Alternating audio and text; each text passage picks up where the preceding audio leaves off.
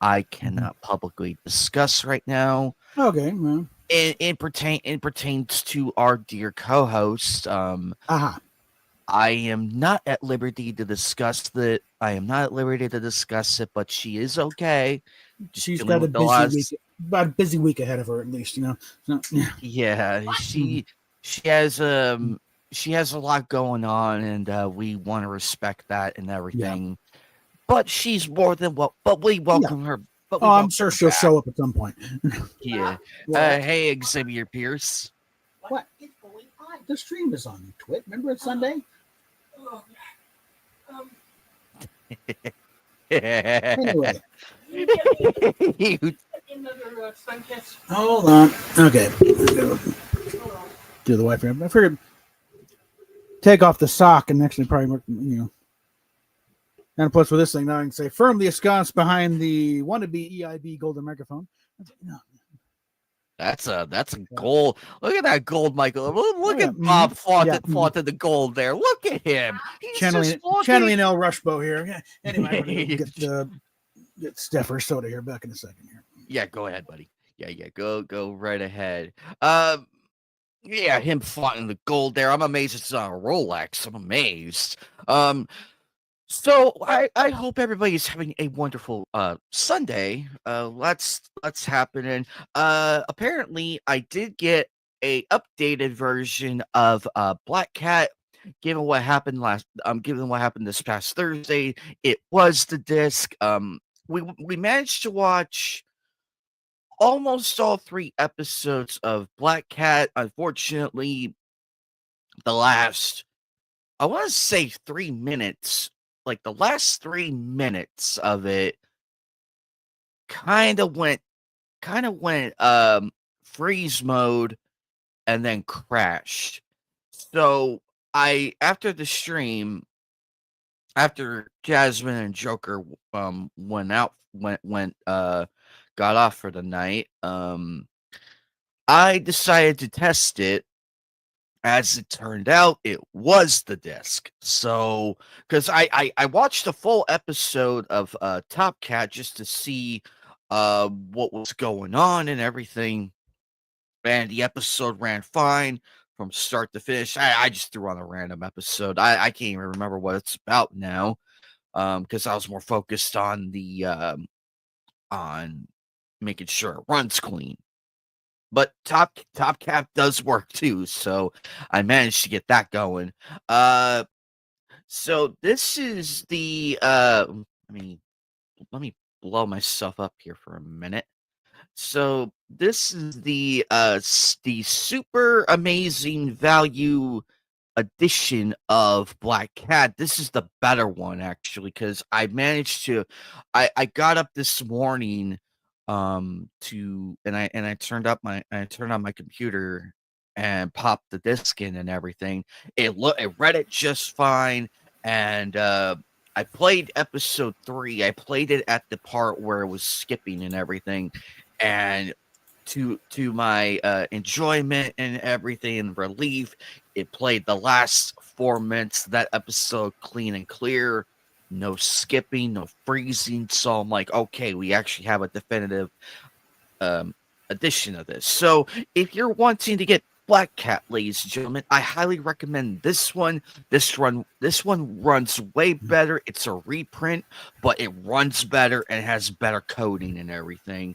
So you should be able to play it a bit better. Um, don't get this version. This is the original copy, the Funimation one and everything. The original. This one is a no go. This one's a no go. So avoid this one. Get the save edition, because the save edition runs cleaner, runs better. You had no skips. Heck, I managed to skip through like a few scenes here and there, and it still ran fine. It still caught up with it, and it ran smoothly. So I was pretty happy. I'm like, yay, we managed to make it work finally. Because I know Jasmine and Joker, they were kind of disappointed with how the episode abruptly ended right at the end. But it did not damage it did not damage the enjoyment or anything. We still had a fun time aside from the chicanery with trying to get the damn thing to start, but it works. Still trying to figure out the Blu-ray part, but I'm having trouble with that. I can't even get it to it because when I bought it on Amazon, I specifically wanted to get a Blu-ray external driver. That way I have it so I can play Blu-rays for whenever we do have one. And it refuses to read them. And I'm just like, what the hell? And everything. So I looked all over and no one could give me a straight answer in the guides and everything. So I just said, fuck it, and just hope for the best.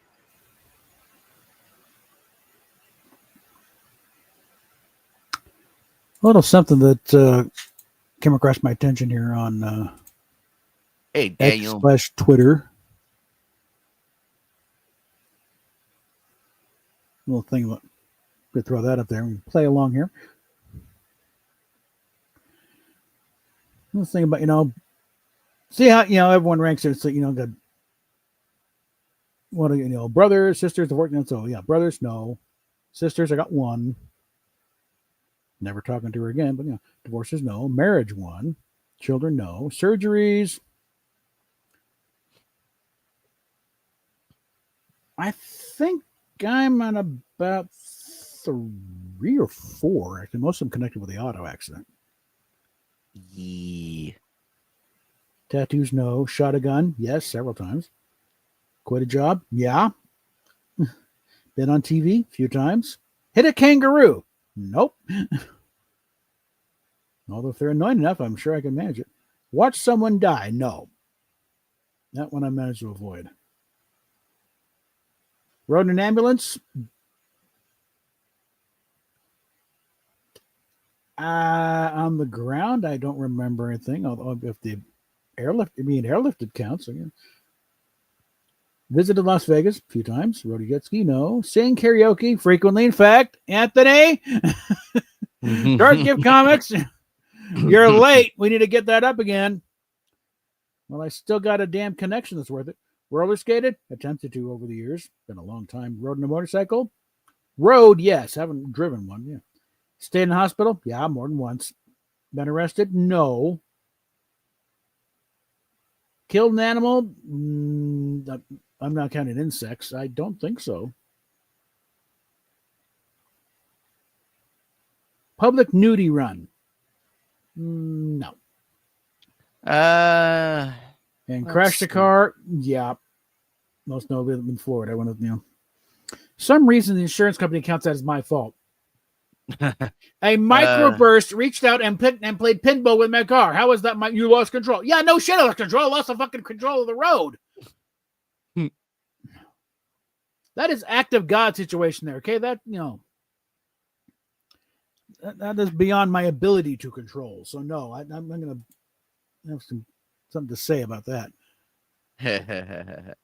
I know that feeling. I know that feeling.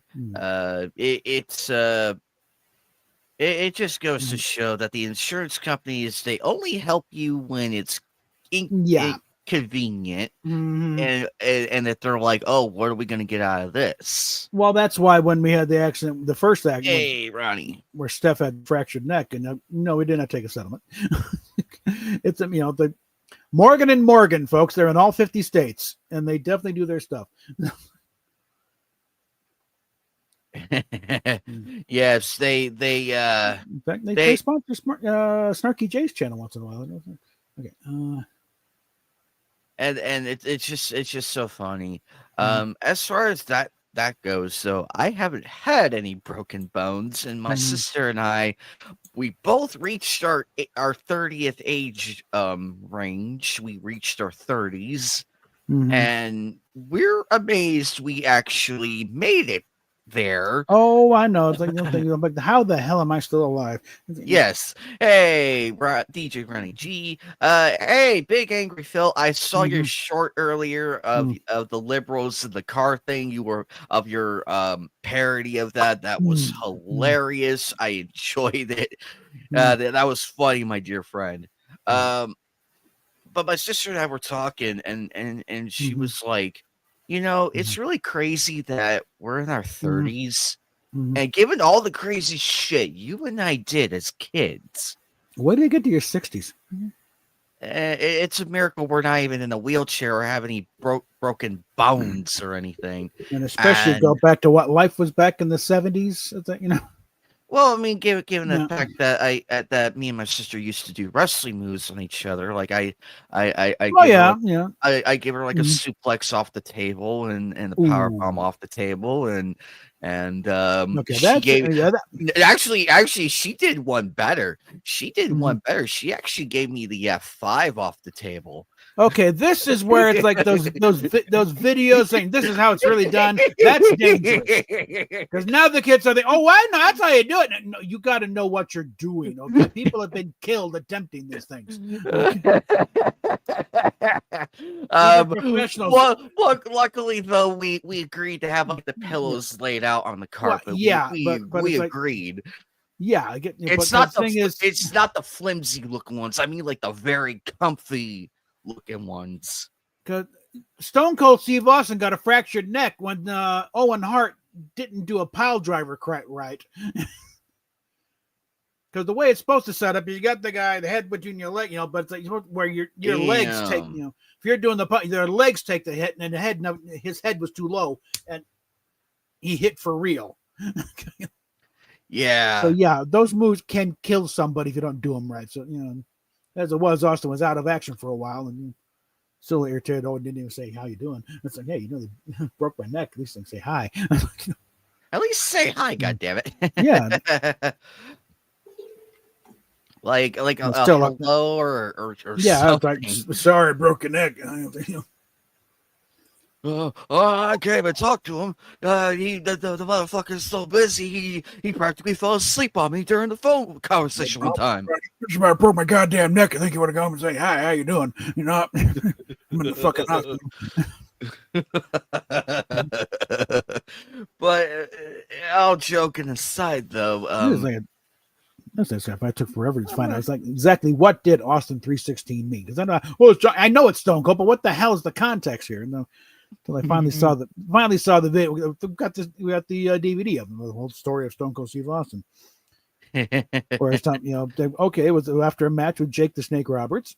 Jake had just gotten religion, so he'd kind of gone on about trying to testify. Well, he lost to Steve, and it's a shoot right after the thing. Almost ringside, or at least up at the top of the ramp. And Austin's going off, and you want to talk about your Bible into John 3:16? Well, Austin 3:16 says Stone Cold just whooped your ass. Okay, now I understand.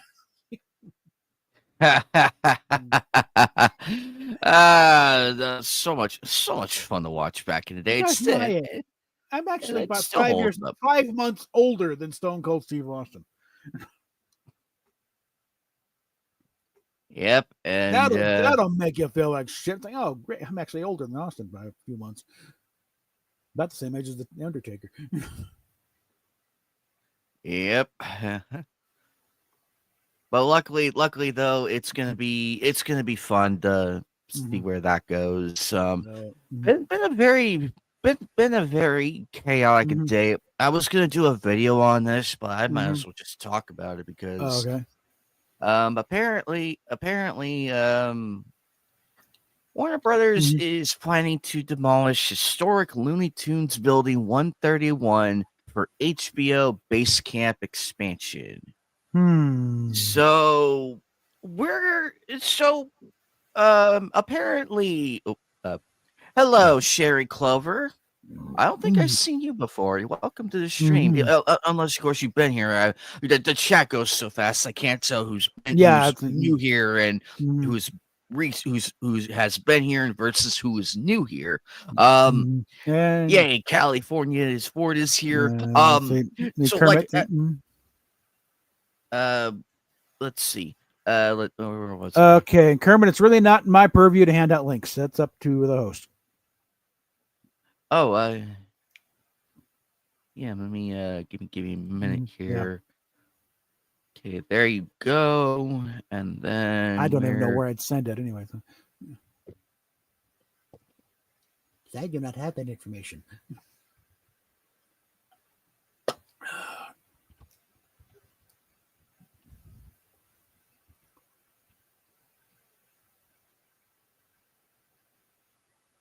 Alrighty. I got a little something in the wings here if you want to get a little controversial, but I've gotten some good mileage out of this bit. Hey.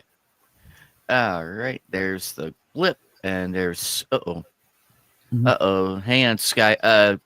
Fix your stuff, Skyhound. Hang on. Yeah, it is disappointing because I'm about to talk about it because it's a very important topic that we hope gets more traction. Yeah. Oh, you are new here, Sherry. Okay. Well, welcome to the channel. Welcome to the Madhouse. Table. We're a group of collective individuals here who have different opinions in the geeks in the world of gaming and anime and everything. We have our moments here where we debate like crazy and get at each other's throats over who had the best debate.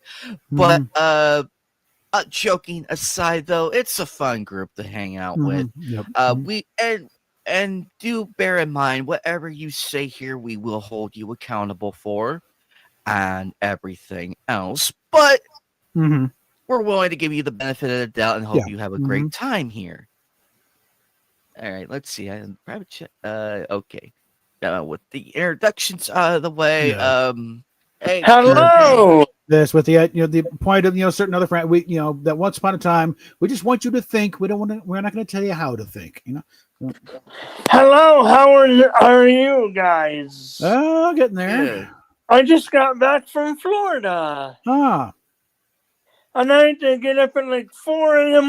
to catch the flight. Oh yeah. How fun is airport security? Well, they're talking about getting rid of TSA at this point. So, okay, this is getting annoying. You're not doing the jobs. Okay, that's it. So what are they going to replace it with? I think they'll probably go back the way it's supposed to have been because none of this should have happened in the first damn place. If everybody had been doing their jobs, it wouldn't have happened. What was the first? It's an outgrowth of 9/11 with the security there. No, it was before. No, TSA was a result of 9/11 because what was before TSA? There wasn't. It was just hotel, the airport security and the gate guards supposed to be paying attention. Problem is they weren't paying attention. That's the thing. There's red flags all over the damn place on this case, so they never should have gotten on those planes. They just dropped several balls. Got dropped on that one. So supposedly adding one more ball really doesn't help that much. Okay, we got people taking off their shoes. Now I'm getting into conspiracy theory stuff by saying this. Supposedly there was upper government help, if you know what I mean. It was not an inside job. The U.S. government did not conspire to kill several thousand of their own people. You never know. No, they do a lot of shady shit, but that is beyond the pale.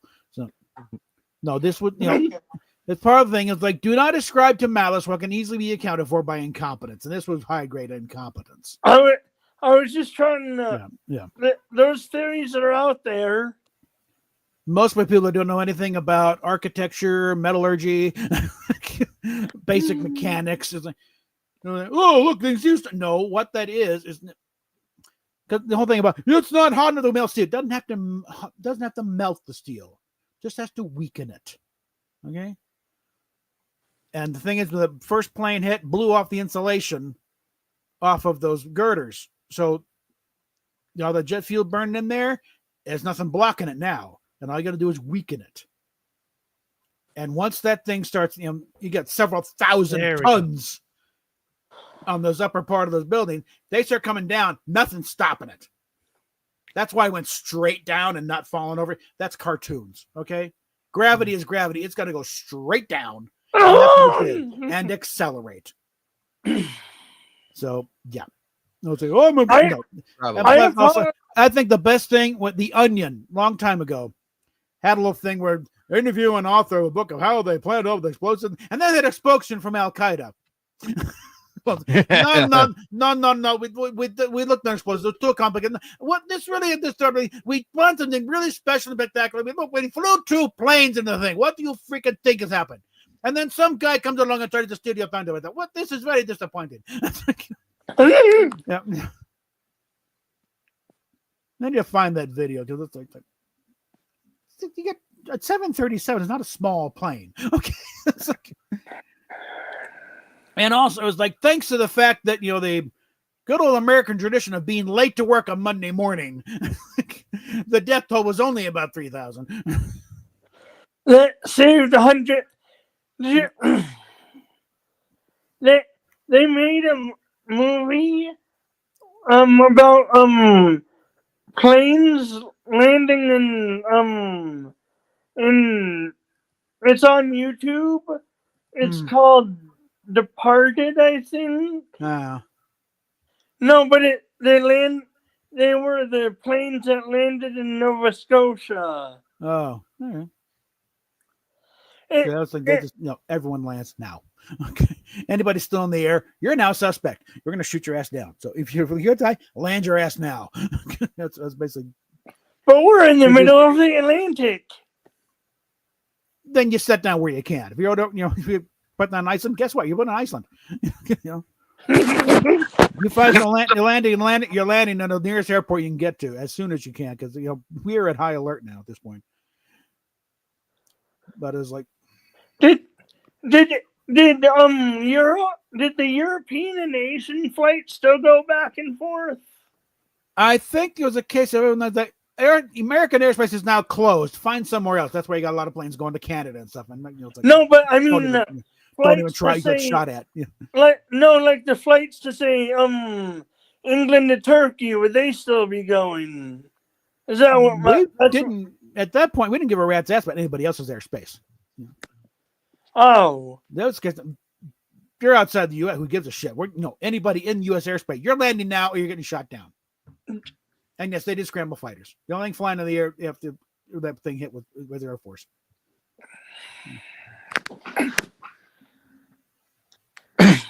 But it was like,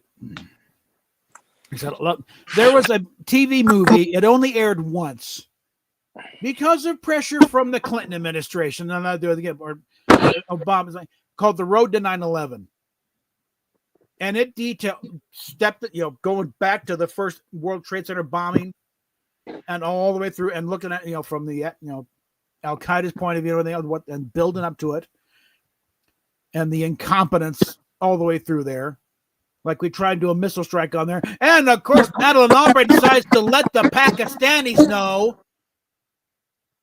Well, ever occurred to you there are spies in the Pakistani government who let Al Qaeda know that you got missiles incoming? Clear out, fucking moron!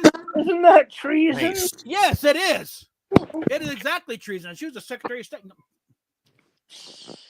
Yeah. Oh yeah, it's a fun stream. That will get real great. I'll tell you, one thing was there's been some fun stories come out of that whole thing though, because like the one guy who went to the roof of the one with whatever tower was that had the big antenna mast.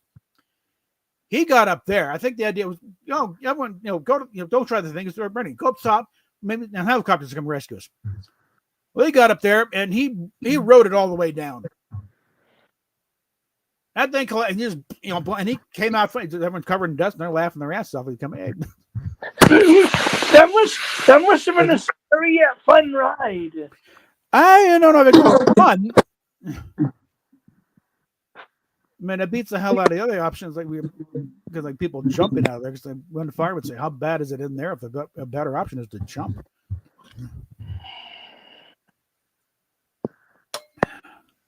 Yeah, exactly. How you been, Skyhound? Sorry about that. I've been doing all right. Yeah.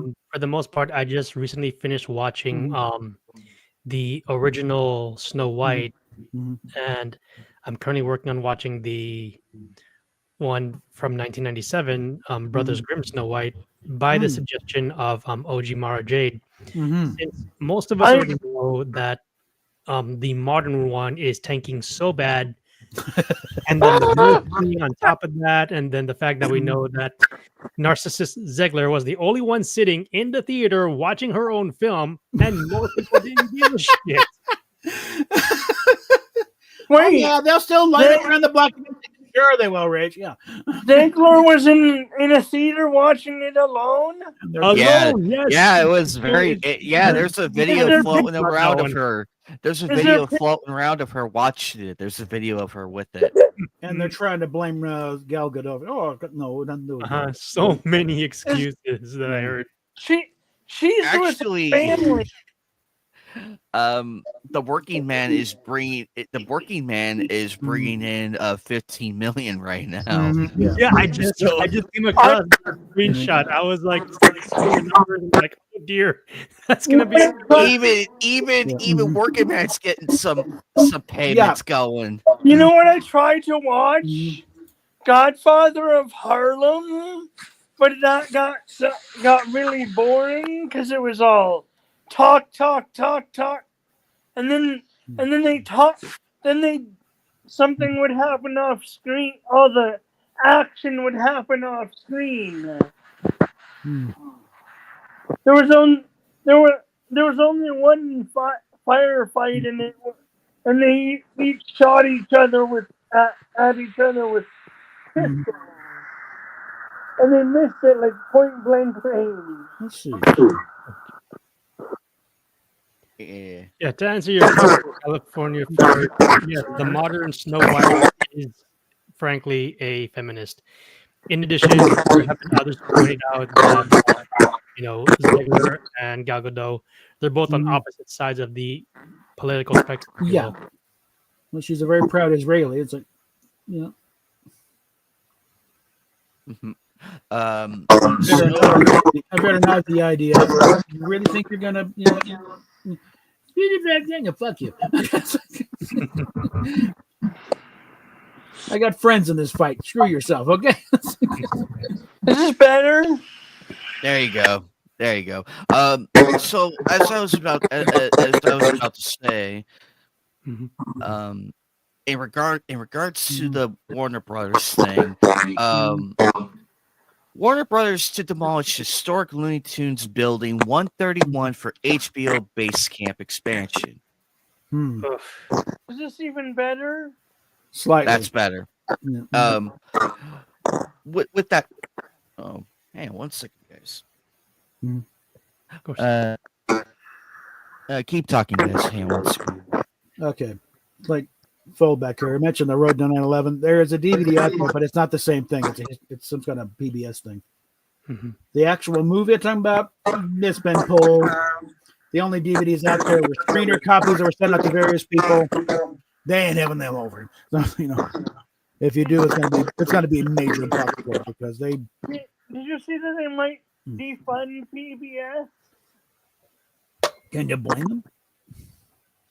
They had some good programming back in the day. I think it's like you're defunding. You might want to mute for a bit. You're talking about they're coming for Big Bird. Okay, one of the reasons why they've gotten away with it is like people my age having their kids and their grandkids. They remember back when they watched it.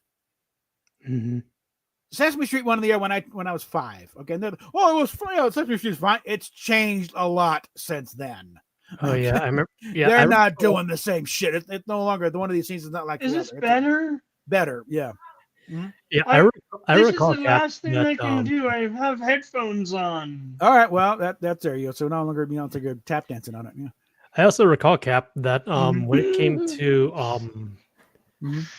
when you're comparing Sesame Street back in the day versus how they kind of like modernized and butchered it like so badly now, that when some of these Freedom Fighter. original voice actors who did these characters, I mean, Yeah. I know there's like a few that still exist at the moment, but Yeah.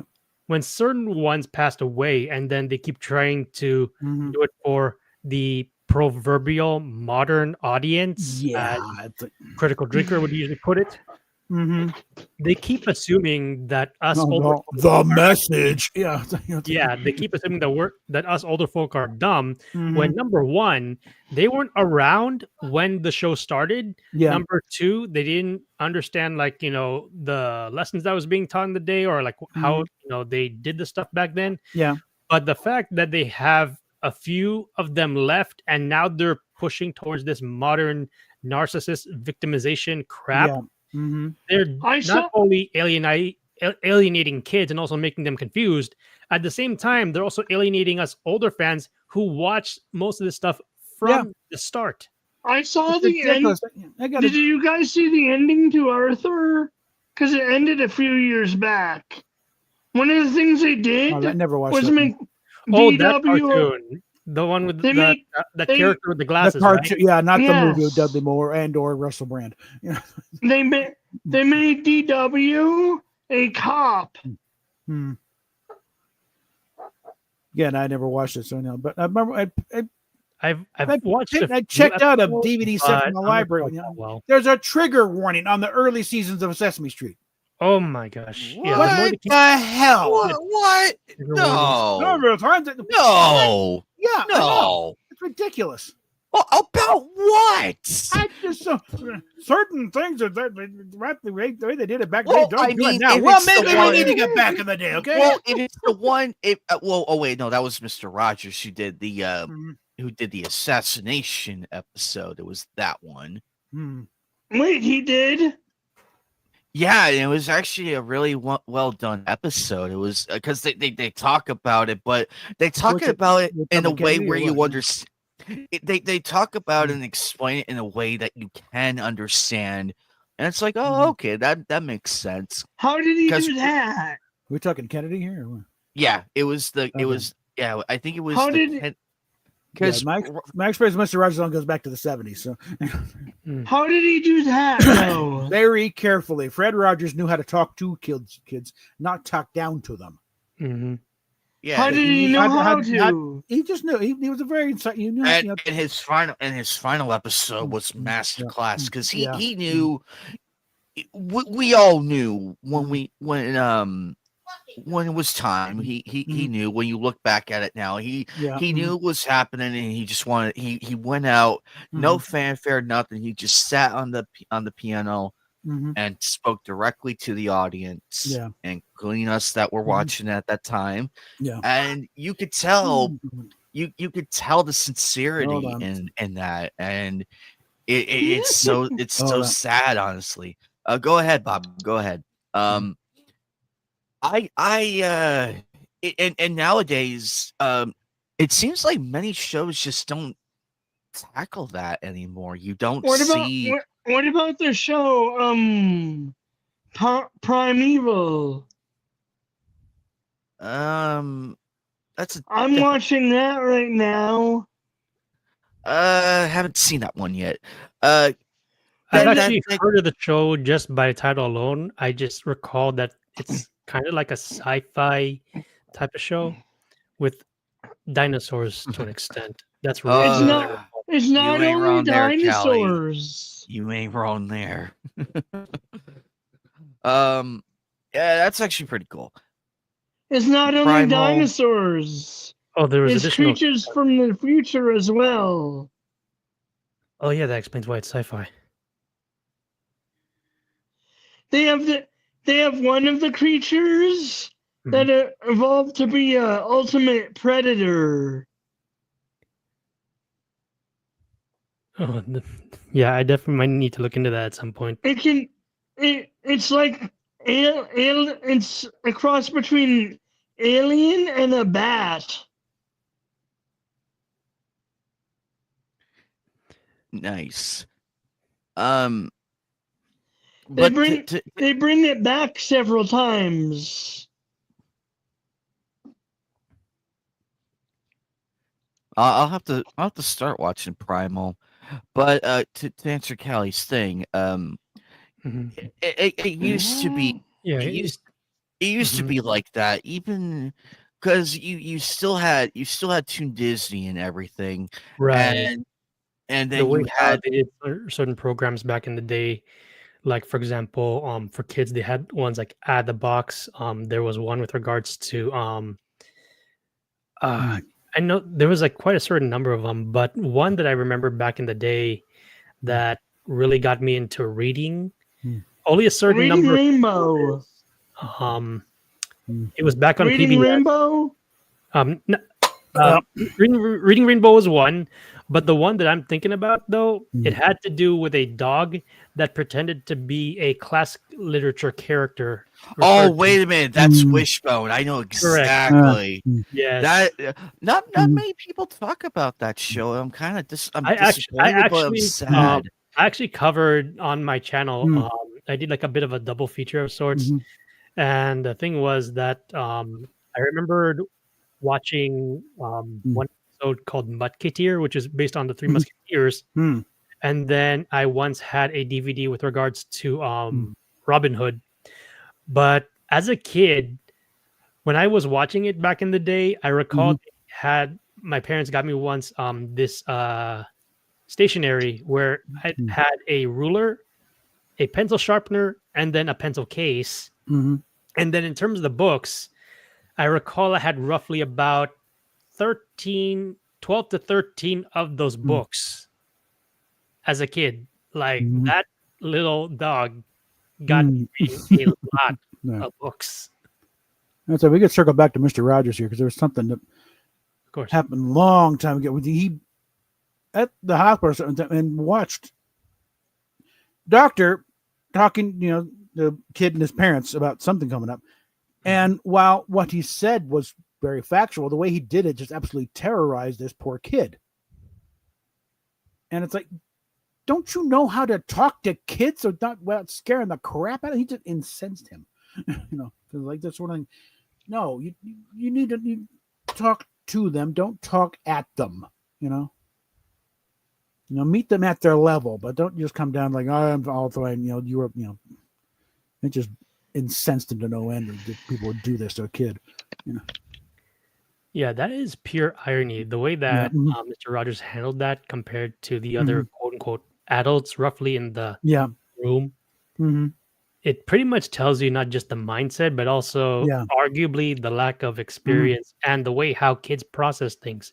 Yeah. When there's adults that talk down to kids and think that they're Mhm. dumb, Yeah. what they're Oh, doing in a sense Yeah. is projecting their Mhm. immaturity to them, just Yeah. telling the kid in a certain way, I Mhm. I don't know what I'm talking about, straight up. Yeah. That's a I lot am of the shit hap- that are going on right now, like getting kids involved. It's like they are not ready for this. I have Most happy adults are not news. ready for this shit you're peddling. You're trying to put this on kids. Fuck you. I have happy news. Mm-hmm. I got to hold my nephew for the first time when I was down in Florida. Alrighty. Oh, nice. Yay! Mhm. And I got to Nephews. give him a Yeah. bottle. Mm-hmm. If this wasn't a live stream, I'd try to show you pictures. Well, forget. It's all right, Kermit. Mhm. With class and respect here Yeah. to the family, because Mhm. they don't know us. Yeah. They do That's not know us. And I If don't they know who did, could be watching later. Well, thing is, we got to, there's a fill a few idiots, chasing my ass to make me look bad. It's like, we don't need that trouble, okay? Mhm. They've Yeah, already gone on these streams saying, "Hey, this guy's a white streamer. This guy's." You don't even. You never talk to. What the hell? Mhm. I don't know also who would be watching it later. And the funny thing is, though, with these delinquents who keep trying Mhm. to gaslight and guilt trip some of us, Mm-hmm. I've sometimes been browsing around on Twitter where Mm-hmm. sometimes I'm defending ones like Smash JT, and Mhm. then That can, all of a sudden browsing on some of these Twitter can be a other idiots, mistake. trying to Let him dog talk. I'm like, come on. Sorry. Mm-hmm. And the funny thing is that on my media account, I still have the receipts of when Mm-hmm. a particular former Kotaku employee was talking smack.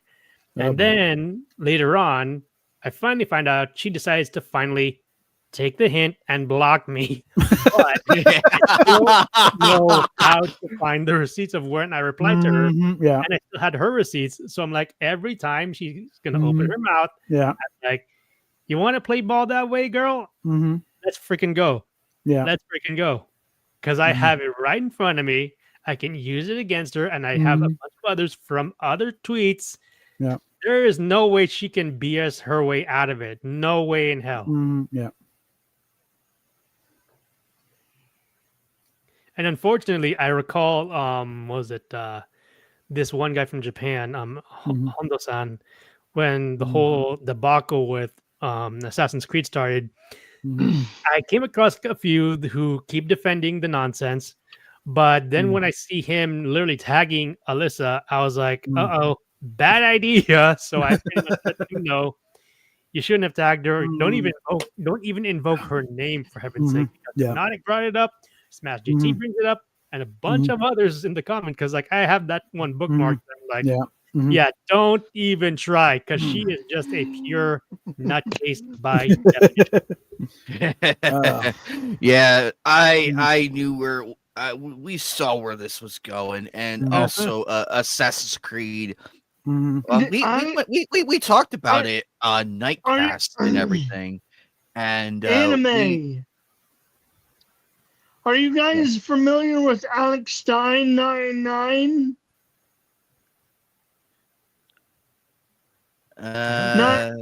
He's pound night is anyway. He's so no. He's very active on Twitter. Briefly heard about him. The idiots. Sure. Yeah. In some of those, he and his girlfriend were apparently assaulted at one of them. Yikes! It's getting stupid out there. It was only a matter of time. Hey Sherry, why don't you drop your channel link? Get yourself out there. I would love to check this out. But it's so sad how it doesn't surprise me, Kermit, because we're all for the plug. So give it. It doesn't surprise me one bit because of all the stuff that's been coming out as of last year. I am no longer surprised because I'm still mad at. I'm still mad at Boogie. I'm still mad at Review Tech. All the problem that bigger YouTube channels really fell off. Like they're falling off their rockers even further. Them. Yeah, I recall following them. No, I still follow. I throw comments at him once in a while. I get a response on X. I think a lot of it was overblown because I recall once that Orange had told me once on one of his live streams that when it came to certain YouTubers, that as some of them start to like grow and get bigger, and then supposedly have certain amount of influence, there are times where their ego will eventually blind them to the point that even though they assume they're untouchable, the consequences will eventually come out whether they like it or not, and there will be people that will be documenting the living daylights out of it. However, on the flip side, are there times where certain things get taken out of context? Absolutely. Yeah. But the problem is, and I agree with Orange Head on this, that us smaller channels, yes, we're trying to grow organically, but when it comes to certain topics, and then eventually, how interest eventually dies out. I mean, take, for example, with certain films that we know and love that have been absolutely obliterated. To give a few examples, Terminator got busted. Then we also had shows like Doctor Who. Those who are fans of that one, that got obliterated. Same thing with Star Wars. That also got obliterated. All because of these selfish narcissists who know anything about it. I watched like 3 or 4 episodes of Doctor Who, and what I saw wasn't bad. There's about 60 years of what to pick from. Where would you watching it from? Right. Was It it? was Yeah, a- it greatly depends on where you start. Actually, Right. It was Yeah. a se- because most know that by the time it got to number 13, that's when it started to go south fast. Yeah. And no matter what these guys kept trying to do, I mean, for fans who knew of the show and the lore and everything else, who kept even telling me on Twitter, like which ones are good, which ones they liked. Mhm. By the time you get to number 13, it just went south fast. Like there is was no 13 the recovery. I don't newest care what kind of one? masters they had. No. With Capaldi, it's some pretty good, some classic moments. War speech and the Zygon inversion. That's still that ranks with anything. But it was like Also, I think a lot of that. I was sticking for Stephen Moffat a bit. There was a lot of BBC interference. You got to do this and this and that. It's like he got to said it was taking more and more I saw shots to Scotch to sign the next contract. Like, okay, that's it. I'm out. You can do what you want. I saw the second iteration of it when it. okay. Well, Just second, would out of that be curiosity, Patrick guys, Troughton back in the 60s? No, Exactly. That's the thing. We're talking Sorry. 60 years. Okay, yeah. the 2001 or whatever the 2000 show onward. Came back in 2005. That's what I meant. So that's Christopher Eccleston, then David Tennant for a few years, and then Matt Smith for 3, and then Peter Capaldi for and then that's Out of curiosity for you guys, that really went off the rails. I'm kind of curious if you can help me out here. Mhm. There was a particular interesting scene, and I actually found the performance pretty good. But this particular doctor, I forgot I don't know which one it is. Perhaps you guys can help me. There were 2 ladies that were arguing about something with regards to morals, and then he steps in and points out the mental holes in their argument, and both of them slowly start to realize that he's pointing out something, and then by the time they catch on, he's like, this is what I was trying to point out to you guys from the start. Need a little more meat on the bone there. I don't know what they're arguing about. Well, I think it had to do with a certain MacGuffin, and then it well, let's see. What are they at a table with each of them in front of a box? Yes, that. Yeah, that's what I mean. The war speech from Peter Capaldi. That's like like that's one of those moments. Like, yeah, wow. Pretty good. But that's mainly there's Capaldi's performance. He just throws everything into it. Follow. But it's like how many thousands of people die? What everyone does, what they should have done at the very beginning: sit down and talk. Yes, that moment. Yeah. Yep, that moment. That was so damn good. Yeah. So you call this a thing of war. I've been in a war you wouldn't imagine. I've done things, and you know what I do with that pain? You know what I do? I hold it tight. I hold my fist on birds that no one's gonna feel this ever again. Not on my watch. There was one episode. I saw a short where he arrived at a planet and the officials met him, and he had like a death clock or scanner or whatever. And it kept going and going and going, and then he just went right past him. Not sure where to go with that. I don't know any context to it, so I'm not. Yeah. There's a YouTube short. Yeah. No, one of the old things about if you got a proper Doctor Who speech and stuff is that if you could sit any doctor into it. And one of them usually a lot was like the Stonehenge thing. Matt Smith, the Pandora girl, they were getting and different impersonations are actually getting the actual actors at a con to read the speech. Oh, I just if it works with every then okay, you got a good Doctor Who speech. Somehow I cannot picture Jodie Whittaker singing any of these saying any of these good speeches because like she never had it. It just occurred to me though that today is actually the 35th anniversary of when the first Teenage Mutant Ninja Turtles movie dropped back in the early 90s, the very first one. Yeah,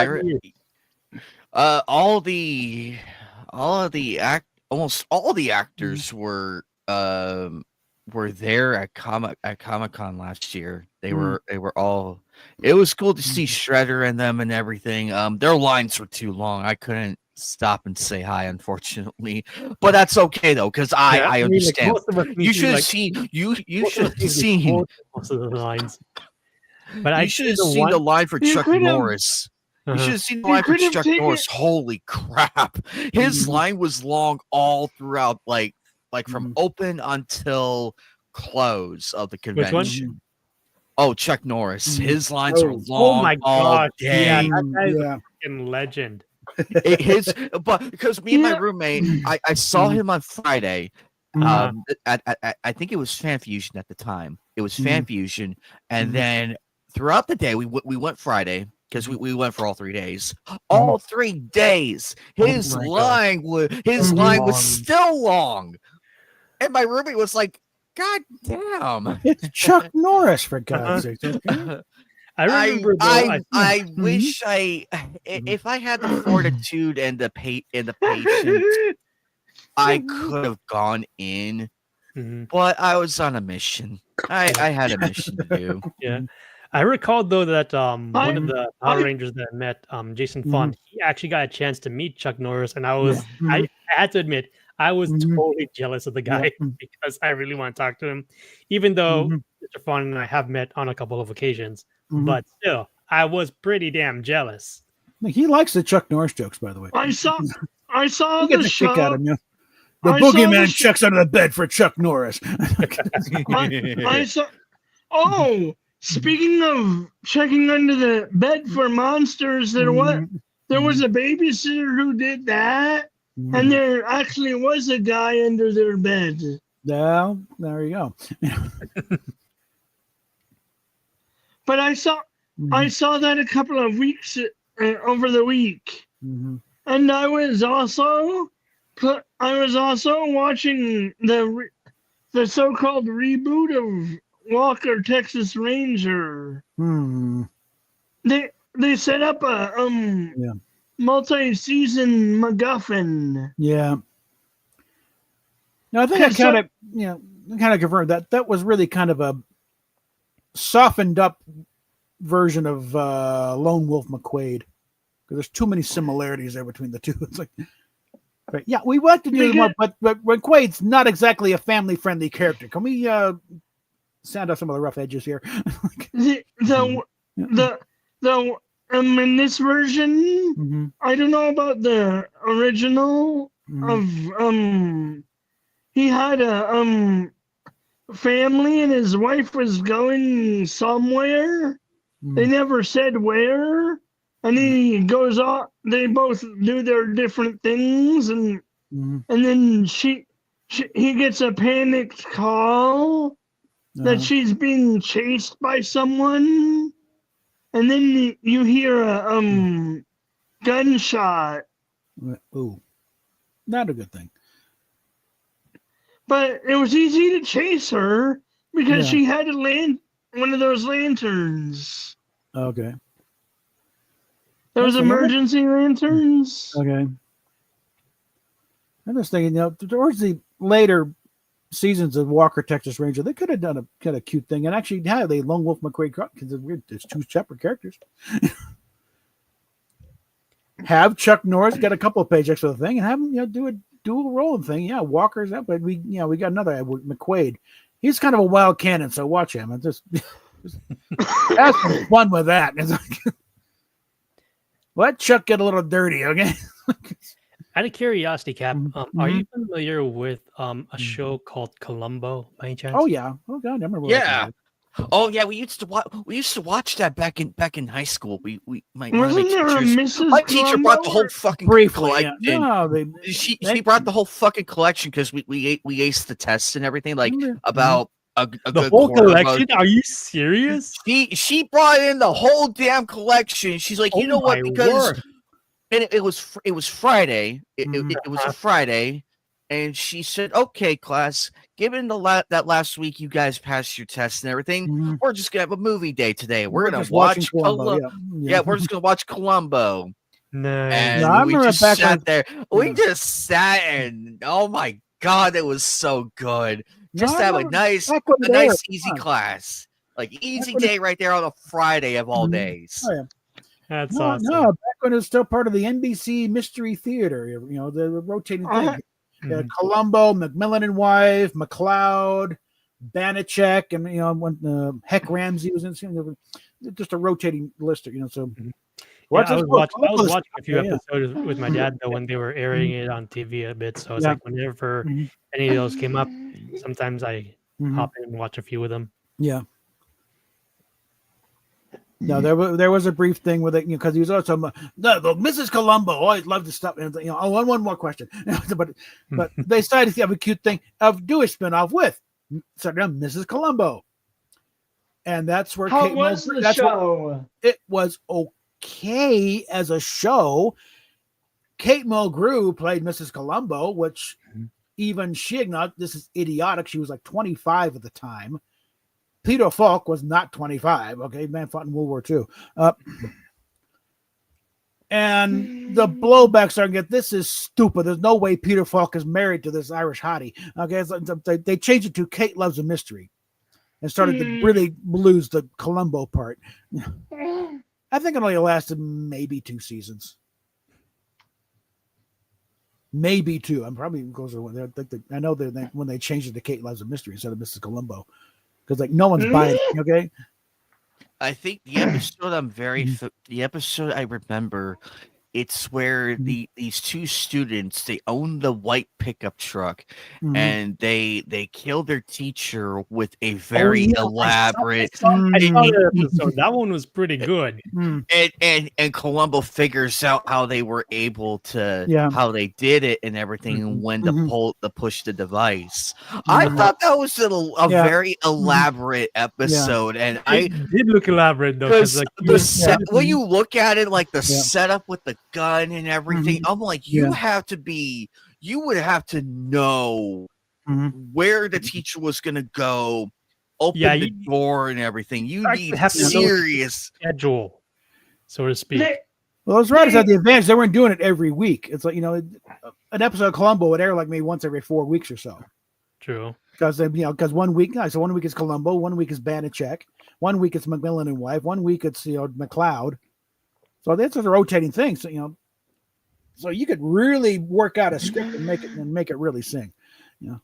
I credit that episode as like one of the more elaborate ones, and the payoff really is really well worth it. No matter how many times you see it, you see something new that you haven't seen, and it's like, oh, that's how he did it.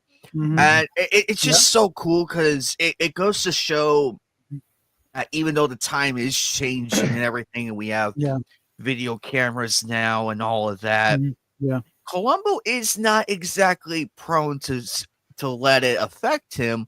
And it shows that he can adapt, and that's what makes him so scary. He may seem like this rugged 1950s detective, but he's smarter than he looks.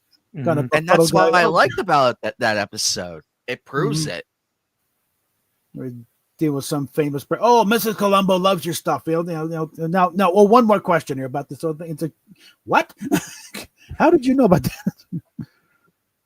How does he figure that stuff out? Because he's a damn good detective. He pays attention. Especially with imagine Matlock working together. That would be. Oh my lord! I'm pissed we never got that crossover. I'm pissed. Too many years apart. I think. What was Andy Griffith doing during that period? I think he was doing Matlock.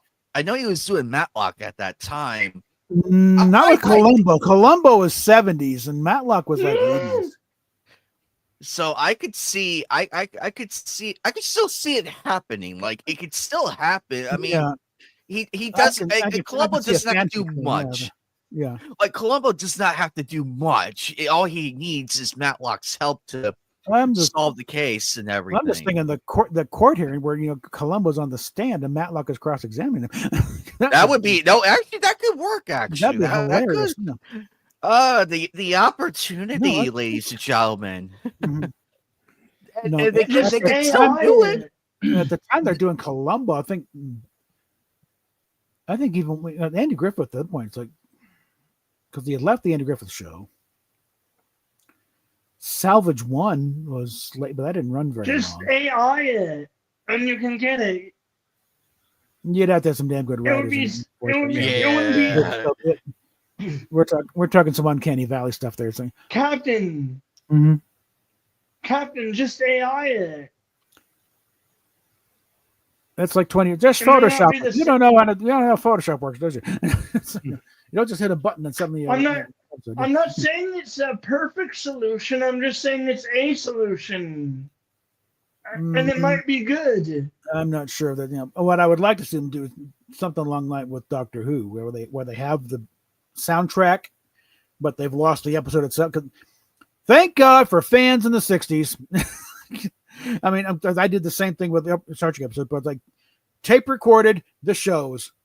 So some of them, a lot of them, we have the audio for them.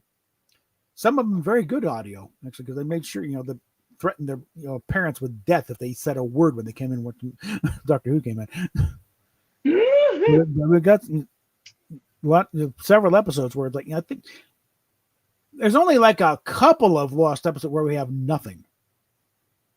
Really? Yeah. Well, it's down to about there are still like 93 missing episodes. Did you hear that they found the very original pilot to Family Guy after 30 years or whatever? Well, that's not that big deal. I mean, just back of Seth's closet. Oh, here it is. They posted it on Twitter, and it's okay. Yeah. Well, again, it's a pilot. Pilots are normally not aired. That's a dear little secret. Pilots are not. A pilot is for the network. It's usually used for promotion. Right? Yeah. This is what the show's going to look like. Lots of pilots, even for shows that and were successful, never saw air because there are too many. Well, yeah, this is okay. We're good, but we're going to change this, and this. Yeah, I think a nice example of Star Trek is like I'm quite sure where No Man Has Gone Before was not intended to be aired. They had also didn't have any choice because they didn't have any episodes otherwise. But no, they would have. They were. Speaking of pilots, I remember that even though some of my followers know that I cover Power Rangers a little bit as well, I do recall watching how the original pilot was back in the day before they got the lead actress who played Trini Rip Twee, who was in the first episode, and both Walter and Austin St. John have explained how they did the pilot back in the day, and originally it was going to be called Phantoms, but eventually they did change it over time, and it eventually got into Mighty Morphin Power Rangers. That's a conglomeration. It's a conglomeration of other Japanese shows, anyways. Like correct, yeah. The White Ranger wasn't even part of the. Correct, that's correct, Cap. Because that one was from a different season. Yeah, which I later learned was from Die Ranger. That was a totally different show half the time. It's like. So I'm sure the Japanese viewers are, hey, that doesn't go together. What the hell are they doing? And the funny thing about that, sir, is that I recall that how do I put this? The only time I actually learned about the Japanese version of it was actually from looking at the credits. And so it was around the Disney era that I started to learn about it. And once I did, and even though the internet was like still it's in its infancy during that time, I came across some of the music for some of the later seasons as well as some of the previous ones. And so slowly but surely, I exposed myself to the original source material itself. But the fun part was that when they started doing the Legacy season with Dino Thunder, that's in the Disney era, rip Jason David Frank. That was when one of the episodes actually kind of like tried to summarize each of the seasons with Jason David Frank narrating for that particular episode. But the fun part was that I got a chance to interview one of the stuntmen for the show, and he explained to me that off-screen JDF actually taught Twee basics in terms of forming a kata and all of that. What is a kata? It's a type of fighting form. So it's like there's a certain series of moves that these martial artists do, and it's kind of like you could say, I don't know if I would call it kind of like a resume of sorts, but it's I don't know how else to summarize it though, but it's a certain set of moves that is part of a particular fighting style. Like you have Muay Thai, you have karate, you have taekwondo, those How types many of fighting different forms styles. of karate are there? So karate is actually Lots. more from Japan. Yeah. Yeah. Muay Thai, if I recall correctly, was from is Thai. Yeah. And then I'm trying to remember a few others, but basically with each of these different types of martial arts disciplines, they have a certain set of stances as well as Don't most of them have some kind of weapons component to them correct. too? Yeah, some of them do use weapons. Some don't. Yeah. The Asian ones usually do. Most of the time though, because like there's ones that use long spears, others have used the nunchucks, Yeah. as well as bow staffs.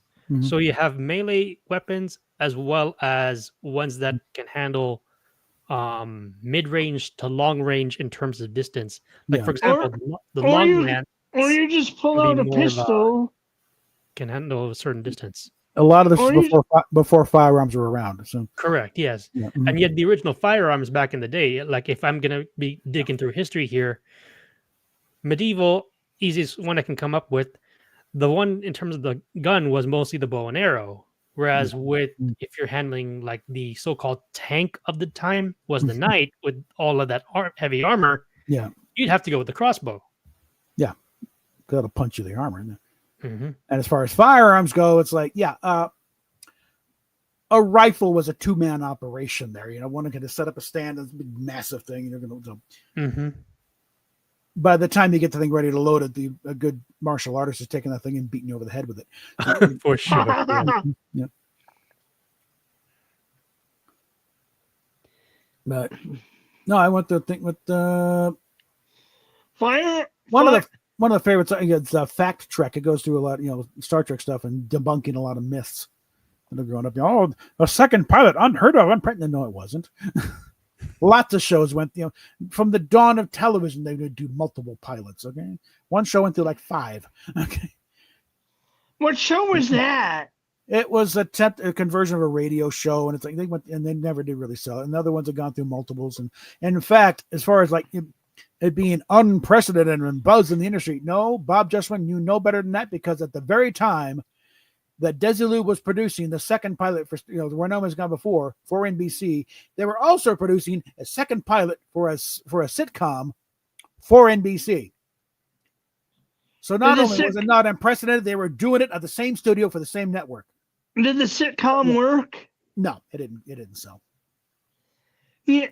You know what I found amusing? But also, it's like in the trades, though, it's like it was like the 4th paragraph down in Variety of the articles. I'm sort of what's going on. And it's like, oh, and by the way, Desilu's doing another couple of extra pilots for that Star Trek thing and this sitcom thing.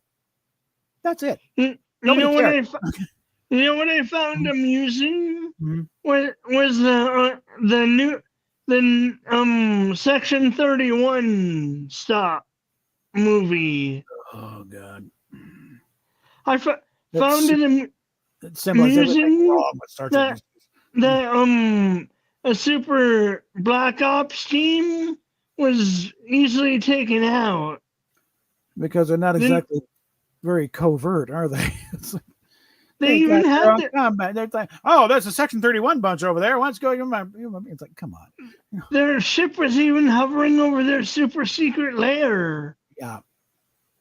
It's like, might as well put a neon sign out saying, it's Legion of Doom, Deliveries in rear. Okay, Covert activity going on here. It's like they never bothered to watch any of the DS9 episodes that dealt with Section 31. No, it's not the equivalent of the CIA. No one's supposed to know about it. It's like officially they do not exist. Yeah.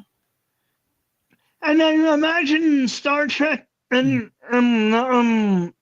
they have the Star Trek Intelligence does have Black Ops teams. Well, that's the thing. I didn't, because I don't mind the idea of there being a Section 31, because like I said, a society that you're going to have to have somebody willing to do the dirty work nobody else wants to do to keep or that can do. Working. Yeah.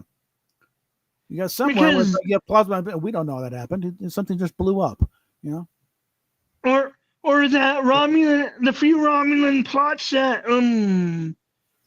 Picard takes care of. That can't be the only Romulan plots ever. Oh no, Romulans do nothing but plots. It's their hobby. That's right. I mean, I bet you there's a Black Ops division just designated to taking down Romulan plots, and that's where Section 31 come in. Then when another starship captain figures out a way to do it, then cool. Then they probably use that next time. It's like there is a way you could do a show about Section 31, not the way they were doing it though, because it's like kind of thing. One of the Sun Tzu's Art of War thing is to be totally shapeless. Don't have because then you could go anywhere, and that's Section 31. We don't know how big they are, how many people they got. They sure as hell don't have their own ships or star bases, and they damn sure don't have. They don't go around with a big black combat showing the Section 31. Actually, they might have ships the size of the runabouts. No, they wouldn't. It'd be because if they have their own ships, then they can track them. What you do is you hop a ride on somebody else's ship. That happens to be going in the same area? Pretty much, yeah. Or you have somebody pulling orders so that you divert a ship in that area. Oh, and here's a few extra personnel here. Don't worry about them. It kind of reminds me of a particular lesson from Sun Tzu, since you're kind of bringing that up, Cap. Yeah. That the one that really sticks in my mind when I was watching the special regarding that strategist was this. Know your enemy, know yourself. Yeah. And 100 battles, you will never come to harm. I think they quoted that in Next Gen, very early on. Oh, you don't. Riker rattles. I think that very long off on the bridge, and good to know that still teaching Sun Tzu at the Academy, #1. Do you think you don't think that Starfleet Intelligence doesn't have ships? But Starfleet Intelligence is a known entity. So they would have, but I think, and again, they would why do we need our own ships? We have an entire fleet. We'll just use you'll just hop a ride on them. Stick a few intelligence officers on there. I'm sure there was a few officers on the Enterprise that were specifically Starfleet Intelligence. They spend most of the time filing paperwork, keep an idea out. Okay, yeah, Picard's doing okay. No need to worry. Or Captain's got a message here. You want to look at this? That sort of thing. But we don't need you think he knew some of his people were unintelligent? If he's smart, he did. Because or Riker at least, because part of the job of first officer is to make sure the ship is fully operational and ready for the captain's orders. So the first officer is really in on it. The captain's more concerned with the mission overall. Or the first officer about the function. Do you think Riker knew that there were intelligence people?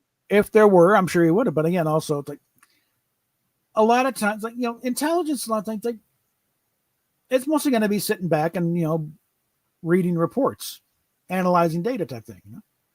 You send somebody out in the field if you have to, but for the most part, it's let everyone else feed the stuff to you, and you stay back home and watch it in security in front of the fire. Oh, this is everything. You think that they didn't have agents? They didn't deploy agents? Well, they got Enterprise.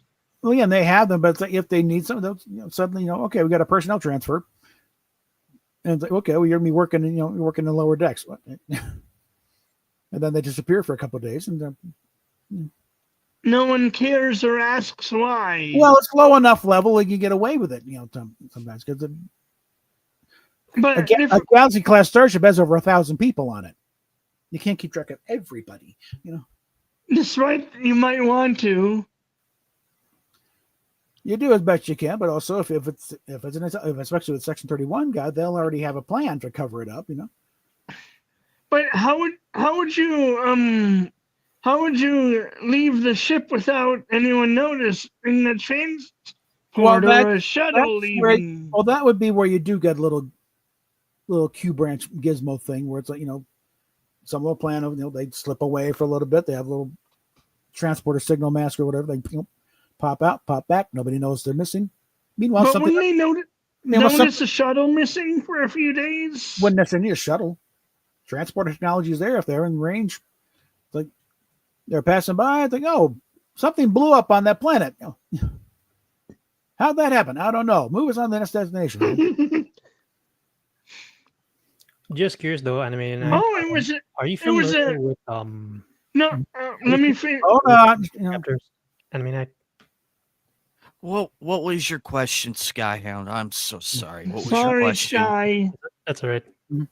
Are you familiar with an anime known as Card Captors by any chance? You mean Card Captor Sakura? Correct. Yeah. Give me a moment, please. Keep talking. I will be right back. Okay. And then, what was that? It had Romulan gear around it. Must have been Romulan. I wonder what they were doing there. Well, right? Reason to think about it is like, why didn't Cisco get into trouble over that thing with the Romulan senator getting blown up? It's like, because I'm sure Section 31 got wind of it. We'll allow it. Oh, wait, we have the same. Oh, that's another one. We have the same one, except I have 3. So we have the same one on this, but I got the last. I have the seal over there on the. It's the little tarp thing, and I have 2 figures of her. I have the other reason why I was bringing it up is the fact that I also have this. The movie. This card, the only film that never got released in the States. Nice. Oh, come on, man. Very nice. Is this anime porn right now?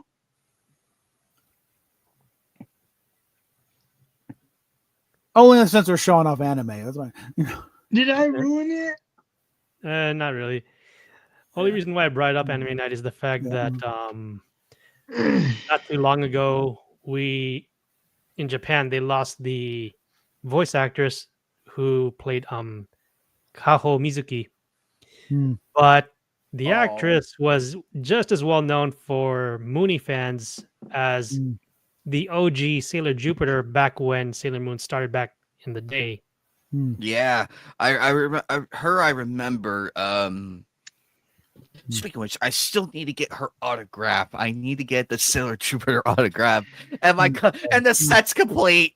Yeah, I just looked it up though. Again, it was Shinohara Emi. That's the name of the voice actress who was in both of those roles. Yeah, because but the funny thing is, I was looking up on the wiki that nice. Oopsie. Oh, that's cool. Charlemagne. You wrote your paragraph there. Oh, I also have the exact same one. But I got to meet Kathy Griffin, the original Sailor Mars, and Linda Ballantyne. I trust not to be confused with Kathy Griffin, the crazy nut job who held up them severed head of you. Well, in that case, I actually got to meet. I'm very biased. I got to meet Sailor Neptune, one of my all-time favorites. Geeked out. shamelessly. Yeah. I Well, did not give a shit.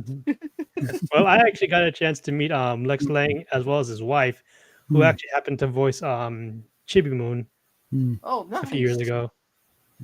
Actually, speaking of Lex Lang, Actually, mine is there. It is. actually, Captain, He Don't- did the voice. don't He did the you- voice for me. He did the voice for free. For free. He did it for me for free. Just the 2 quotes. That was it. Don't I didn't even have to pay. Yeah. Lex Lang and I had a lovely chat though, since I obviously didn't make it. I obviously made it known to one of his on one of Anime Night's previous live streams. We spoke a bit about Magic Knight Rayearth because he voiced 3 characters. His wife, Sandy Fox, was in one episode as well, but that was in season 2. However, prior to those 2, the very first one that I met was back in 2009 in Anime Expo when it moved from Long Beach to LA. And they were actually originally starting Power Morphicon, which is a convention for Power Rangers. In 2009, they had a bit of like a small section for the actors that got a chance to be there. Long story short, Barbara Goodson, Rita Repulsa, and a legendary anime voice actor, she too was also in Magic Knight Rayearth as one of the minions of High Priest Zagato in that anime. Now, to give a quick summary on that one, just to keep it simple, it's mainly about 3 girls from Tokyo who suddenly get transported to this other world named Saphiro, and they learn that the reason why they were summoned is because the princess there summoned them for a specific reason, but they don't quite know yet. So despite them having to go through different trials to become basically magic knights, while they do undergo certain trials and the like, by the time they get to their destination, they find out the real reason why they were summoned there. And unfortunately, it's a bit tragic. I won't give too much of the details away, but I will say this, that the characters of High Priest Zagato and Princess Emerald is the one who summoned those 3 girls. It then becomes a little bit of a Romeo and Juliet situation, basically a doomed lovers type of situation. And that really changes the perspective of the 3 girls that were summoned. And by the time you get to season 2, that's where things really take a turn, where the place Saphiro is practically in shambles after the events of season 1. And then things really take a turn in terms of like having to deal with additional enemies and then trying to figure out a way of saving said realm from further destruction. Okay, so got something here. David Applegate will not be joining us tonight. He has to go to for some reason. Has to go to the doctor and we're doing a test in the back of his eyes. Why they're doing this Sunday? I don't know. Was that already Monday? Is it already Monday in Australia? My brother is in Japan. Oh, nice. He's working. No. Oh, what does he work as? He's doing something. He works in the entertainment industry, so he goes where he's told. Oh, that's cool. I only got to go to Japan back in 2019, but I was only there for a couple of days, and it was during the winter time. When my brother and his wife first married, they were deployed to Japan. I'm at Japan, China for almost a year.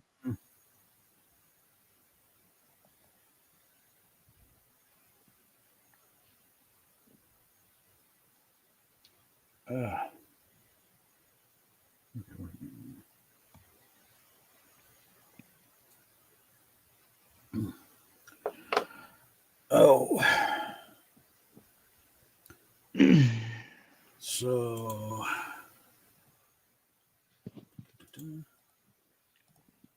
So if we go off into politics again, we'll be able to keep it, fairly sedate this time. We're not going to be going quite down the rabbit hole again.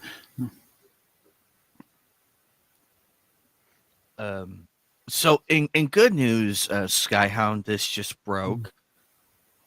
The day the Earth blew up, Looney Tunes movie is now sitting at 10.3 million at the worldwide box office. So it's close to breaking its 15 million budget. Now, if we can just get them to release, Coyote versus Acme, or whatever. They're shopping right around me, Joker, and everybody have been rallying that charge. We have been like that movie's so already finished. angry. Put it out and let it print money for you. What the hell are you doing? It looks like Ketchup Entertainment's going to do it if they can get it. As I understand it, they're shopping it around. I think they're actually talking about shopping off, Looney Tunes in general, which is also Hey, Furious Stan, what's up, buddy? Yeah. So, and which of course, it's one step forward and a million steps back. Yeah. It's like, whatever you do, don't. I don't get why. I don't get why. I don't get it. It's just these people. It's like bean counters instead of creatives. Yeah, let's destroy building 131, a historic building where the Looney Tunes became very prominent. All the classics. Yeah, let's destroy that for an HBO lot that no one asked for, no one wanted. Yeah, let's do that. Oh, wait, what do you mean we pulled the Looney Tunes off of Max? Oh, it's still there. It's still there. See, it's still there. Oh, wait, what's this? Oh, wait, we kicked out Cartoon Network and shut down their lot and everything. Oh, that was not us. No, we had nothing to do with that. This is the dumbass mentality of Warner Brothers as is. Zalabs needs to be fired or step down because attitude adjustment. The backlash is not going away. It's not going away. Again, it's like, Thank you again, Furious Stan. Really, it started back during the late 60s, early 70s when bean counters started taking over. It's like, you don't know how to make, anything creative. What the hell are you doing telling these people, how to make movies? It's a common occurrence I've noticed, though, is that for those who fail to stay in their lane, when they don't want to admit that they're not very creative, and I'll even go even further here, that when it comes to literature, you can tell that these so-called bean counters have either average grades or terrible grades in that particular class. And then they're trying to go out and, tell these actual creatives, how they think they should try to make a film when they themselves don't want to admit that they don't know jack shit about these IPs and the like. I'm like, are you freaking kidding me right now? I'm just picturing Jane Curtin in a little Theodorica York sketch, or whatever. Why don't you just admit you don't know what you're doing? Wait a minute. Maybe she's right. Wait a minute. Wait a minute. She's right. Yeah. Yeah. Put a chicken and make her gay. Yeah. They keep proving South Park right every time. Yeah. They will not. And we won't. What's a fire devil? And we won't stop saying that because we just want to painfully remind them. I wonder if Bob Iger found that South Park skit funny. I don't know. Well, I bring it back to Star Trek. My wheelhouse is Star Trek, really, because the name's a Star Trek reference. But I'm sorry. Go back to when Gulf Western bought Paramount Pictures and Desilu Studios, smashed them together into Paramount Studios, and now they're trying and run it like a sugar company, which that was the big thing with Paramount was better handled to equip. They were better equipped to deal with these idiots. But no, this is how we've been doing this for a lot of years. So trust. Desilu didn't have that kind of built-up experience. They've been kind of sheltered for the most part. So when they came in, it's like a steamroller. You got guys going, why are they taking 5 takes to go? And also another debunking a myth about when they pulled the plug on the show. Like when they came in, they pretty much when Paramount took over when my girlfriend took over, and about late 67, they'd already signed a deal with Kaiser Broadcasting for a syndication package. Third season hadn't happened yet. So they already okay, this is assured. So therefore, we're not going to sink any more money in the show than we have to because we've already got it sold. We're going to wipe our hands up, wash our hands of it, and that's it. So, and the letter writing campaign, yeah, it helped, but everything was kind of on the bubble anyway, and they didn't have anything to replace it with. So from the network perspective, I think the letter writing campaign is really more of an annoyance. Hey, it was big, but but I think it's like 3 seasons of a show that has a dedicated following. Yeah, they had the syndication deal already signed up, so they were going to pull the plug after 3 seasons. And that's it.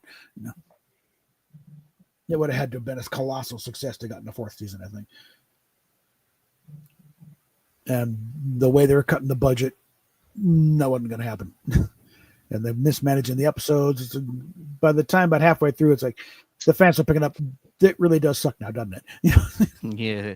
Hey, Joker, what's up, and buddy? and that's when the ratings really did tank, because up to that point, it was like Star Trek was not a ratings failure, but it wasn't the success it needed to be to justify the cost, because it was a very expensive show. Like given the set pieces and everything. It was one of the most expensive shows on television, not the most expensive, but it was up there.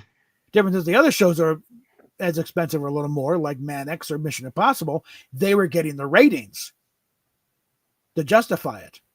Star Trek wasn't doing that well. Okay, it was the middling. Sometimes they win the night, but it wasn't the big Buffalo success they need to be. Apparently, there's a different rendition of the Mission Impossible theme that, ironically, I don't think it ever made it into Star Trek, but ironically, there's no joke. This is literally our band teacher was like, we're playing Mission Impossible, and there's a brief history that there's a rendition that was made for Star Trek, but never made it through. Actually, I'm like, oh wow. I need to hear more about that because I'm. Fortunately, my band teacher retired, so you can find it actually. Because I wonder about that because the theme to Mission Impossible was actually originally composed as part of a chase scene. Really? Yeah. Really? But if you ever wonder why they're playing that stupid where Kirk is fighting, how do you know this? Knuckle? How do you know this? Originally it wasn't a theme. It was like it was part of a chase scene. I was like, hey, and Geller said, "Yeah, there's your theme right there." Bum, bum, bum, bum, How do you know all this stuff? I read. That's what read, or you have people write these things out. People that were there at the time. Yeah. Like my band teacher's been teaching band for many years. So he knew about this. Yeah, Mission Impossible and Star Trek were literally next door neighbors at Desilu. It's like the next, and they were constantly raiding Mission Impossible's, dumpsters for stuff to repurpose as set decorations and props on Star Trek. Would Mission Impossible raid their dumpsters? Not really, because Mission Impossible they could get their stuff at Montgomery Ward at the time. They get a few exotic items here, like some kind of prop thing, but otherwise, like regular clothes, regular furniture. I remember just going on to Sears, you need a couch going. Whereas Star Trek, everything had to be pretty much invented from scratch. That's why you got stuff like Parallel Earths, where you could repurpose some things, or an old West town, or they used the 40-acre lot out in Culver City, where it's like New York and Signature River is actually Mayberry. It's the same damn set. They actually walk by Floyd's barbershop in the winter. And that set got used a lot. Just dirty it up and throw things around. It's on this alien planet.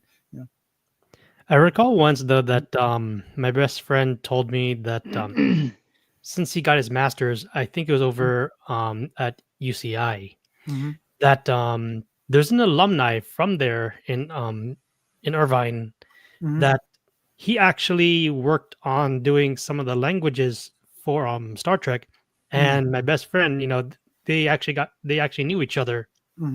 So like they were, considering he was a student and all that, they got a chance to discuss about some stuff, and the fact, the route that he was going was more on creative languages. So Yeah. when my best friend told me that story, I was like, wait, seriously? The guy that worked on languages with regards to like, the creatures for Star Trek, you know the guy. And he's like, yeah, I know him because we spoke about each other. I mean, And I was like, Mark Okran did the Klingons. I was like, that's yeah, I think that's the same guy. Yeah. That whole thing started because just no, so sound. Jimmy Doohan came up with the initial sounds. Bach. It was just because Jimmy, was a big, dialect guy. And I think. And then Okran came out later. Yeah, I think it's what it sounded like. Yeah, and they sort of, hey, can you make something out of this? Okay, fine. Can he came up with the mechanics of the Vulcan of the Klingon language? And the fans made their own parts of their own language, didn't they? The Klingon Language Institute is one really running with the Klingon language. And There's an institute for Klingon language. Yeah, they founded pretty early on when they started our Okran's come up with the dictionary stuff and this how the Klingon language works. Not much vocabulary because there's many words that they're kind of created as they need them. But are they still doing stuff? Oh yeah, they're still very active. And one of the what do they do today? Just more just research and coming up, working up different words type of thing. Getting together and speaking Klingon at each other. Their big thing was they managed to do a complete Klingon language version of Hamlet. How was it? They got to change the attitude because actually Hamlet, as written by Shakespeare, is not a very Klingon character. So they have to take the approach of, okay, he is rediscovering what it means to be a Klingon, and therefore at the very end, when he's in the fight and he takes down everybody, then he has achieved his goal of becoming a true Klingon again. Well, not to mention considering that the Shakespearean story of Hamlet does deal with the theme of madness and insanity as well as arguably mental illness. Yeah. Also, Macbeth is a better fit for the Klingons. Also, if you do that stuff with.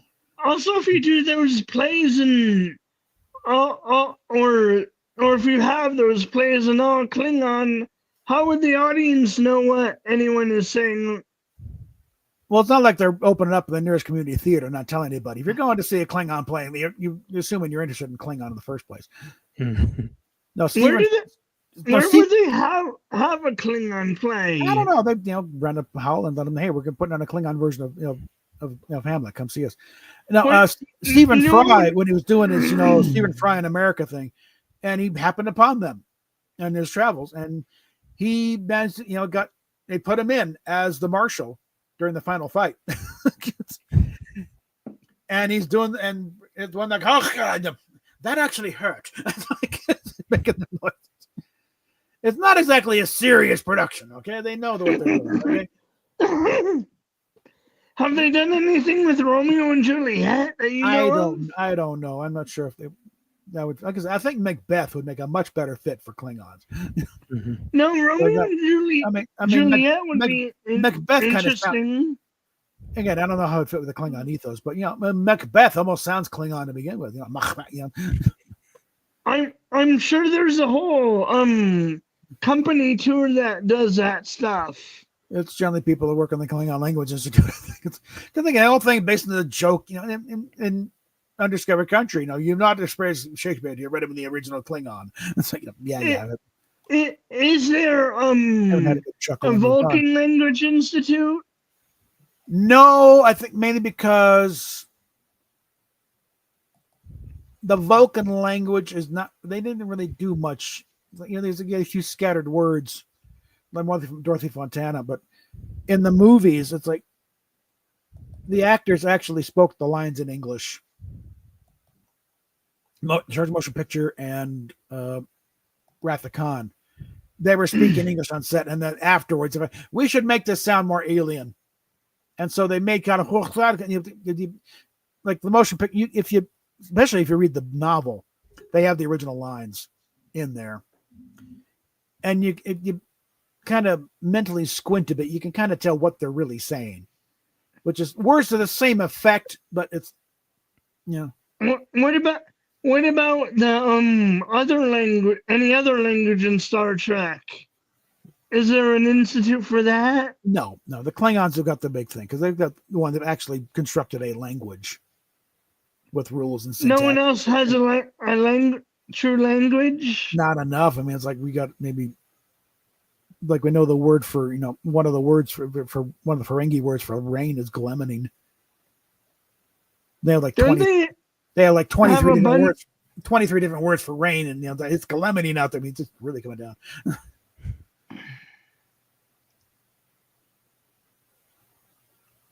How is their planet not a giant ball of water? I think you'd find the argument. It basically is. It's a very wet, aquatic, wet planet. You got a little bit of sun here and there, but it rains a lot. Okay, depends on the placement. I do like the strike episode in DS9. Yeah. Although now they said, okay, the union's over, but for now, okay, you bring it back quietly, but for now, shut the hell up, Rom. You're gonna get us killed. He also knew he had no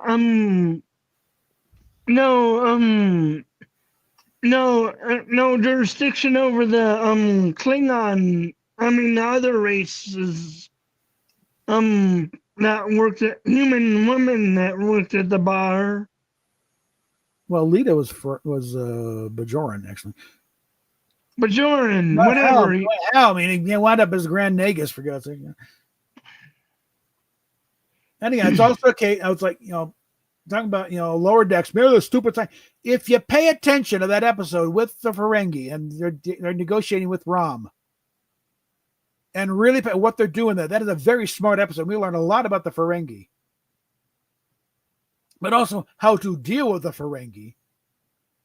And that's what, when Freeman walks and slips in that one clause in the contract, that she wins the respect. Okay, you played it perfectly. Yeah, okay, now we'll sit down for a deal. Because before that, they figured these humans are idiots. We'll walk right over and say, but Captain Freeman showed she's got the lobes. Okay, so you want to respect. Now we'll do a proper deal. Okay. They also when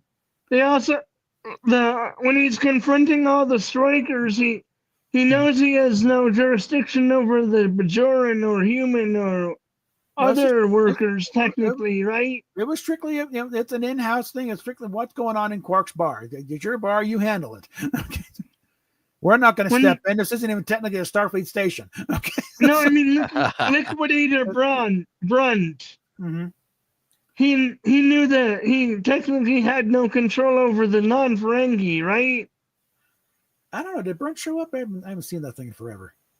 He does. Okay, well, that makes sense. And why Quark wound up in the infirmary. It's like, okay, Rom, your strike is over. It's like, no, we'll address it later. But for now, it's over. Knock it off before you get me killed. And Liquidator Brunt was so fun. Such a fun character. Jeffrey Combs should be in every series, okay? He almost is. If they could have gotten him for Star Trek Continues somewhere, he could have claimed to have been in everything. Okay, because I consider Star Trek Continues the 5th season of the original series. Wasn't he? I should pester Vic Mignon about this sometimes. Hey, how come you didn't get Jeffrey Combs? It could have been a clean sweep of everything. I'll have to ask him that when I see him. Yeah. What do you think about Liquidator Brunt? Well, he's a typical Ferengi official, Brunt, FCA. I can tell he was on fun with that. Although I think Wei-Yun is really when he really kind of went crazy. I liked how they all hid in his closet like there's nothing wrong. When he went to visit his mother, and the Grand Nagus liked her, and then his assistant or whoever held out gave him the cloak anyway. Yeah. And then they beamed into his house. I just kind of like when Quark has his own orb vision, and he meet the first Grand Nagus, which played by Max Kredenchik, and it's like, No, I'm Grande. So, and it's revealed to him that the rules of acquisition, it was just a marketing play. It was just it wasn't intended to be taken seriously as religious text. It was just a marketing. It's like rules, some helpful rules for you in a business. And it's like one of the rules is never be afraid to mislabel a product. And that's where Quark is like, it's a marketing scheme. It's their entire society. It was an ad campaign. Why didn't he ever blow the whistle on that? Because it would have caused civil war, probably. He would undermine all of the ranking society. It's like, you can't. He was far enough away that it wouldn't probably. Oh, they would have come for him. Okay, they would have. The Ferengi were everywhere. Brunt would have been leading the charge. Okay, he would have. They would have beamed the teams directly into his room. They would have hired mercenaries to beat the living shit out of him first and say, "Don't knock it off." I mean, hell, they came after him for a strike or worker strike on the bar. You're going to completely invalidate the rules of acquisition? I don't know. Like, that's it. You're dead. You'll get your moon, Quark. You'll be buried on it. Okay. I would have wanted to see that. The Civil War. No. Yep. They would all been mercenaries. They wouldn't have fought themselves. They're not. But didn't Quark? The magnificent Ferengi and what are we doing? We're not soldiers. We're businessmen. Let's make a deal. Okay, let's do what we're doing. Didn't Quark supposedly have a disintegrator ray in his bar, or a disintegrator gun? God knows what he had under that bar. Okay. You think he had several guns? Whatever's within reach. So if somebody got out of line, okay, that's it. You're out. Get out of my bar. But wouldn't he have waited for Ozo, head of security? A lot of times, Odo, it's the old thing, when seconds count, help is minutes away. Somebody has to call Odo first, okay? And if the guy's right there at at the bar with the knife to your throat, you ain't got time to hit the comm button and say, Odo, can you come over here, please? We have a problem. Someone. It's like you better have something within reach right now. Although I think Odo was there more often than we think. Well, yeah, keeping an eye on Quark. He also probably had the bar wired. Well, you never know, and you might get some, intelligence that might be actionable or profitable. Yeah. Overhear a deal. That, hey, I want a piece of that. Quark probably talked Quark talked to people that wouldn't talk to people like Odo. Well, again, it's like he found out information for Odo. The thing of keep your friends close, keep your enemies closer, and always keep your ear open. That's true. Odo apparently had his comms wired. That would probably go back to the Cardassians. They probably didn't wire their thing. You think they've always had Odo's stuff monitored? Do you think the Cardassians would leave anything like that on? They're probably still 20 years. They're still finding bugs here and there. How things going, Joker? Pretty good. Just relaxing. Got day off tomorrow. Let's see. Yeah. Also, Joker, the wonderful news. The Looney Tunes surpassed 10.3 million, so we're in the right direction. Mm-hmm. Now we just gotta get that little extra million, and we're past the 15. Took a friend to it last night. We had a lot of fun. It'd be great. So And the kids were the one that for our show, and they just couldn't stop laughing with us. They couldn't stop laughing.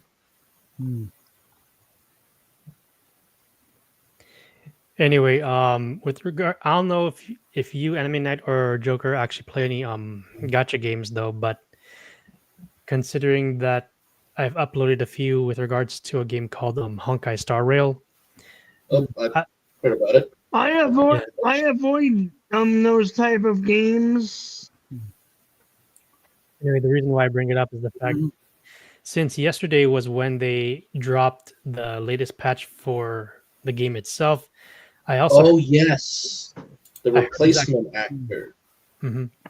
Right. I heard that there's actually going to be in the month of May a global live stream of the second concert that they're working on. But what's even better, considering I'm over in California, they're going to be doing a special screening, and it's actually not too far from where I actually live. Oh, wow, that's pretty cool, actually. Yeah. Oh, there you go. You'll have to go there. Yeah, I'm definitely going there. If you can get I just in. spoke about it with my best friend though, a few hours ago, and online. Since I know they're actually going to be having a certain number of collectibles, though, I actually went online and decided to buy myself one of these, right here. Ooh. Ooh. Ooh. And since also they have the okay.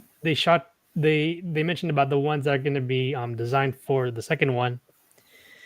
And the thing is that for those that are attending over in California, we actually get our own we actually get a set of these. There's a total of 6. And yet since it's the second one, there's different characters that are actually they designed for it.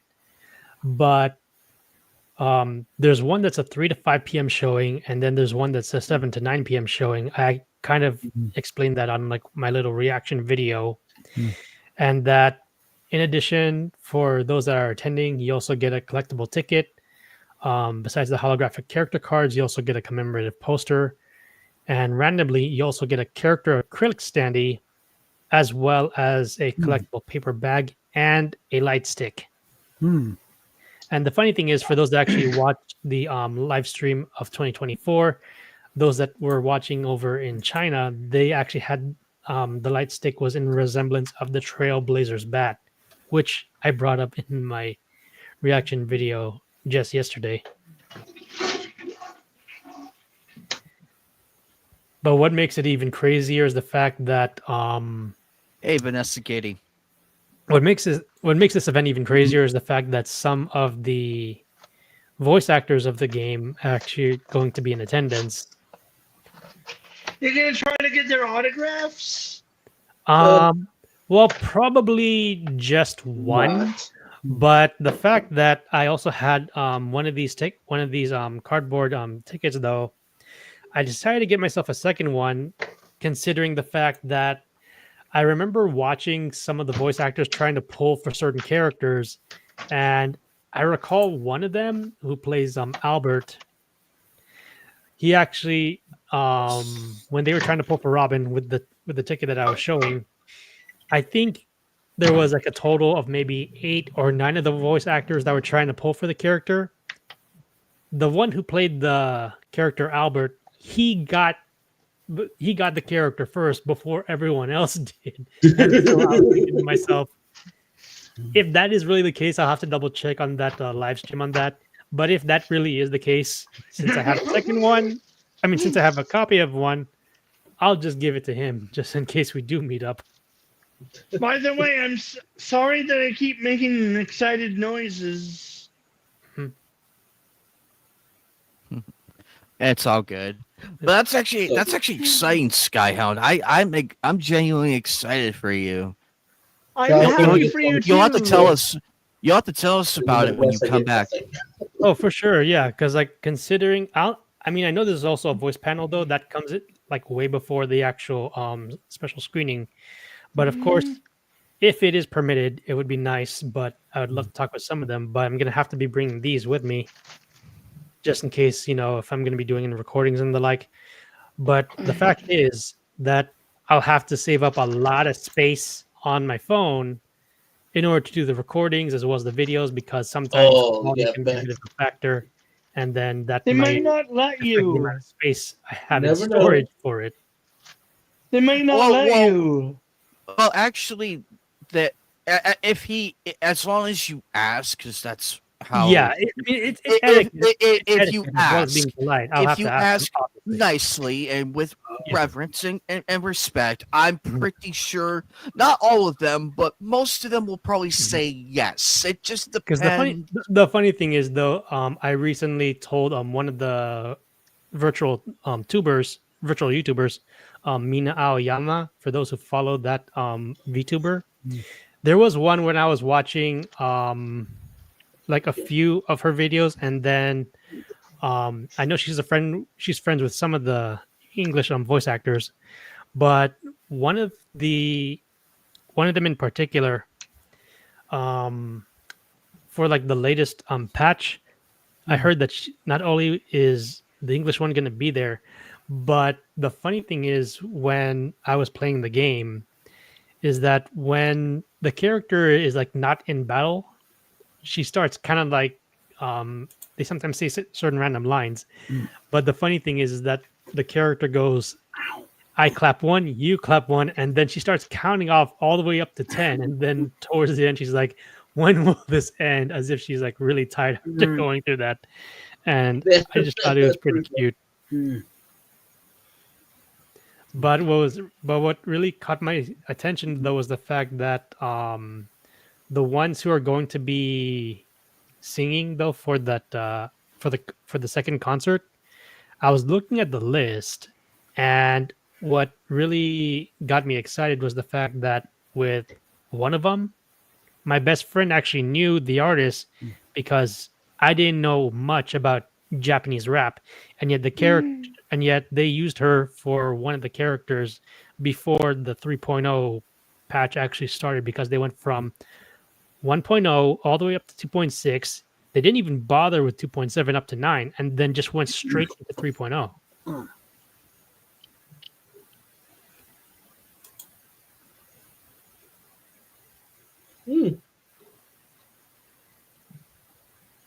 So very interesting to know. But I don't really play gotcha games. Fair enough. I mean, like I it's not for everyone. I But there are those them. there are those that do free to play and like don't spend any at all, and then there are those like myself who spend a little bit, and then you got those who spend a lot, but Way too much money. yeah, way more than You I ever wonder will. why they're addicted to the stuff, and we have talked about this before on the channel. It's all those, very much. It's the little thing. It's the little jingles, a little flash. You get ever so close to hopefully getting the character you want, and then it's like they trick you with that gold or purple, whatever you want. Yes, And it's exactly like, though, because like nope. every time it's the golden one though. I mean, I won't lie. I've watched some of those like live streams, and yet, even with the VTuber, ever since like I started playing, I don't watch VTubers either. Really, I don't think. I mean, I think I had about like for Goddess of Victory Nikkei, I think like 41 V Pass saved up, and this is for like the Evangelion. The second. Yeah, we were discussing about that though. Yeah, to get Asuka Willie, it used up all of them. I'm like, son of a. But hey, those are the free ones, so I didn't care really. So. And the funny thing is though, is that like every time it comes to like the gold ones though, I keep thinking in the back of my head, please don't jinx it. But then there are times where, unfortunately, you don't actually get the one you're gonna be targeting. But then there are times where it's like you not only get one, but you get two, like another copy. I think those rare occasions. Some characters I were looking for, and I'm like, oh sweet, that's sweet. I finally got them. But that is how they get you. That's how the addiction gets in. It's that I think when you finally get it, it's like, ooh, finally I got it. But then it's like, how much money did you spend, or did you play the game for? Or like how much resources did you actually save up though for in order to try to get it? And the funny thing is though is that recently, since 3.1 is about to end for Honkai Star Rail, and we know 3.2 is coming up, I recall right when the Tribby banner dropped and it was almost finished. It was like 3 hours left, and I knew the next one was coming up, which was my day. So 3 hours in, I decided to log in and then give it a shot, even though I was saving up for Casters, which is in 3.2. I decided to bite the bullet. I had roughly 120 saved up tickets, so I just did one pull, and I'm thinking to myself, even though it was showing the holographic and then the gold light, I was thinking to myself, I'm probably not gonna get it. But I saw the harmony symbol and I was like, "You're joking," and I managed to get it on one pull. That's rare, isn't it? Those are really rare, right? Probabilities are very rare. Right when they're about to finish one part of a banner event, and then you're trying to pull for something. Those ones are rare. Yeah, you're correct. Yeesh. But the funny thing is that like sometimes when I'm watching the English voice actors trying to pull for certain characters, I find it hilarious when they're kind of like roasting each other on like certain pulls, like just when they're thinking about to get it. And then the one thing is when they think they're about to get it, as I already said a few seconds ago, I don't want to jinx it because I'm thinking in the back of my head, it's probably not going to go the way it is. And then sometimes it does happen. And then the one that they're literally trolling actually gets the bad luck. And I'm like, I almost feel sorry for them. But I know it's all in good fun. But I still kind of feel sorry for them.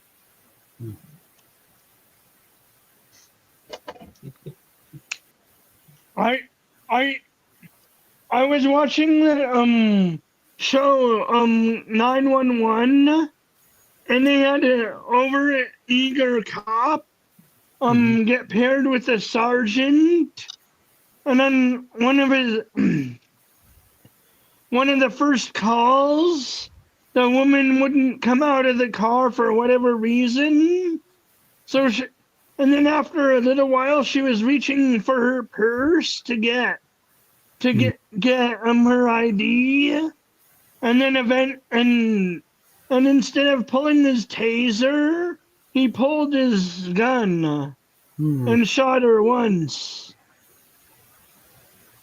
I mean, she lived, but that was the end of the career for him. Mm-hmm. All it takes Yeah, is that one. kind of thing. Yeah, that Just kind of one. thing. Well, you know, it's like we can't trust you out there. Yep. And One. and the lieutenant told them that he wasn't, that there was something off about him, and their supervisor didn't listen.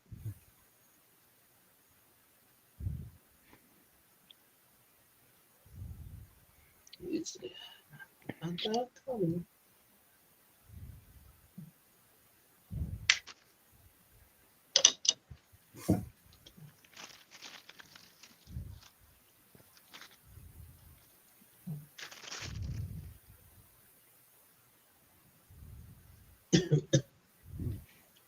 Yeah, I remembered one time back when I was working, though, a few years ago, that I was trying to get to work early, and unfortunately, I wasn't paying attention to my surroundings. And right after I got to the stop sign, I was pretty certain I stopped, but I didn't realize I didn't. So as I kept going, and then I got to the stoplight, what happened was is that I noticed that there was flashing lights right behind me, and I'm like, "Oh, rats!" It didn't occur to me that what happened was more of a rolling stop, not an actual complete stop.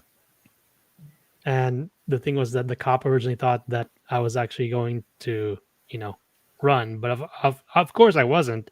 I was just trying to find a spot to stop, and once I did, though, and then went through the whole thing. But long story short, learned to be a little bit more attentive though in the wee hours of the morning, and to be sure to stop at least. Okay. If we're talking about stories like that, let's see. Not early morning work, but late at night after I get done with work, when I still used to have my family video and my Marco pizza, I'm actually hungry. I'm like, I'm going to stop and get some food. So I get some food, I get my game I wanted to rent, and then I take the corner route because going on just to get to the street lights and everything. Okay, stop, I'm waiting. But as I'm turning, and everyone in this town knew that this corner that you have to turn to get to the road sucks because the lines are very close to one another. So you might accidentally be in the other lane if you don't turn all the way or hard enough. I guess I didn't turn all the way because apparently, because it only took 1 second for me to see, I got flashing red lights. I'm like, something happened?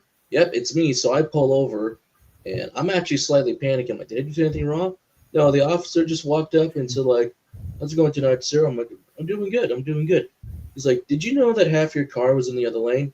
I'm like, I did not know that, and that's a very, like, difficult spot for, like, even to me just to see the lines. Either my car at the time was a very small car, but also that corner just sucks and everything.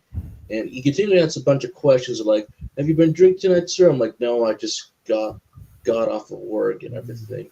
It's like, are you under any influence? Like, no, you're probably smelling like a bunch of chemicals that I use like for cleaning my job, so that's probably what you're smelling. He's like, are you under any, like, no, I literally have multiple relatives who are officers of the law, and they have literally taught me what to do, what not to do. So if I was learning on any drugs, they would know the signs right away. And I did see a small smile on that guy when I mentioned, like, I got 4 relatives who are cops. Like, he's like, that's very nice. So, but at the end of it all, it's like, okay, he just gave me a citation. Like, he's like, you're not going to lose any points. You're not going to lose your license. So I'm like, oh, okay, thank you. Like, whew. So I'm like, but nowadays that corner is finally fixed, and it's much more easier to read where the lines are. I don't drive, but my brother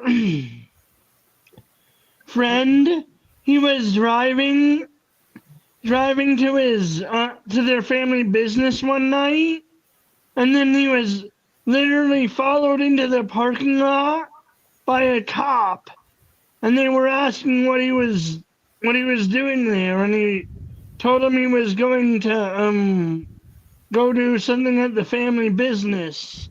And then the cop waited till he got inside before going off. Yeah, you never know when it's late at night. You just don't know, like, who's coming and going for buildings. You know, you just never know at times. So I remember though that back when me and my brother were trying to like be dropped off to school for my dad, and we were using the fast pass back in the day. Even though we left early, my dad was kind of going a little bit faster than normal in the lane. And what caught my surprise is the fact that there was a cop right behind us. And so when the cop stopped my dad and he was, kind of asking like a few simple questions, he did notice that we were in the back, and he kind of understood, the whole gist and all that. And he just simply, told me that, he wasn't going to get any ticket though. He just a quick reminder just to slow down while in the lane. Okay. So like you're talking about your red stop sign. Let's just say my sister and I, we must have the devil's luck on our side, because I remember this. Was it 2014? I think it was 2014, 2013. 4th of July weekend. I'm actually with my sister who's still in college for nursing, and suddenly one of my friends is in next stage of college for nursing. Oh wow! The next level. The best of luck. Yeah, thank you. Well,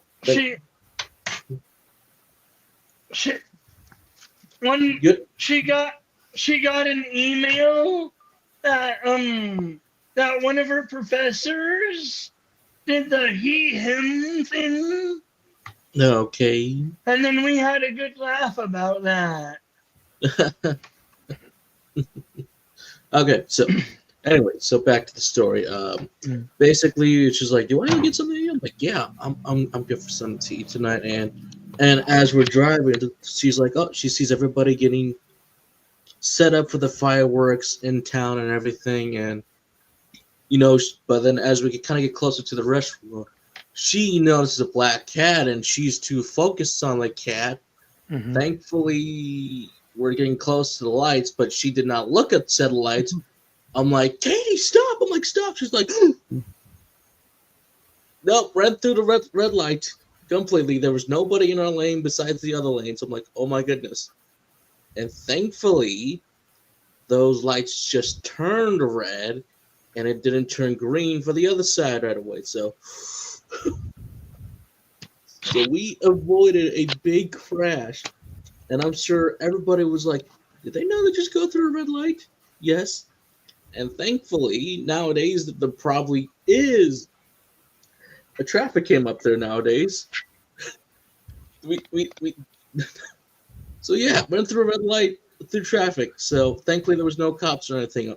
And we're like, "We're not telling mom about this." I'm like, "My lips are sealed," until she found out years later by me. Oh dear.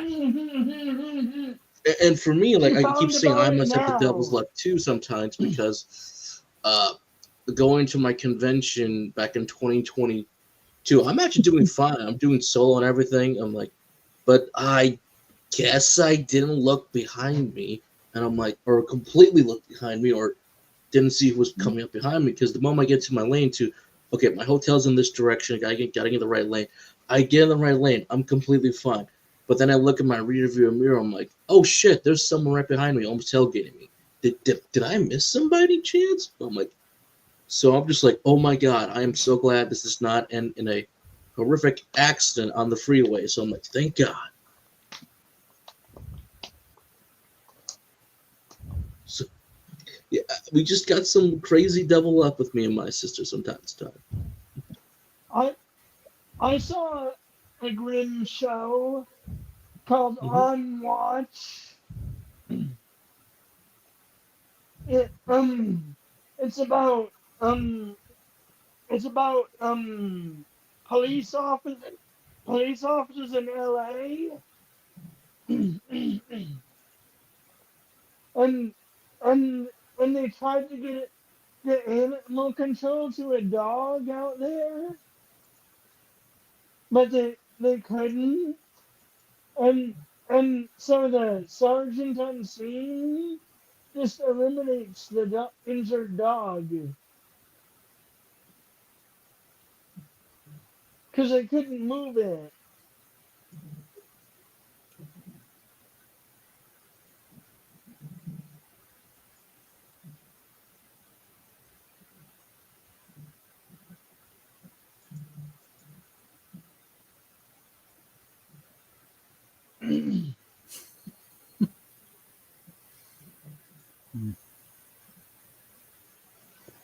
They don't show anything, of course, but Oh, Joker. I just got this today. I just got it. It just showed up today. Here it is. It just showed up. And it works. I tested it this morning. I what played. is it? It's Black Cat. I don't know what that is. An anime? Mm-hmm. Yeah, it's the anime. We watched the we did the watch party on Thursday night. It was me, Jasmine, and Joker. We actually made it through almost. Yes, and then I went back to that part where I kept skipping Joker. With this one, I put this one in, and I played it from the part where it froze and everything. It played that whole section perfectly, not one hiccup. Good, very good. I'm like, okay, we got it. So now I can sum up what happened. It was the disc. It wasn't the DVD player that was fucking up, or the player that I was using. It was actually the disc. Now I cleaned it and everything, and I played it again. And every time it got to that scene, it freezes, locks, and then skips. Yeah, if you got a scratch on there or something. Yeah, you Like, gotta have a scratch.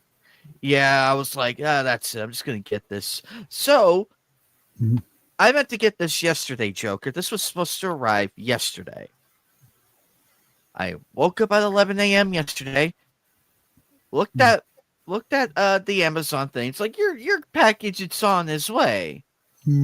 Oh, goody. Oh, sorry, your package is running late. Wait a moment while we figure out what's going on. And then by 8 o'clock, it says, we're sorry, your package won't be here till tomorrow at between 11 a.m. and 6 p.m. I'm like, you motherfuckers. Oh, I was pissed. I was pissed. I'm like, it's overnight delivery for a reason, Amazon. I was more than happy. I was off yesterday, and I was more than happy to wait till 4 in the morning, between 4 and 8 in the morning to get it. I was more than willing to stay awake and get it. Yeah. Did they go through California and get it stolen out of the back of the truck?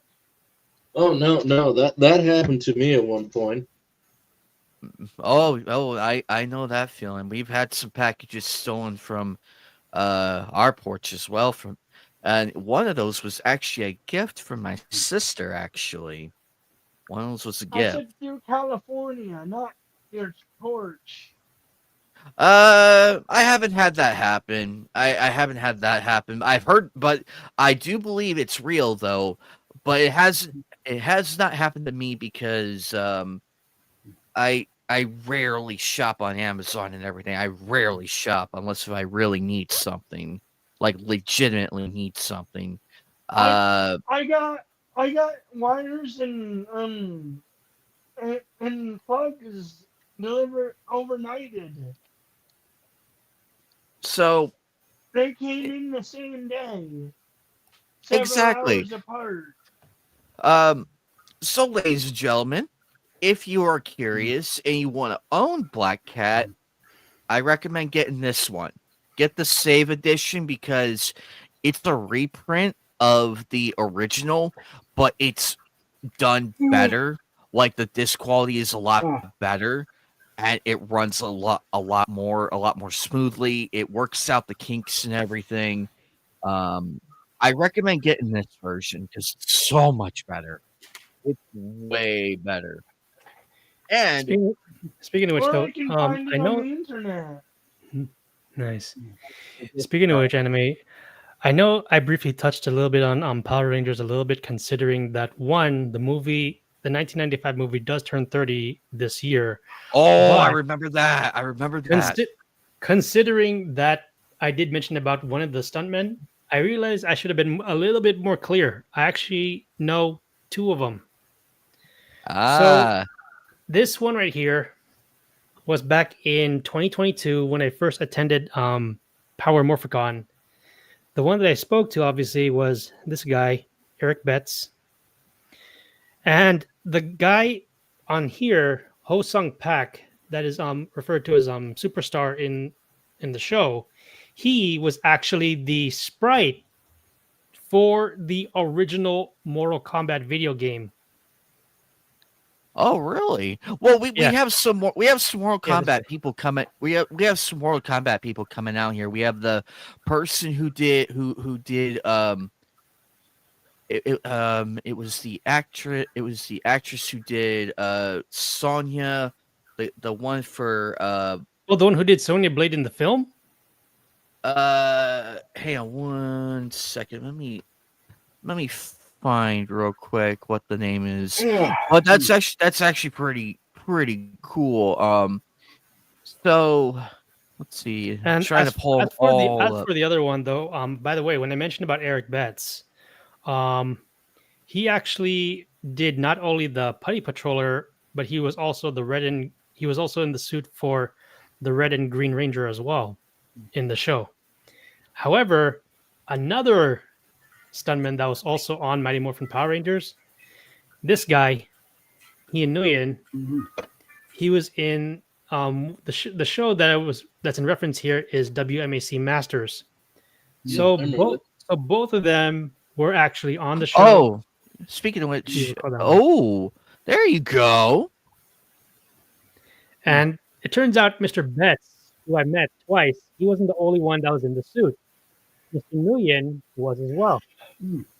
And here's proof. Nice. He's the that's the I know it's not the Jason David Frank version of the Green Ranger. That That's has to Correct. be That is the suit that is used in the show. And I did speak with what's his name? Mark Richardson. He explained to me that when it came to the Green Ranger, I didn't ask him about the one about the Dragon Shield, but I was told that regarding the Dragon Dagger, that he didn't know about it and he thought that the character had a blaster like the other 5. But he showed me that regarding the Dragon Dagger, they had it done with a different material. I already forgot, but it was so fragile that they only had 5 of those made before they went with a different material. nice. Yeah, let me see if I can try to pull up that picture because I told him I was trying to do a little bit of documentation for a little passion project I was working on. I got it. Give me a second. Let me just pull that up. Give me 1 second. Here we go. Oh. Yeah. So this is the original one that was done on the show. And then you can see here on the left is the toy Dragon Dagger, which some of us had back in the day when MMPR came out. You can see the obvious difference here. It's the coin itself, the way how it's situated on the toy versus how they tried doing it on the prop. So it's facing the wrong way. There. Oh, you're right. The coin is facing upward, when in reality it's supposed to be turned facing the blade.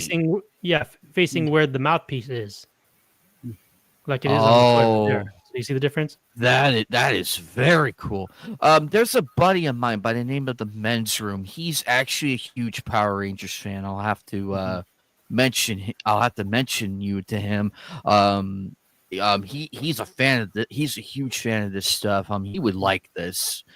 I will the next time I see him, I will reference you to him. This is really, really cool. Mm-hmm. Oh, by the way, Joker.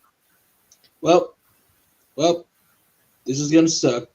Why are you filming a movie when the script isn't finished? Oh, that's a common mistake. Yeah. Yep. And guess what? It's Marvel's Avengers Doomsday. Oh, It's of filming course that. it is. Of course it They're would be. filming Of already? course it is. And filming begins next month. Congratulations, folks. Do they You have fucked a up yet script? again. You know what's funny? Yesterday when I saw my movie, my friend, I was getting a refill of soda.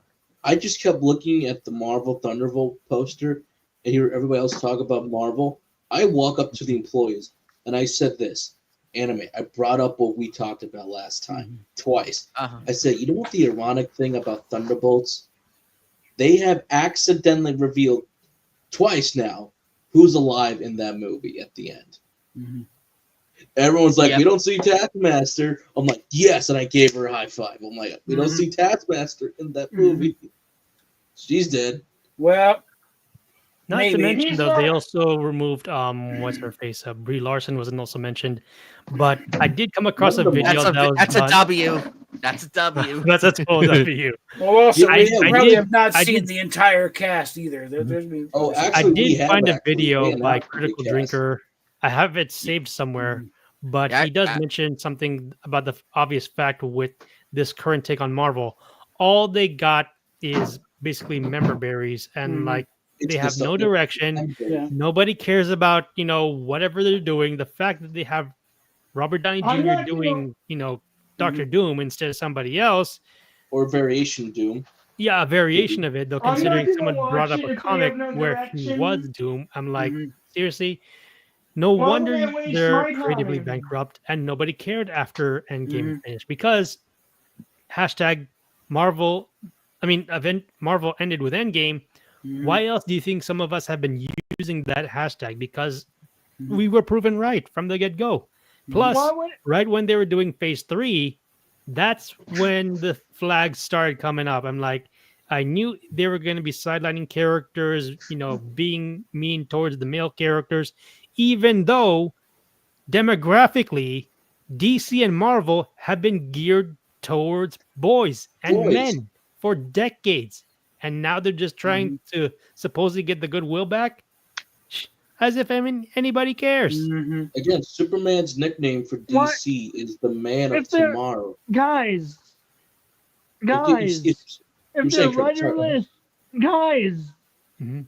If they're riderless, why would I waste my time and or money on that? Exactly. Mhm. You're 100% Precisely. correct.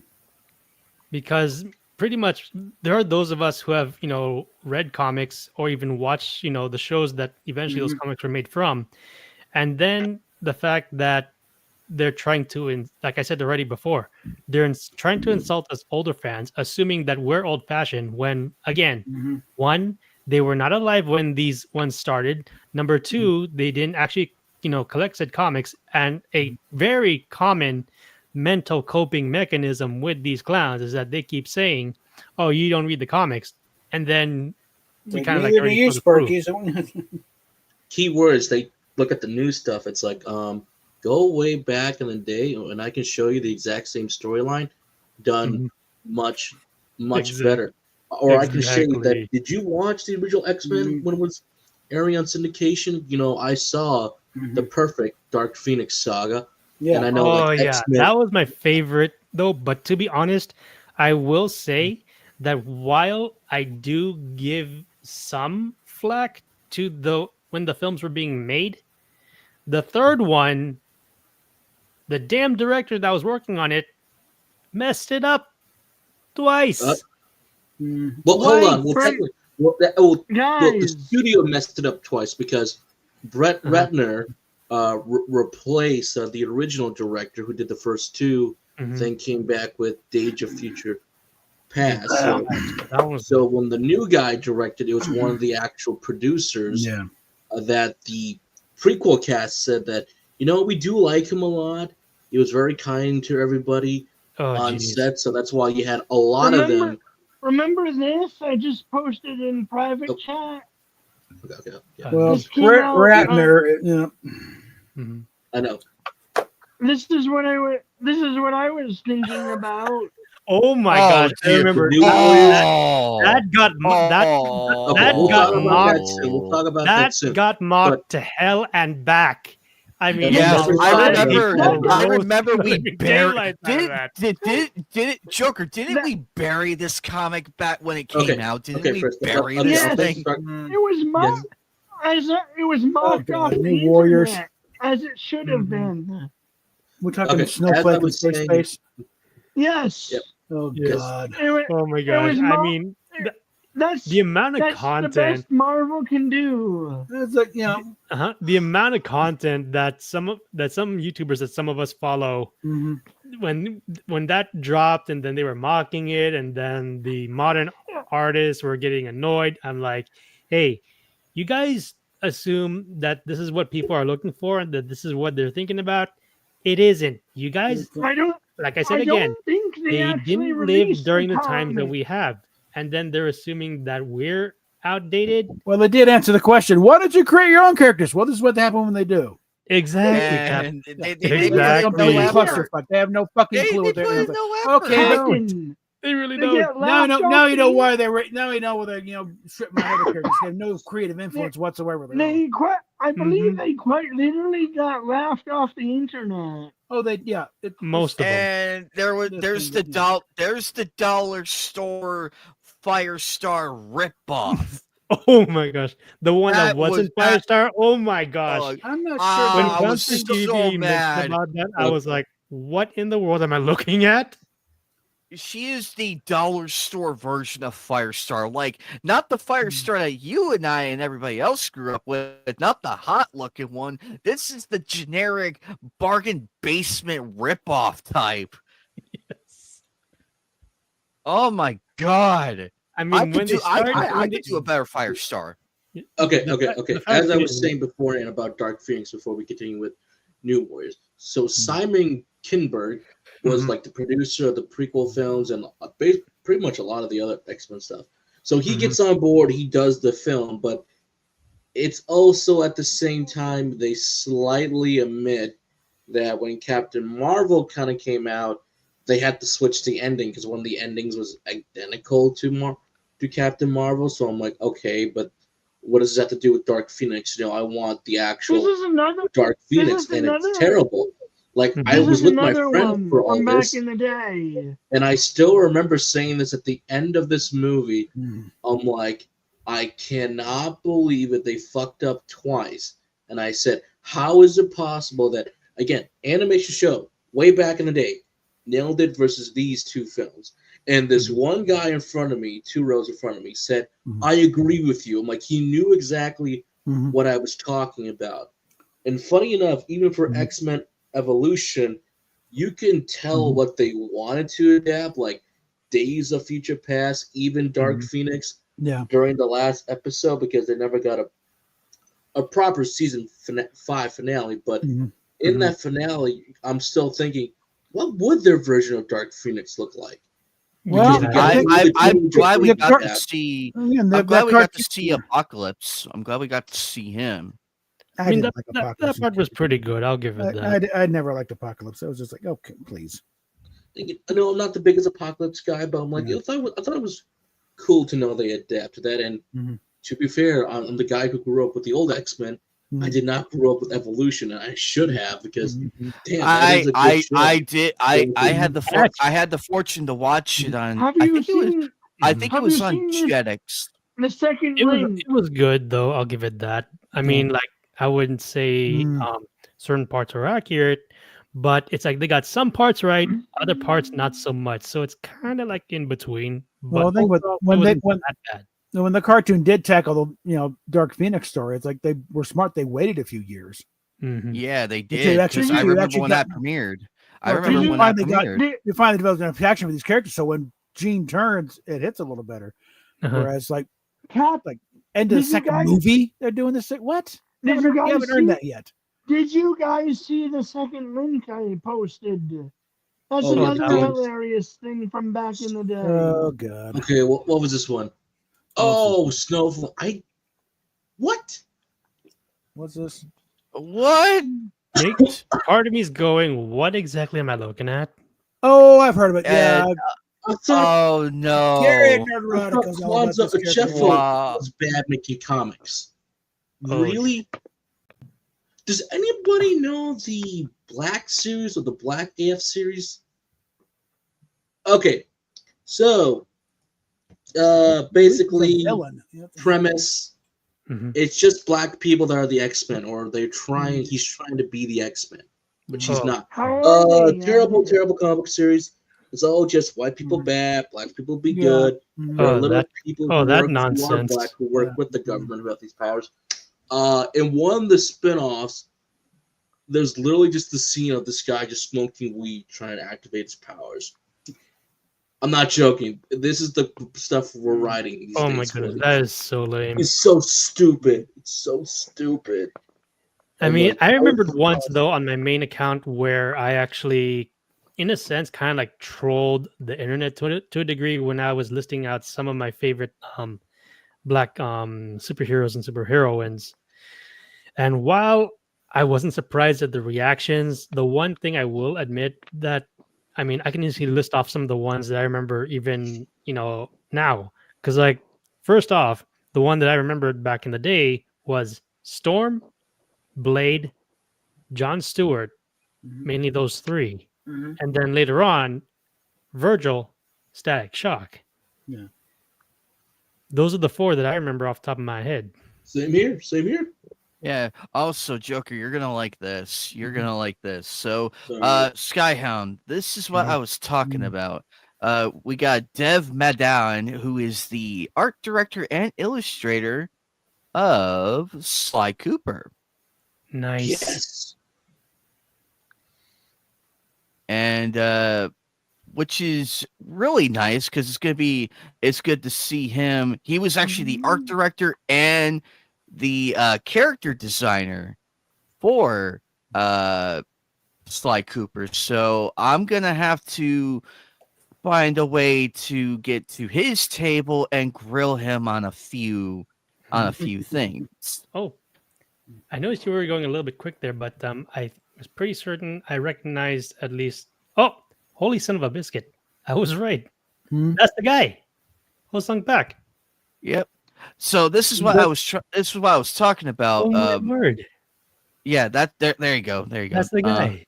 Yep. As soon as you said that, I pulled up Game on Expo when I was trying to find the Mortal Kombat characters, and there he was. I'm like, holy shit. So you got the original Kung Lao, you got the original Raiden, Daniel Pesina, the original Johnny Cage, Scorpion, Sub-Zero, Reptile, and Smoke, and you got Liz Malecki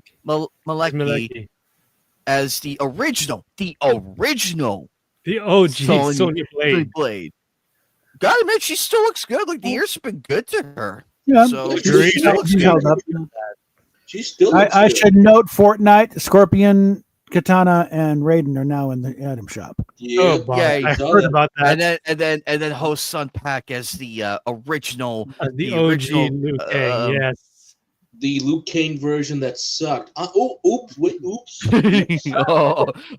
gonna start a war. You're gonna start a war with Skyhound. Luke Kang sucks. Oh boy. Luke Kang sucks. Everybody knows it. It's his brother who deserves the better treatment. But no, I get a cool guy with a cool hat with a blade on it, and yet let's just take the guy who's a simp. Well, if I recall correctly, that didn't happen until like after the film dropped. Kung Lao was awesome.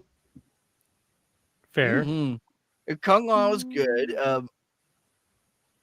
I'm actually and Luke it's gonna be this Friday. Wow. And Yeah, it's that's gonna correct. be He this did do the Friday. spread for the character. Yep. Yeah, and it's all happening this Friday. They're all gonna be there this Friday through Sunday. So I'm excited. I mean, I know I mentioned it before, but the thing was that it's probably going to be a long while before I even get a chance to cross paths with a few more others. But I know I mentioned about it already, but this book, since I got it signed by Eric Betts, I'm hoping to eventually at least get maybe a few more signatures, if willing. But yeah, considering that when I showed him this, he was really surprised. Also, quick shout out to Christopher Landis for, putting this whole thing together. When we were discussing a bit about my little passion project that I'm working on for Power Rangers, Mr. Betts told me that I should probably use this as a bit of like, not just as a reference, but a base point in terms of, how to outline it. However, despite hearing recently that someone's trying to write their own book, I'm like, I'll give it a look-see. I'm going to probably find some inconsistencies, but then again, considering that information regarding what went on behind the scenes is pretty much scatterbrained, for lack of a better way of putting it, I realize I myself, as I'm trying to like slowly work on just the foreword and then the introduction and all that, what I'm trying to point out is, ever since they did the auctioning off, and then the fact that we're losing a bunch of stuff, whether it's props or scripts and the like, there will always be holes that will never, ever be completely filled. That's what I'm going to have to point out when I'm doing my book. Because as much as I have some respect for the Power Rangers community, there are those who unfortunately do not fully understand particular aspects, especially when they're trying to, literally put words in some of these actors and actresses' mouth. When one, they were not on the set. Number two, they were not even a part of the cast. And three, they have never been or experienced what these people have experienced. So the fact that, we have these fandoms who assume that they've been where we have and all of that, like I just mentioned a few seconds ago, just proves that they were never fans in the first place.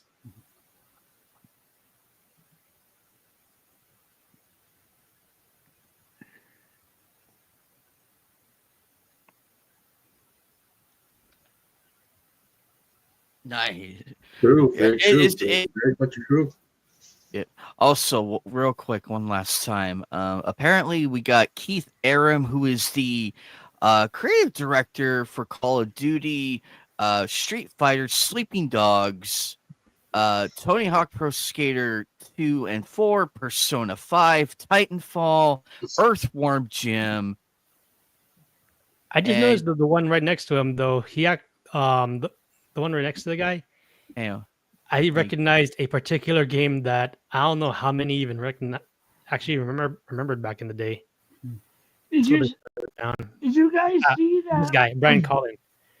As soon as I saw the name Rampage, I was like, "Oh my gosh!" Oh, I remember that game. Yeah, that brings back memories. Did you guys see fun. that?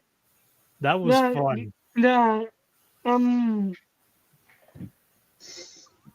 That Morgan Wallen walks off SNL stage. I saw a headline and a picture, but I'm not into enough to. Speaking of which, can we drop an F for the chat for Howard Scott Warshaw? He created the ET game. Can we give a little respect to the man? Because I honestly, the man deserves his flowers for everything he's done, but to be tied to ET, I feel like we owe him a massive apology. Everybody, people have dug when they started digging those up out of that landfill and actually managed to play. It's not that bad, okay? Because I feel like as bad as that game was, the man didn't deserve the hate. He did not. Well, you gotta remember that it was built on a tight deadline. Had to make the holiday season. Only one programmer. If he had more time, it's an Atari 2600 game. What the hell are you expecting? Come on. Well, like you said, it's a tight deadline, and even on the Atari, it could have been just a little bit more better. If they made it today, it would have probably failed as well. Yep, considering how very much quickly games are being pumped out like a machine these days, yes, it would have failed. And those games are collapsing their industry. Well, it's when you're merchandising a thing like that, you got to think that you can't just put out a game just for putting out a game. That's all they do. They put out a game for the hell of it. And it's like, well, what the hell are we doing here? What are we? Because when kids buy toys and games, they want to relive in whatever happened in the movie. You get an X-wing, you're going into the Death Star and we're going to blow it out, sort of thing. That's also kind of like.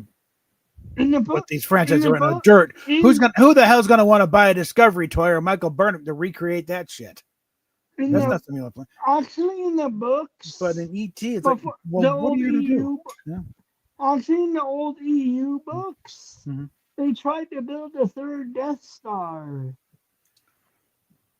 Well, that's pretty much what happened with the terrible take after the first 6 films of Star Wars. Yeah. No. The Hutts tried to build it, but they were cheap and it didn't work so well. Well, yeah, so that follows. And I think sabotage also didn't help. No. I think both sides tried to, or maybe other huts tried to end it. And just remind when Lower Decks when they had the little thing where Nick Locarno comes back and he's got himself a Ferengi knockoff of a Genesis device. And he's setting it off. It's like, okay, well, and then suddenly stuck when he tries to deactivate it. The deactivation comes behind a paywall. It's like, what the? It's a Ferengi thing. Of course you're going to. How'd they stop it? He didn't. It went off. And the nebula formed. They named it after Nick, the new planet that formed. They named it Locarno. That's actually so Ferengi. Yeah, of course there's going to be a paywall at the last moment.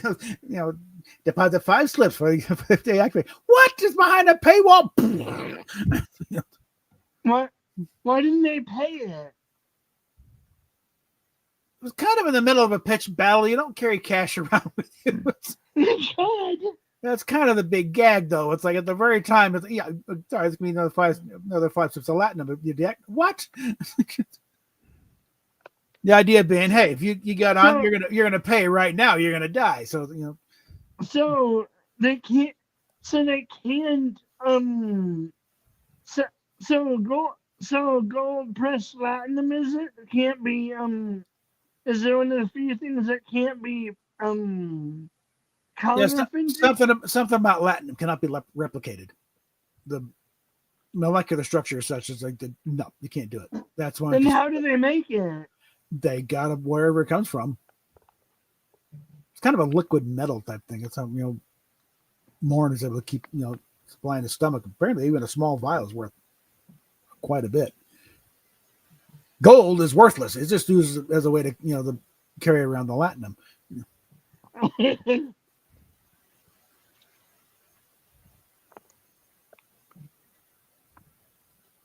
Although gold is a very good conductor, though it's used in video games actually all the time. The gold contacts, very good conductor. Well, that's why Federation comm badges. Yeah, that's actual gold. What else is it made out of? Well, all the circuits to make it work, but apparently, I guess it's the antenna or something. A part of it's gold. Really, it is. Well, not really. It's it's actually a die-cast pin. Okay. How come they make it look gold though? They'll make it look gold, make it look pretty. The whole thing. It's a costume thing. Make it look nice. But I remember when I was at StarCon Denver, the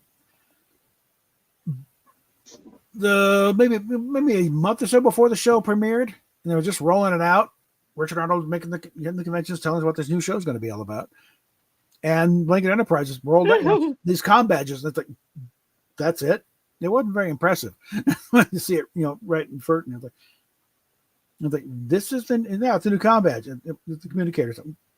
This does look kind of cheap. That's what they got. Got a trade from Majel. Eventually, they're actually going to have comm badges that do ship-wide stuff. Well, they can essentially do something like it now. In fact, the Wand Company had a little Bluetooth combat that you can with your phone.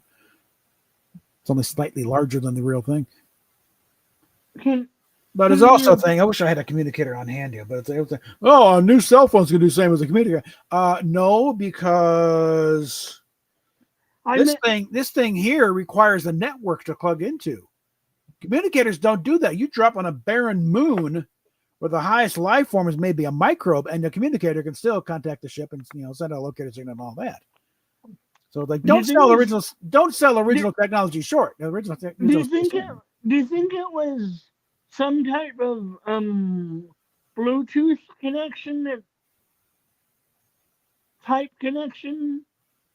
It's not to try and figure out anything, because the technology they would have would be so far beyond what we understand. No, but do you 300 think it's based? Even it'd be like trying to explain Bluetooth to somebody who's just discovered the telegraph. But do you think it would be based off that type of technology? Only in principle. I don't know. I And mean, actual- I'm sure it's yeah. far more advanced than that, but that's probably the base. Right? Well, again, I'm not sure because we're talking 300 years or a couple hundred years removed. It's like, one thing that offended Doug Drexler in that first trailer for the JJ Trick film is they got these guys climbing out. It's like is this the San Francisco Orbital Naval Yards or the Belfast shipyards in 1910 where they're building the Titanic next door? Like, that was so unrealistic. About welders on this thing. Like, no, that's not. It's a 23rd century starship building, not the latest edition of the White Star Line. You idiots! And they had the Budweiser. As the brewery stands as engineering. It's like, I know you weren't a fan, JJ, but did you at least watch the show once in a while? Could you get a DVD, for God's sakes? I found it amusing that they couldn't go because of the parking brake. That was kind of amusing in a way. I'm with Rob Burnett. In fact, like I had the same reason before I I was never a fan of Star Trek. And then the next question, then why the fuck are you directing this film? Yeah, I do recall. Why the hell? It was a Daily Show, Jon Stewart. And I was never a fan of Star Trek. I was always going to think. And Stewart, I heard everything up until I was never a fan of Star Trek. Then everything's just like blah blah blah blah blah. No. I always find it ironic whenever they keep saying that they're fans of something, and then we find out later that the mask eventually drops, and that they were lying the entire time. Yeah, that's a big thing. It's like going all day. Never lie to your audience. Mm-hmm. You can misdirect them. You can leave out certain things, but never out and out lie to them. That is where you created the unforgivable sin. Mm-hmm. When you try and pull the thing, everything you know is a lie. Here's the real truth, and it's totally invalidated. Like when Doctor Who did the Timeless Children. Oh yeah, and invalidated nearly 60 years of continuity because Chibnall wanted to be clever. I have not watched. That's it. We're done. I have not watched the new Trek, or New Who, but I've heard plenty. Mm-hmm. Because Kurtzman seems a thing of like, well, there's no way we can keep all of it straight, and these as an excuse to not even try. In fact, you actually openly, blatantly violate what came before. When Akiva Goldsman decided, we have to change the time of the eugenics wars. No, you don't, because it was never our universe to begin with, you idiot. This will be our future. No, it wasn't. It's a direction that Star Trek it's a period drama of a future that is never going to happen. Mm-hmm. And actually, you can point to stuff made at the time of the original series does not line up with reality. Clark Gable was not a marquee star in 1930. He was a background actor. He didn't get a first starring role until 1932. You know what? Hello. There you go. Just in time. Hey, you know what part of that could have been? Was it because of? Well, didn't they just come out of World War III and they lost a lot of stuff? So I'm talking 1930. World War II hadn't even happened yet. Hey, it's Rosetta. Hey, how are you, Rosetta? I just got back from Florida. I get to see my nephew and hold him. Long story short, the comedy show we booked a while back is tomorrow, but we're basically treating this outing tomorrow as a try to de-stress because Thursday morning Steve's grandmother did pass away. Yeah. Oh, I'm sorry to hear that. So I am a little overwhelmed right now. Yeah. Did you hear the stuff about my nephew? Yeah. I had to hold him and feed him a bottle. And he held my finger. Mm-hmm. Yeah, they do that. Yeah, babies kind of like to grab onto anything they can. Be lucky it's a finger and not a nipple. I mean, No, we're about to go off on a nice little Star Trek rant there. So yeah, I don't have that problem. Men still have nipples. Oh yeah. I know plenty of guys who picked up their kids from their wives, and the kids have been nursing, and the kids just roll over and bite them when they're shirtless. Mm-hmm. And they hurt. Because the kid doesn't know the difference. A nipple's a nipple to the baby. And now the wife is screaming. Fair point.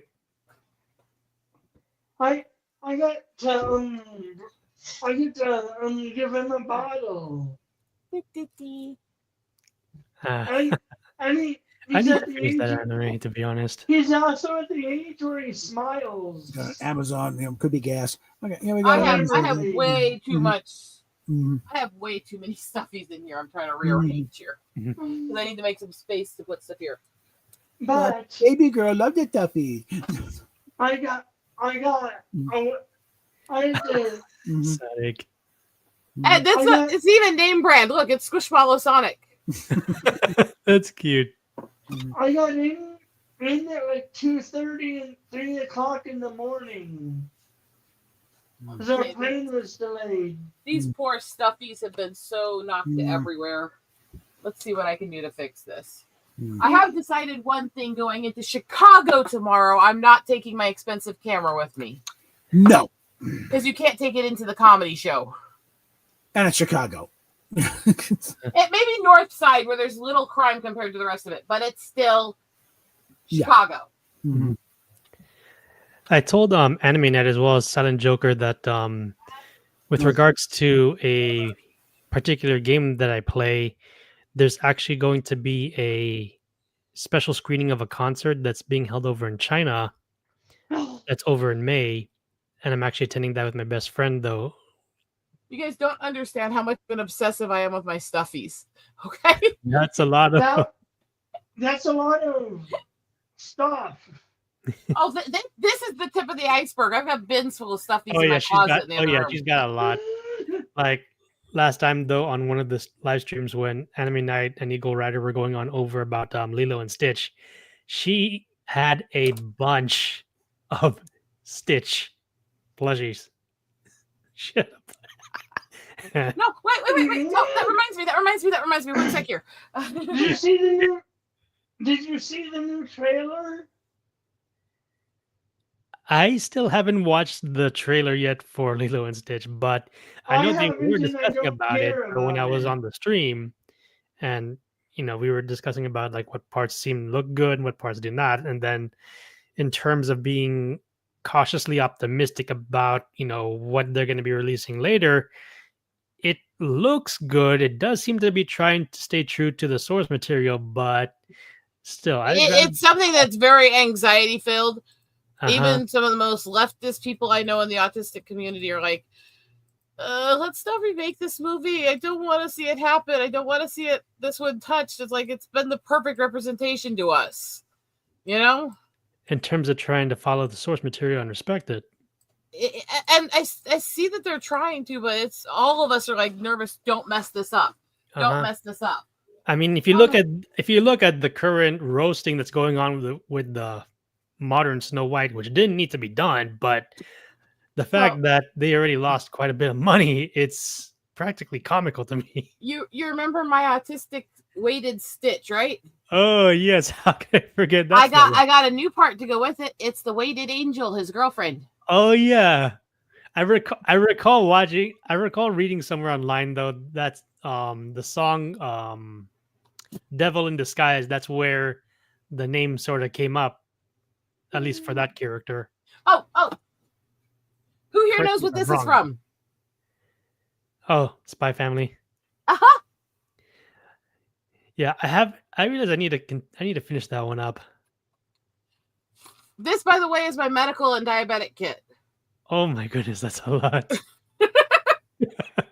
There's only one part that I remember seeing in terms of the clip, and it had to do with your having to stop an incoming bull, and then both the other two are actually surprised by what she just did because she was trying to act normal, and then she has to explain that you get what I'm talking about, Eagle. Yeah. I remember the scene very clearly, okay? That part was funny. I watched Twisters. Oh, the sequel to Twister? You saw that one? Yeah, I never saw the first one. That first one is actually pretty good. First one's pretty I good. liked it for what it was. I might have a little obsession with my stuffies. I mean, honestly, rip Bill Paxton. I am a girl. I am a girl and I'm autistic. I have to have a stuffy collection. Come on. But anyway, Kermit, the thing with the first one, considering that two actors from that film are no longer with us, what made the second Did one? you see this one? The second one, you said you saw Twisters. Yeah. What's good about this one is the fact that they do try to make an homage to the first. Like there are some references. Like if you haven't seen the first, you're gonna kind of like miss out on some details. But how old this one is? I got this from my granny when I was 5 after I went through all the brain scans for the epileptic stuff. Oh, nice. Skyhound, you're right. There are some references to Twisters. It's like it's not like a sequel per se. It's more like a love letter to the original. Yeah, that's how I read it. That's how I look, because I finally managed to sit down and watch it, and it was really good. And I didn't think of it as a sequel because there's the minions, those stupid minions. Again, it's an autistic weighted toy.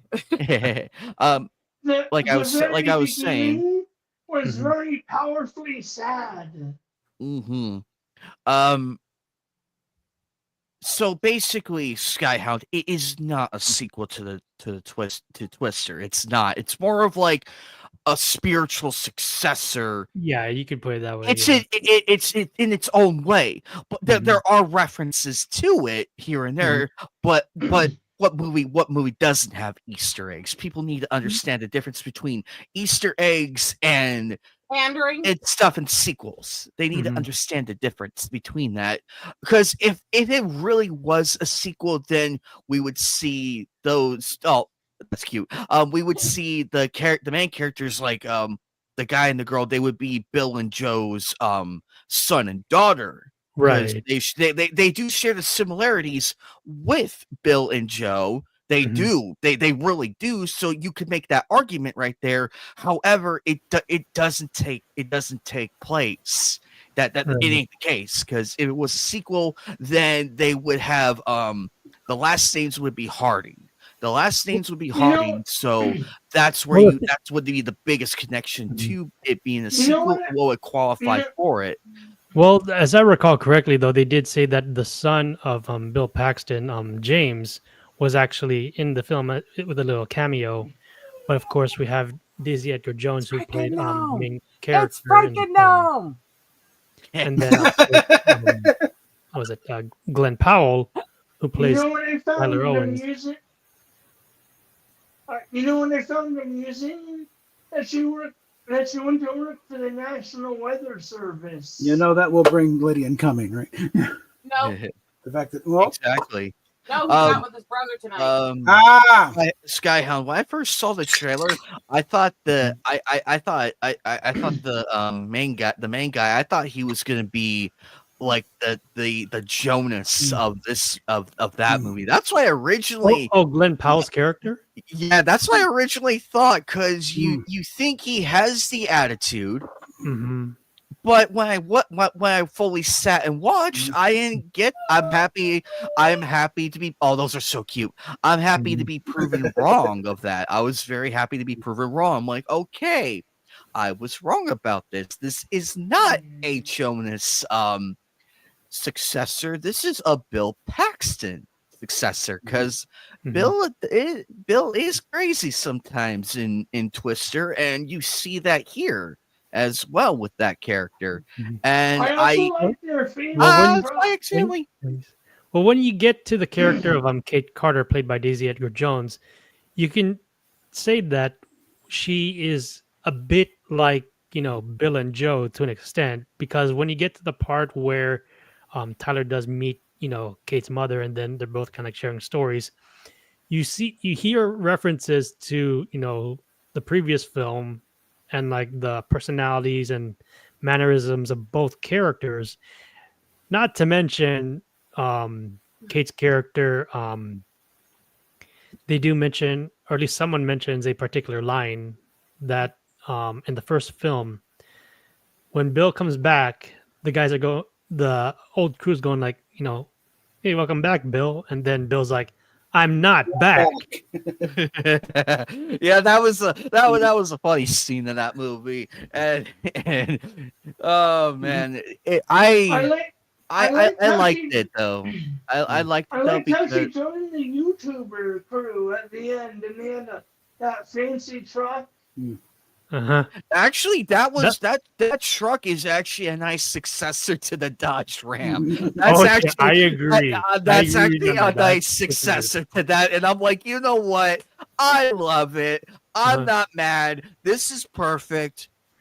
I imagine if this was really a sequel, I imagine Bill really driving that truck. I could just see him driving that truck, like just going all out and everything.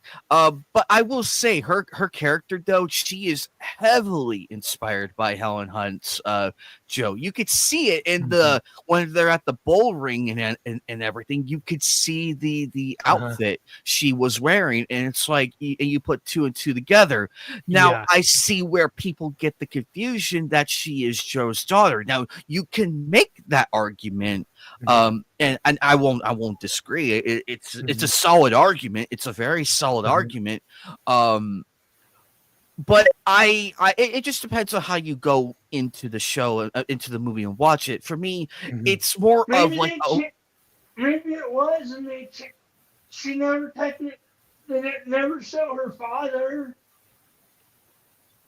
Well, I mean, the thing is though, when the film does start, she was young, and then she was with her her boyfriend as well as other college colleagues, I guess you could say, when they were trying to test out that last Dorothy, and then the fact that one of them actually survived and realizes that the storm pretty much wasn't what it was. And the tech guy were the only survivors. That's correct, yeah. I mean, again, the references were good and all though, but the fact how they tried to make it like its own separate thing, I actually applaud them for doing it in that manner, to be honest. Well, when you got it's that long between that and the sequel, it better be able to stand on its own. There's going to be a lot of people who never saw the original. I might at some point again. So it's like, yeah, the Easter eggs are nice for those who saw the first movie, but if you never saw it, they wouldn't get the context. They wouldn't get it, so it's just it's wasted space.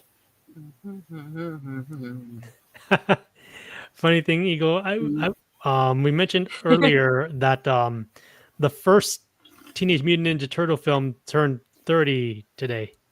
I mean within its 35th anniversary. Sorry, no, 30th. I think. Bodacious. Actually, speaking of Teenage Mutant Ninja Turtles, the cartoon ones are coming on by. Hey, give me a second here. And Rob Paulson's going to be there. Paulson's been in everything. Cam Clark, Townsend Coleman, and Barry Gordon. Oh my gosh. He plays Bebop, Donatello. One of my stitches. Oh, actually, Townsend Coleman. I didn't realize he voices the Tick. That's actually pretty cool. Oh yeah, that was. Oh, that's something new. Now I'm debating the Naughty one's face of the now I'm debating on what autograph to get now. I mean, I do have my budget. Huh? Which one's that? Which convention is that for again? It's for Game On Expo. Hi Stitch. It's Game On Expo. We have it every year over here in Arizona. It's one of the big four. We have 4 out here. Actually 5. We have we have Fan Fusion, which is coming in June. That's the mainline one. Game on Expos this Friday. We had Anime Arizona this month. That's a bit of a heap. And Con is in January, but I never go to it because it's Christmas and everything, and I don't have enough time to plan for it because we're always so busy around that time. I never been to it. And finally, and finally, Con. Sabo, I want to go at some point. Oh, look, oh my dear baby Jesus. You know what's sad is how many of those are Stitch related, and there's like 6 more Stitches in the pile behind me that I haven't gone through yet.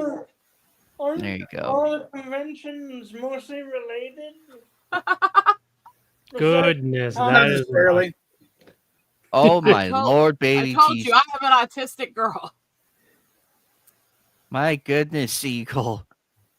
You would make a kid. If a little girl saw that, she would cry happy. She would cry happy. That's like those of us who wish we could have had kids, but don't. So we make up for it by getting all their toys. Okay.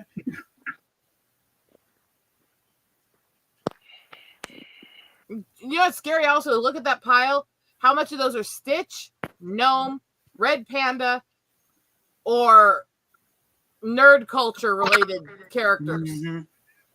You take that and all of the monkeys out, and it's mostly stuffies. Oh, and there are several dragons, but yeah. I have a big dragon. I have one that's actually about 6 feet long and wider than me. The big winged body pillow, basically. And then I have one that's about 2 feet tall that actually, when you squeeze it, will roar and eyes light up and stuff. I'm glad you're able to come. I'm glad you were able to show up and have a little fun with us. I swear, I don't it's have a Sonic. problem. Sonic. I see Sonic. Who's the other one? Her Chimera toy from Spy Family. Oh, the Chimera. That's right. Yes. That's Anya's plushie. Cute little plushie that she has. Yeah. And Anya's right there. Yep, smiling. While you have me big on screen here. While you have me big on screen here. Do you see what I did to my diabetic and medical case? Looks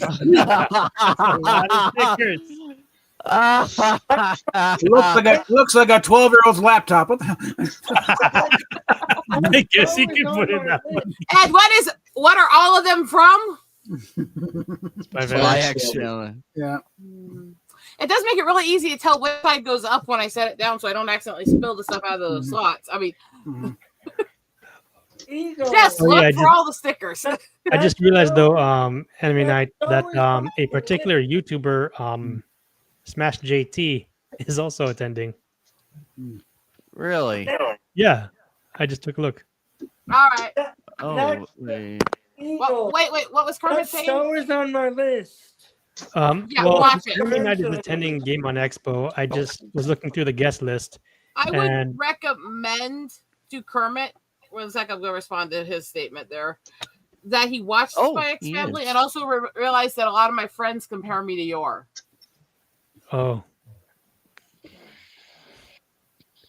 Of course, when I'm acting childish and autistic, they compare me to Anya, so...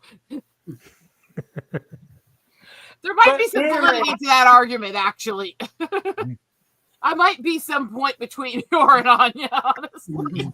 But Anime, are most of those conventions the same? It's just people that go are different? There's actually different ones, but from my observation, I'd argue that in terms of conventions, historically speaking, if I'm going to be putting it in context here, the one that most seem to remember back in the day, correct me if I'm wrong here, it was San Diego Comic-Con. Before how did everything? Well, back when San Diego Comic-Con was about comics. Yeah, it was mostly about comics, geek culture to an extent. But then when they started doing, those films like, with the MCU and all of that, that's when it started to slowly go downhill. when they tell her to realize, hey, here's our audience. Mm-hmm. Let's put on something there. Which is fine as was, but it's like now it's like you got to wind your way through so much shit just to get to the comics now at a comic book convention. You know, that's why my comics doesn't go there anymore. They became ridiculous. You know? Yeah, and the funny thing was though is that Anime Expo back in the day. The first time I went was back in 2007, and that was back when it was in Long Beach. And during that time, it was also when a particular anime became very popular. And I did watch it, though, for a time. But during that time, it was also when I had actually met one of the Power Rangers that was actually cosplaying to help promote it.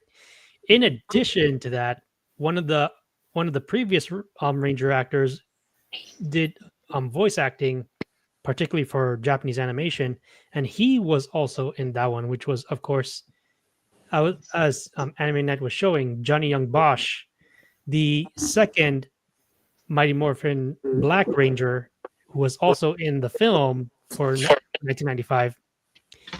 He was in that, and he was in the anime Haruhi Suzumiya. But case in point, the one that I met back in the day, I know I've already shown it before when Eagle Rider was on.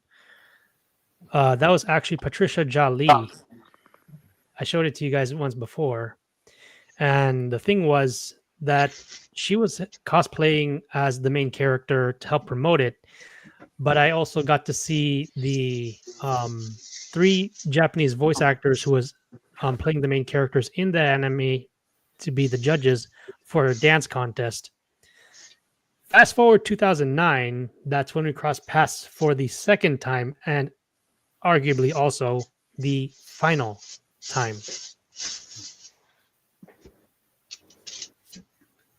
Just imagine what would happen if Amy Jo Johnson showed up in Pink Ranger. Oh my gosh, that line would be long. However, in defense, Cap, when I have spoken with Nakia Burris as well as Catherine Sutherland, who of course Catherine Sutherland I also met.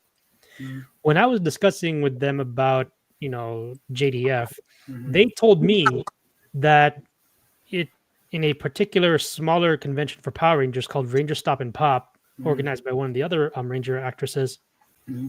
When JDF was there, his line is so damn long that Kat and Nakia, they were only there for 4 hours, but JDF, he stayed there longer than those 2 ladies, a lot longer, and that pretty much showed like the dedication that he had, not just to the fan base in general, but also to fans of Power Rangers, considering he was a favorite.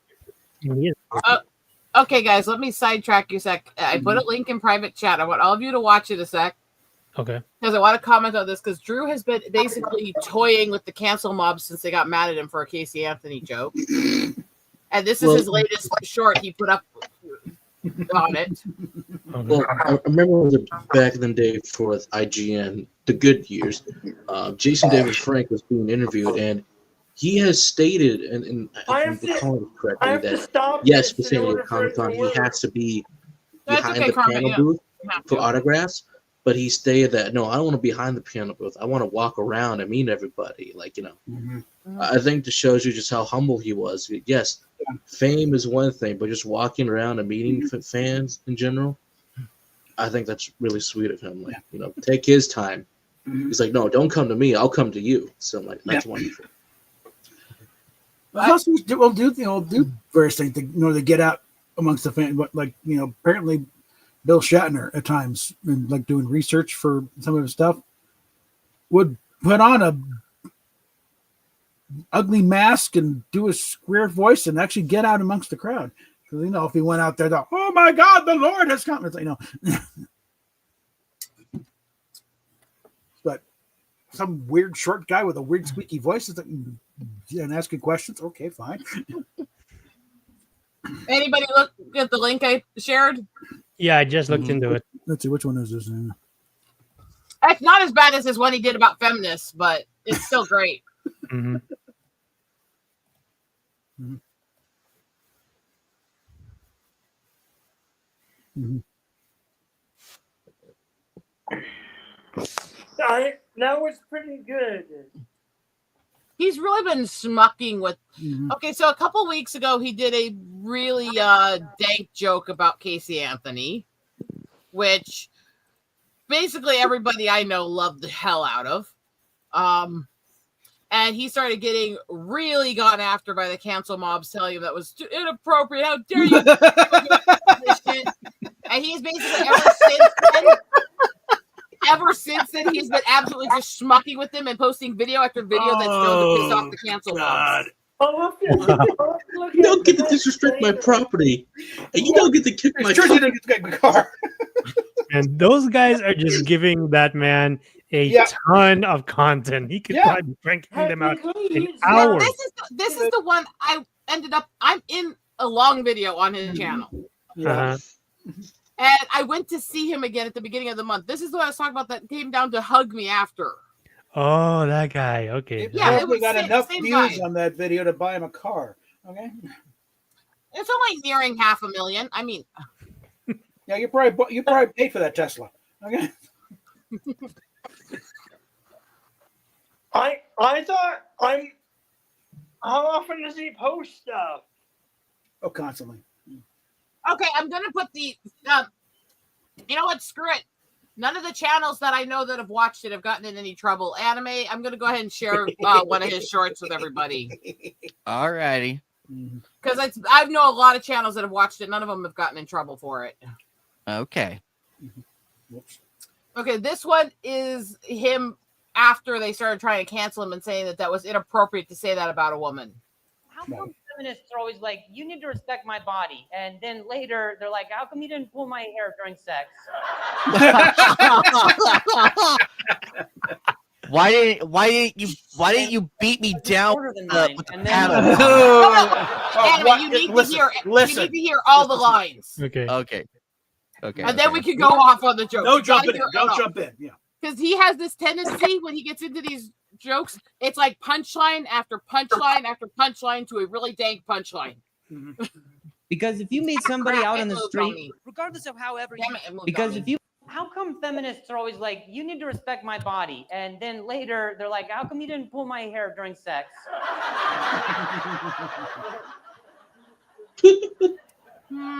And then you're like, because it's shorter than mine. And then she's like, I was talking about my armpits, and she's like, why'd you come so fast? And I was like, you look like the guy who moved me. Feminists. Oh my God.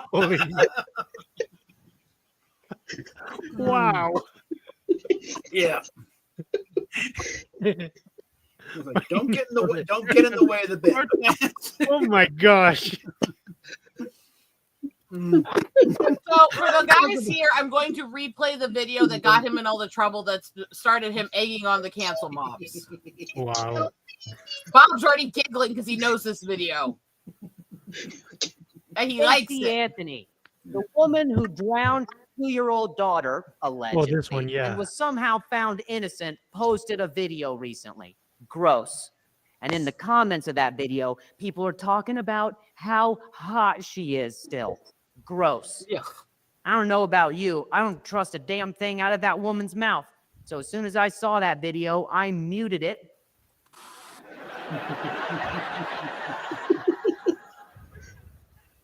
I closed the blinds and grabbed some lubricant. But the point is, I don't trust her. It's the first 3-minute video I finished in 40 seconds. I'm not proud of it. It's gross.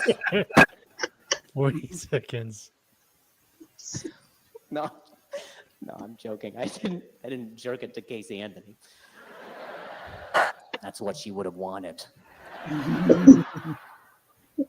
Just a keyboard with a pool of dead babies, you know. And that's why the cancel mobs are harassing him. Oh, they're the Casey Anthony sympathizers. Oh, they're trying to claim that somehow is disrespecting what happened to the kid. It's like, no, it's not. No, it's fucking not. It's highlighting what happened to the kid. You're going over her, but hey, what more clearly? I'm sitting there going, that is dank and beautiful and hits and actually makes sure people don't forget this child. All in one beautiful, inappropriate swoop. I fucking love it. So obviously, I have grown a big affinity for Drew, and I will go see him every chance I get. Nice. Tomorrow night is a little bit more interesting in some regards because this is a comedian that's only done a few shows in the U.S. before. To those who know much about him, he got his celebrity status as a comedian by going viral for a video of him joking with somebody in the audience with Tourette's. Who is it? I'm getting there. And since then, all the people tried to cancel him when that video went viral, saying you're being so mean about people with Tourette's. But all the people with Tourette's started going to his shows in mass to support him and watch him and interact with him. So now he's got entire dialogue boxes and video upon video upon video of him interacting with people with Tourette's in his shows. His name is Luke Kidgel, and he's an Australian comedian, which tells you what kind of language he uses.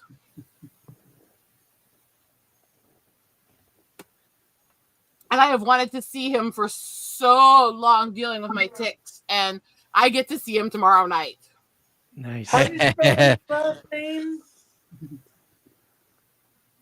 I'm just concerned with how much of a little freaky, horny bastard he is, that if my tick about them goes off, it's going to become interesting. How do you say his last name? Can you put it in the private chat? Sorry. I might want to look him up later. And he has got some of the greatest videos of him interacting with people with Tourette's. Including one guy who suddenly, while talking to him, started ticking daddy. And he's like, ooh, he called me daddy.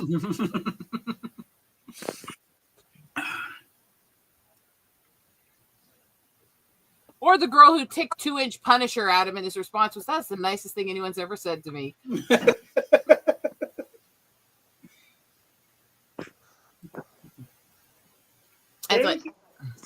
Thank you, Eagle.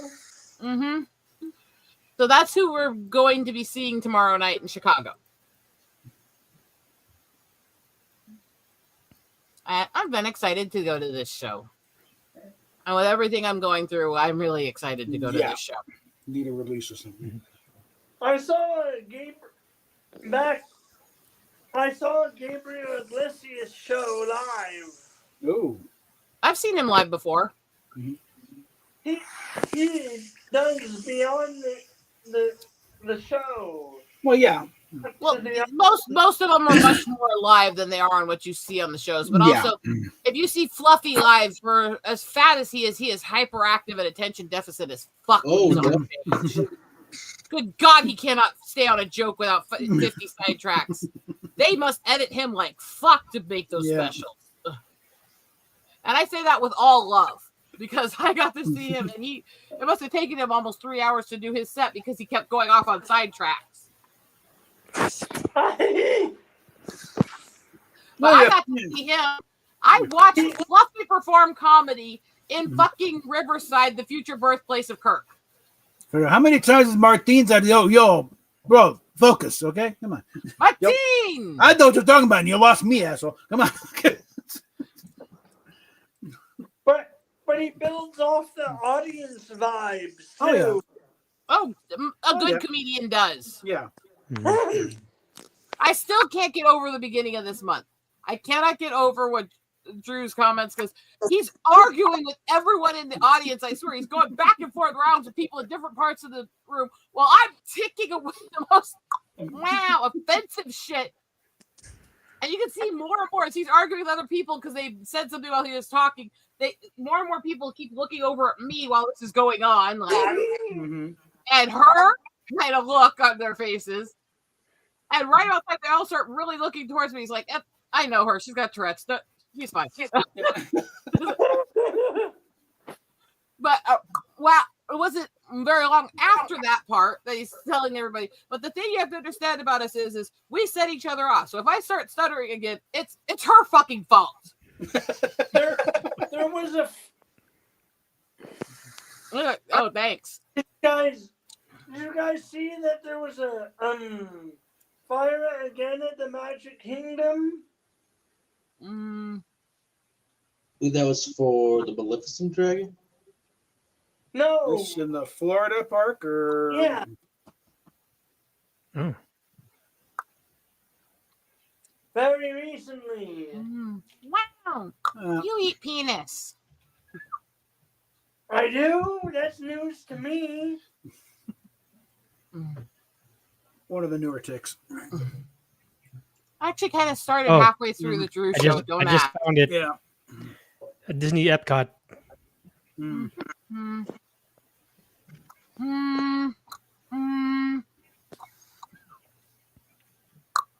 Imagine they got it. My boobs are huge. They've got their own fire department, so imagine they got it really quickly. That's the one I do not need to go off tomorrow because I already know what dress my husband picked for me. It will be obvious I'm telling the truth in that tick. And Luke will jump all over that one. That's an open invitation. Yeah, think? Yeah. The Well, yes, you do. You're awfully proud of those things. Yeah. He already comments all the time on the fact that people with Tourette's, they're just saying what all of us are thinking in our intrusive thoughts. Just saying what's in our heads when we look at people.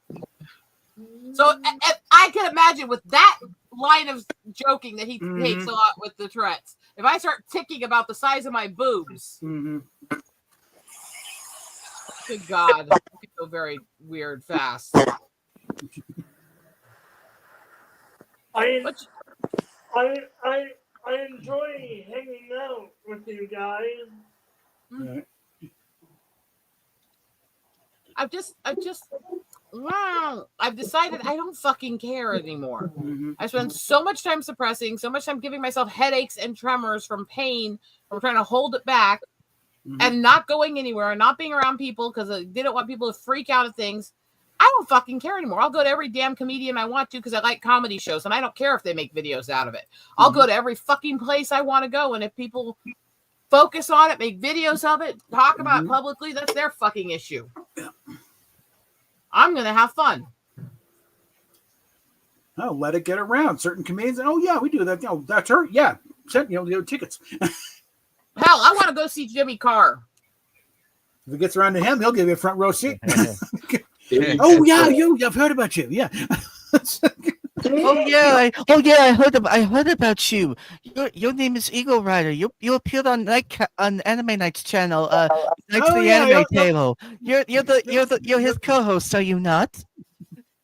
I'm a crazy bitch who puts up with all you fuckers. I mean, Are you sure it's not the other way around? I'm not so terrible to deal with. Most of the time. Unless of course, if we involve a gnome. If we involve a gnome. I was going there, actually. I say that after the weekend I had with the gnome, I was so ticky that I couldn't stop hitting him all weekend in ticks. Including one of the points, I started ticking, gnome, here, like 20 times. And when he finally walked towards me, I just started tick hitting him over and over. The level of patience he has is I'm appreciative of him. Tiki was excited. She finally had her gnome. Yeah, she could do more than just insult him now. Now she can physically abuse him. No, the crazy thing is that whole weekend of ticking it, insult after insult, hit after hit, all my issues. I was in severe medical state that weekend. Everything. He still wants to come over and spend more time with me. He's still trying to figure out how he can come make a longer trip to come visit me more, and I can make a trip to see him. It's like, no, it didn't faze him at all. He's like, oh, well. Eagle, I'm sorry about loss in your family, by the way. Thank you. I'm right now trying to distract myself just a little bit. So I've been working on my photos for days. I've been like hyper consumed editing photos, haven't I? Oh yeah. And I'm still deciding which things I think are print worthy, which things I don't think are that great. Delete here, save here, edit here, move here. My brother is in Japan. Ooh, Okay. wonderful. For work. Even better. Woo! Yum, yum, yum. Careful. Ooh. My husband's making me more of my candied nuts again that I like to eat. These are walnuts, and they are candied in cinnamon and rum spice. Unfortunately, it's too bad I can't eat that one, but I know which ones I can handle. And there's no sugar in these. They're used with monk fruit. Ooh. Can you give me a little bowl to put a few in? There's too hot still. I can Anyway, put them in the little bowl and eat them. I don't care if they're hot. I was telling Anime Night a while ago, since he's going over to Game on Expo, since I mentioned about a particular stuntman, again, for context, I was explaining to him about getting this back in 2022. And this guy right here, who's referred to as Ho Sung Pak, in the show WMAC Masters back in the 90s, he played a character known as Superstar.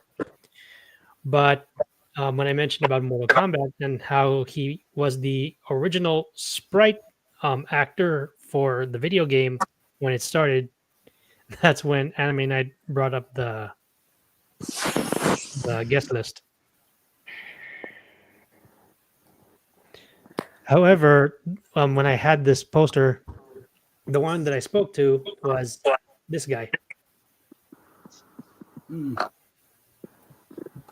But a common thread that some of them had is that a certain number of them was stuntmen on Power Rangers, but one of the one that's not shown on there is that the guy's name is Hakeem Alston, and in Mortal Kombat, he's actually the opponent of the actor that plays Liu Kang in that film.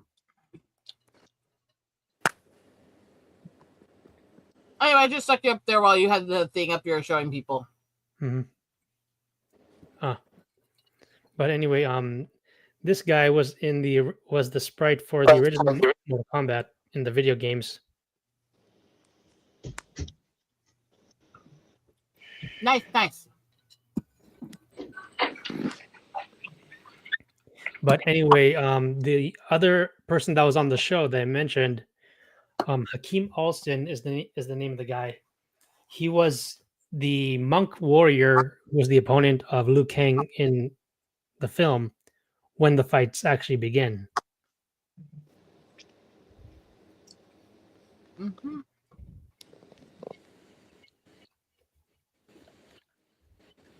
Sorry, I've been kind of crashing all day.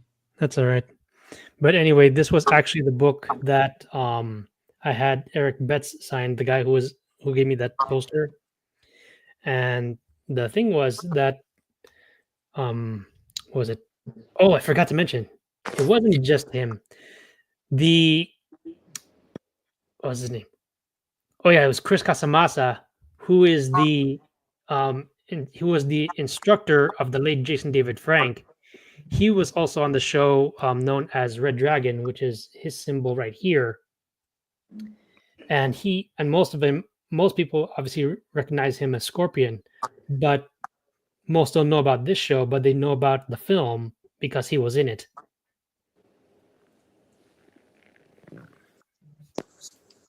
Let me see if I can find something here. Oh, right here. That's him when he was younger.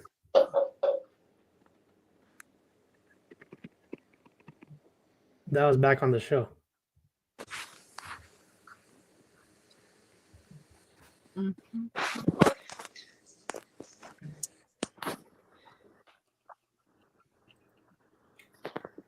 I do recall though that when I was checking on YouTube one time, JDF did actually get a chance to talk with him once on a live stream.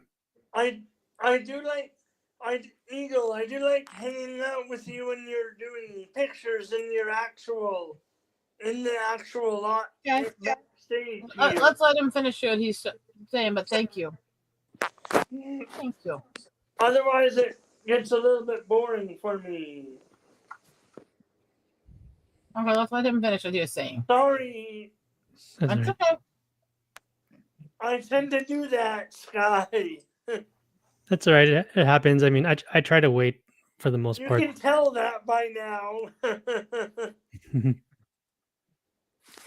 But the thing was is that every time I like look back on some of the shows that some of us tend to watch and cherish, it occurred to me that while it is timeless for most of us, the ones that keep pretending to think they know better than us tend to often prove the point that they don't.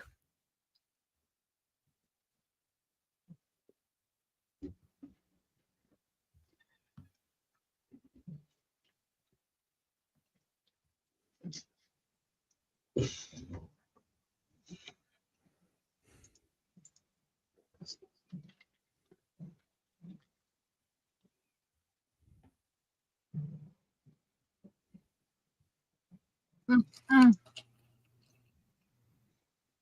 So how things been going over with you?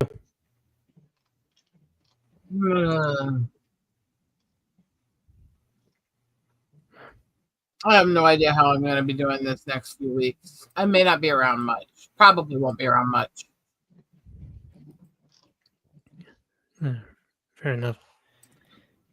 I mean, considering that since the original Teenage Mutant Ninja Turtle film, did turn 30 today, I am likely going to be rewatching and then kind of like revisiting it again, though, probably later this week.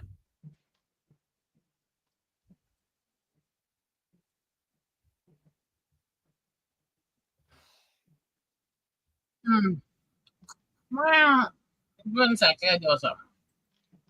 Mm-hmm.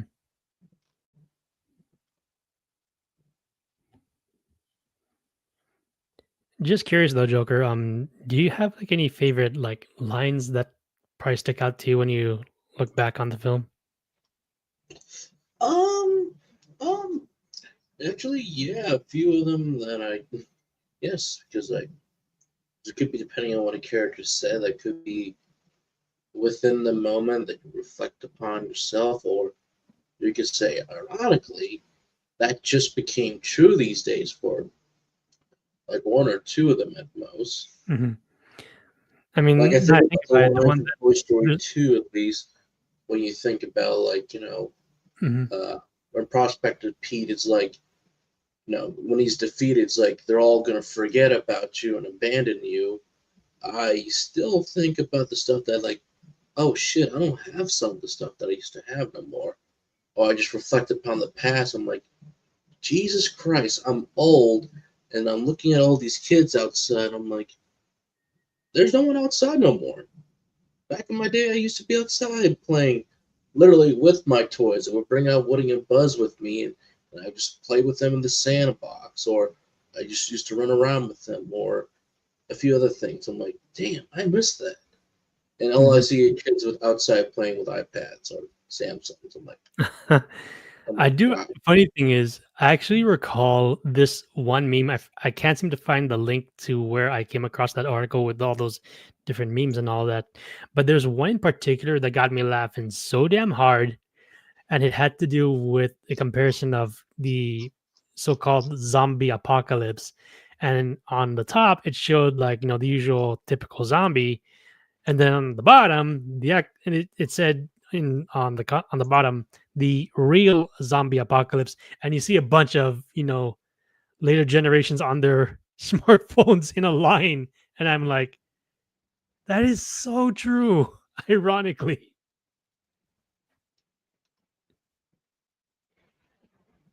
and just that part alone just tends to crack me up because it just proves that while technology can be a good thing, it also has its bad sides. Oh no, absolutely. Like what was it? I was watching something recently that the lines. Oh god, I can't remember. It was something about this line stuck with me, but I can't remember. Like it was a good line, but I think the line from Gladiator, like the final line that Russell Crowe's character says about like Rome, the freedom, but the people back. I think that really sticks with you at the end of not just what he goes through, but what the audience goes through. Like he's finally able to avenge his wife, his son, but can that dream stay alive for the people? After all, he's became Maximus the Merciful. Even the star of the film, he doesn't tell about fame and glory.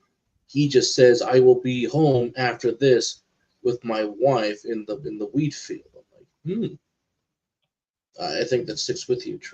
Truthfully, what he's gone through at the end, it makes his final speech worth it after he dies. I think it's very poetic.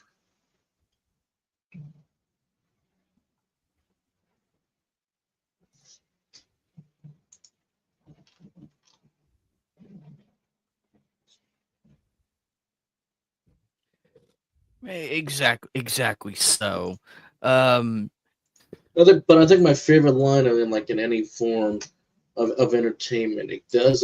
I always reference this line because it's always from Berserk, and it's something that from the '97 adaptation. Because I think this is so true on what he says about. Where is it? Where is it? Right here. Where is it?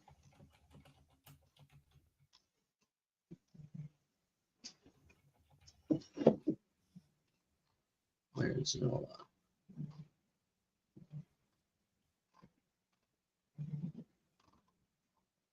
Come on, give me.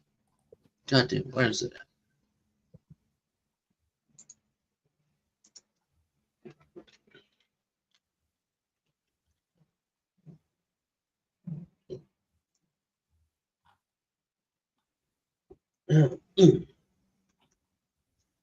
Oh god, I hate that when that happens. But you're right. what are your quotes? What is your quote that you remember the most? In terms of any show, Anything, show, manga, light novel, video games, you name it. We're open the boards for everything. Open the door for everything.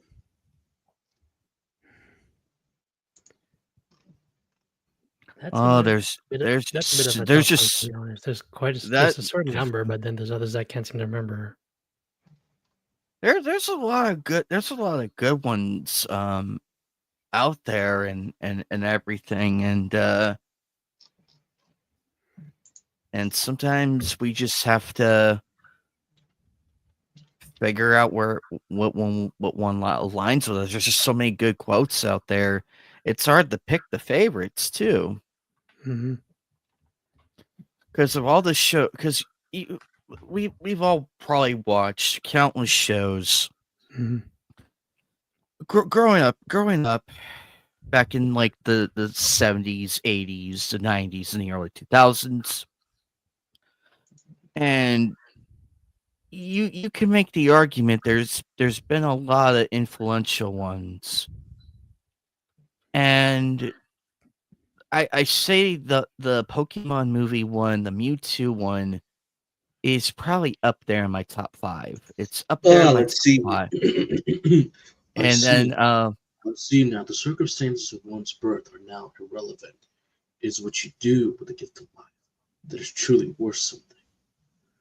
exactly that, and of course, I cite Skyhound. You're gonna like this one. I cite Penny Proud's speech in the original Proud Family. In that episode when the students like switch families up, like La Cienega goes to the Gross sisters' house, the Gross sisters go to her house. Penny goes to this new family's house it's for the week. It's for like a school project, if memory serves me right. And she's not used to like, and keep in mind this family is coming from like the Middle Eastern countries, like Pakistan, Uzbekistan, Kazakhstan, all those guys.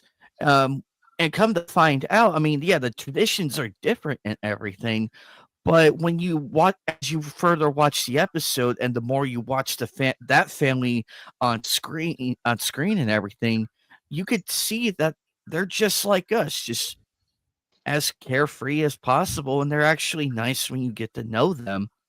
And they actually went out to dinner with Penny and them, and then that they come back to the house. What's up, Shiny? Hey They come guys. back. They come back to the house.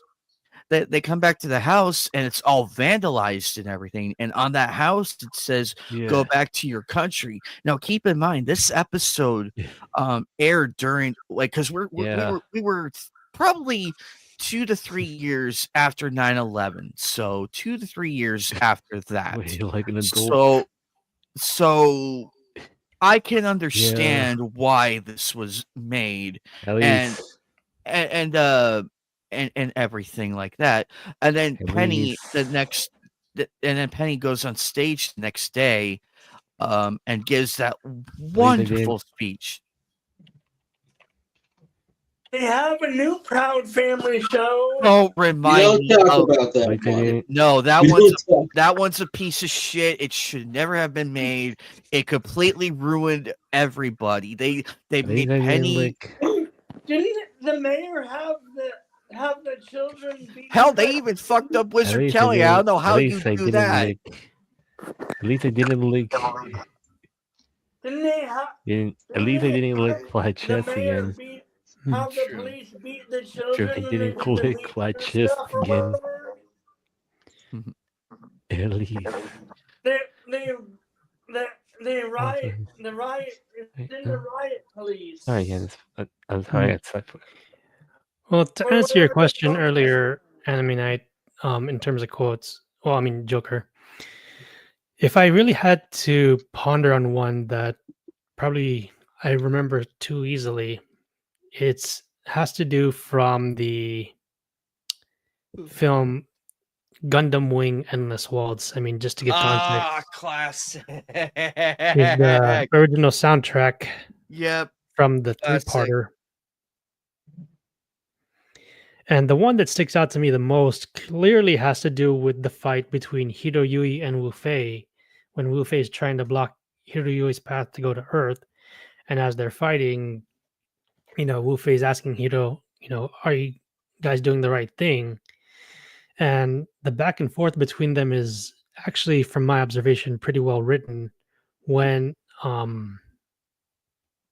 to put this, Hiro tells Wu Fei, soldiers fight to gain a sense of peace, believe in the world we live in today.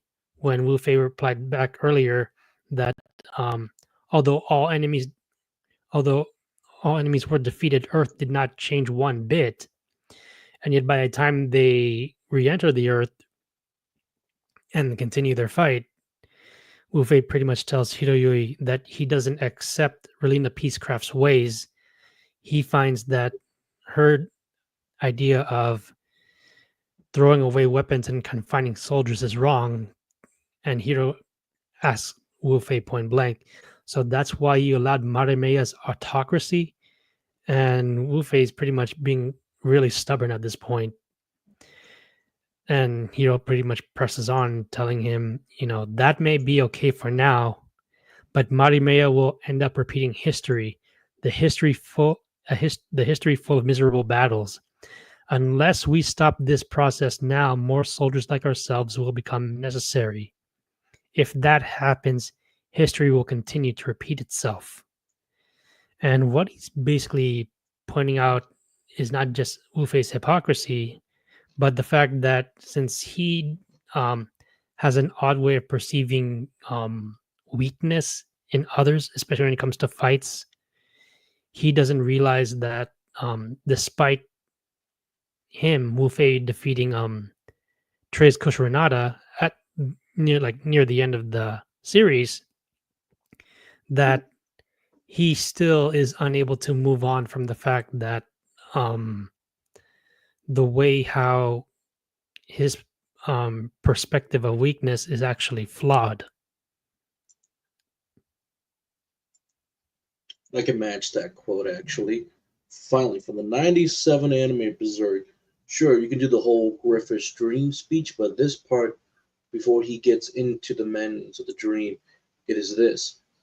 Yes, it is true. Men possess a side that is barbarous that you have observed, but it is also a double-edged sword. It can be a tool for winning precious things as well as protecting them. When you think about Berserk, especially during the Golden Age arc, before the Black Swordsman, before our true introduction to Guts, you see the origin of how everything started. When you think about the 100-Year War, they're all fighting for. You gotta say, what is everybody fighting for? What is the side they're going on? Guts at this point is a mercenary, and he's just fighting for whatever pays him and whatever moves on. But when he's with the Band of the Hawk, even before the eclipse and everything, it's a completely different side. He didn't want to be with them. He had to fight for his freedom, but Griffith won in the end. And through all the different battles, the hardship, the allies they gained or lost, you think about the experience they went through until the assassination attempt goes wrong, and Griffith realized, okay, I know who this guy is, and we're going to eliminate him. Guts goes in, infiltrates the castle, eliminates him. But thinking that there's a guard behind one of the doors, he accidentally attacks, and it's the young prince who unfortunately dies. And of course, Guts is really depressed and everything. He needs answer. He needs guidance.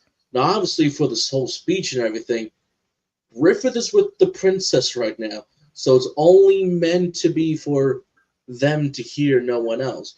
But when he's talking about this, it's like, you know what? You're kind of right about this.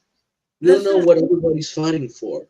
Did someone lose something? Is it for fame, glory, or is it to protect the country, or just anything? And I think it is a double-edged sword, as Griffith said. We see their side, but we don't see the other side. So I'm like, yeah, that means a whole lot. I found a funny meme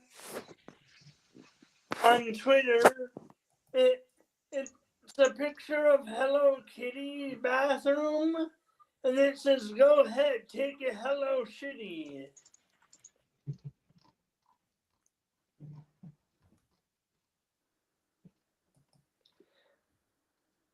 You're muted, Cap, if you're talking to me.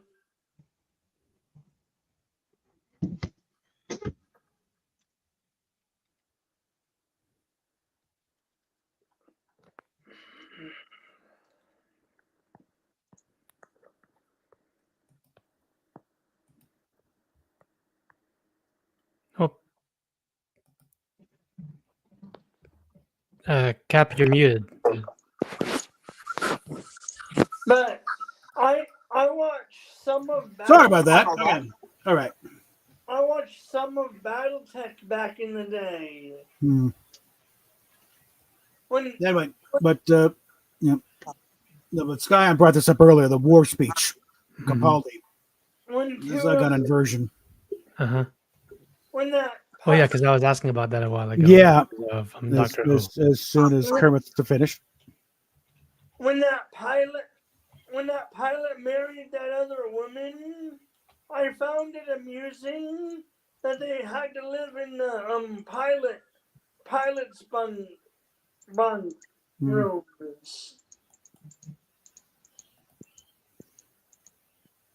That must have been awkward because rooms are very thin. Mm-hmm. And So what? because they were married and they eventually had a child.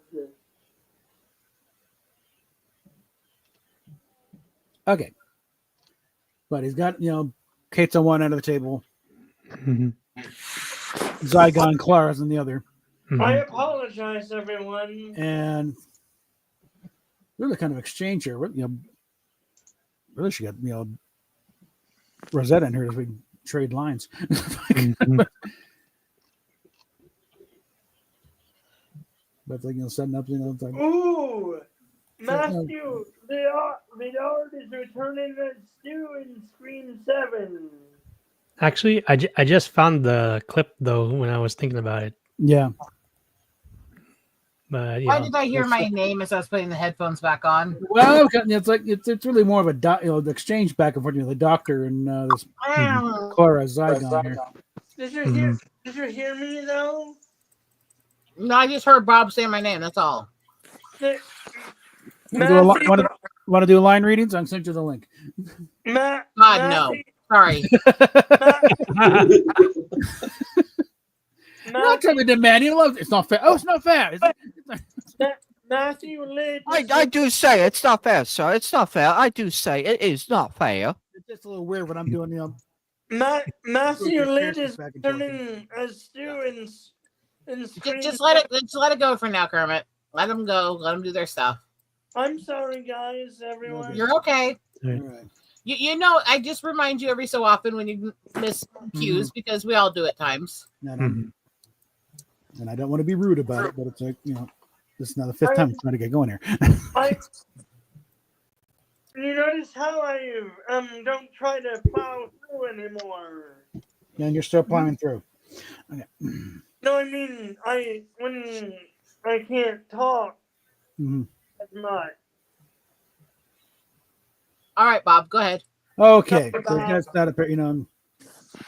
This is what we've all been waiting for. Make your minds up now. All of those buttons will destroy the Zygons, release the imbecile's gas. The other one detonates the nuclear warhead under the Black Archive. It'll destroy everyone in London. Bonnie, sweetheart. One of those buttons will unmask every Zygon in the world. The other one cancels their ability to change form. It'll make them human beings forever. Normal. All right, guys, back. So, all right. Anyways, so we were talking about TV shows, right? Yeah, we were. Cap mentioned about the part that I was trying to figure out. It was the whole war speech with Capaldi on Doctor Who, which I'm trying to read. Yeah. So, anyways, trying to get people to listen to you. This is now the fifth time I tried to get started here, and I finally a lot of shows that left as a cliffhanger. A lot, to be honest. Like, I could tell a few examples, like Sherlock Holmes in the 22nd century. Should I go check on dinner here at this point? It's like, Guys, let Bob do his thing before he has an aneurysm. I've seen him when he gets like that. Yeah. Try one more time, Bob. Reminds of a scene, the actor up there doing a scene, and the guy in the front row reading along, mouthing along with a script. The actor draws a sword, whips the script out of his hand. You're here to watch me, not judge me. Okay. I said, one of those buttons will destroy the Zygons, release the imbecile's gas. The other one detonates the nuclear warhead under the Black Archive. It'll destroy everyone in London. Bonnie, sweetheart, one of those buttons will unmask every Zygon in the world. The other one cancels their ability to change form. It'll make them human beings forever. Normal. There are safeguards beyond safeguards. I did this on a very important day for me, and this ceasefire will stand. This is wrong. No, it's not. You're responsible for all the violence, all of the suffering. No, I'm not. Yes, no. Yes, you engineered this situation, Doctor. It's your fault. No, it's not. It's your fault. I did what I've done. So did I. We've been treated like cattle. So what? We've been left to fend for ourselves. So's everyone. It's not fair. Oh, it's not fair. Oh, I didn't realize it was not fair. Well, you know what? My TARDIS doesn't work properly, and I don't have my own personal tailor.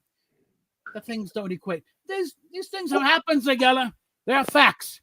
You want cruelty to be at cruelty. You're not superior to people who've been cruel to you. There's a whole bunch of new cruel people. A whole bunch of new cruel people being cruel to some other people who will end up being cruel to you. The only way anyone can live in peace is if they prepared to forgive. Why don't you break the cycle? Why should we? What is it you actually want? War. Oh, right. And when this war is over, when you have a homeland free from humans, what do you think it's going to be like? Do you know? Have you thought about it? Have you given it any consideration? Because you're very close to getting precisely what you want. What's it going to be like? Paint me a picture. Are you going to live in houses? Do you want people to go to work? Will there be holidays? Oh, will there be music? Will people be able to allowed to play the violins? Who's going to make the violins? Well, you don't actually know, do you? Once you actually know, do you get it exactly the way you want it? What are you going to do with the people like you, the troublemakers? How are you going to protect your glorious revolution from the next one? We'll win. Oh, will you? Well, maybe you will, but nobody wins for long. The wheel just keeps turning. So come on, break the cycle. Why are you still talking? Because I want to get you to see, and I'm almost there. Do you know what I see, Doctor? A box with everything I need. A 50% chance. And Kate goes, for us too. All right, now we're off. Fingers on buzzers. Are you feeling lucky? Oh, you're ready to play the game. Who's going to be quickest? Who's going to be luckiest? This is not a game. No, this is not a game, sweetheart, and I mean that most sincerely. Why are you doing this? Yes, I'd like to know that too. Why you set this up? Why? Because it's not a game, Kate. This is a scale model of war. Every war ever fought right here in front of you. Because it's always the same. When you fire that first shot, no matter how right you feel, you have no idea who's going to die. You don't know whose children are going to scream and burn. How many hearts are broken? How many lives are shattered? How much blood will spill until everyone does what they were always going to do from the very beginning: sit down and talk. Listen to me. I just want you to let me think. You know what thinking is? Just a fancy word for changing your mind. I will not change my mind. Then you will die stupid.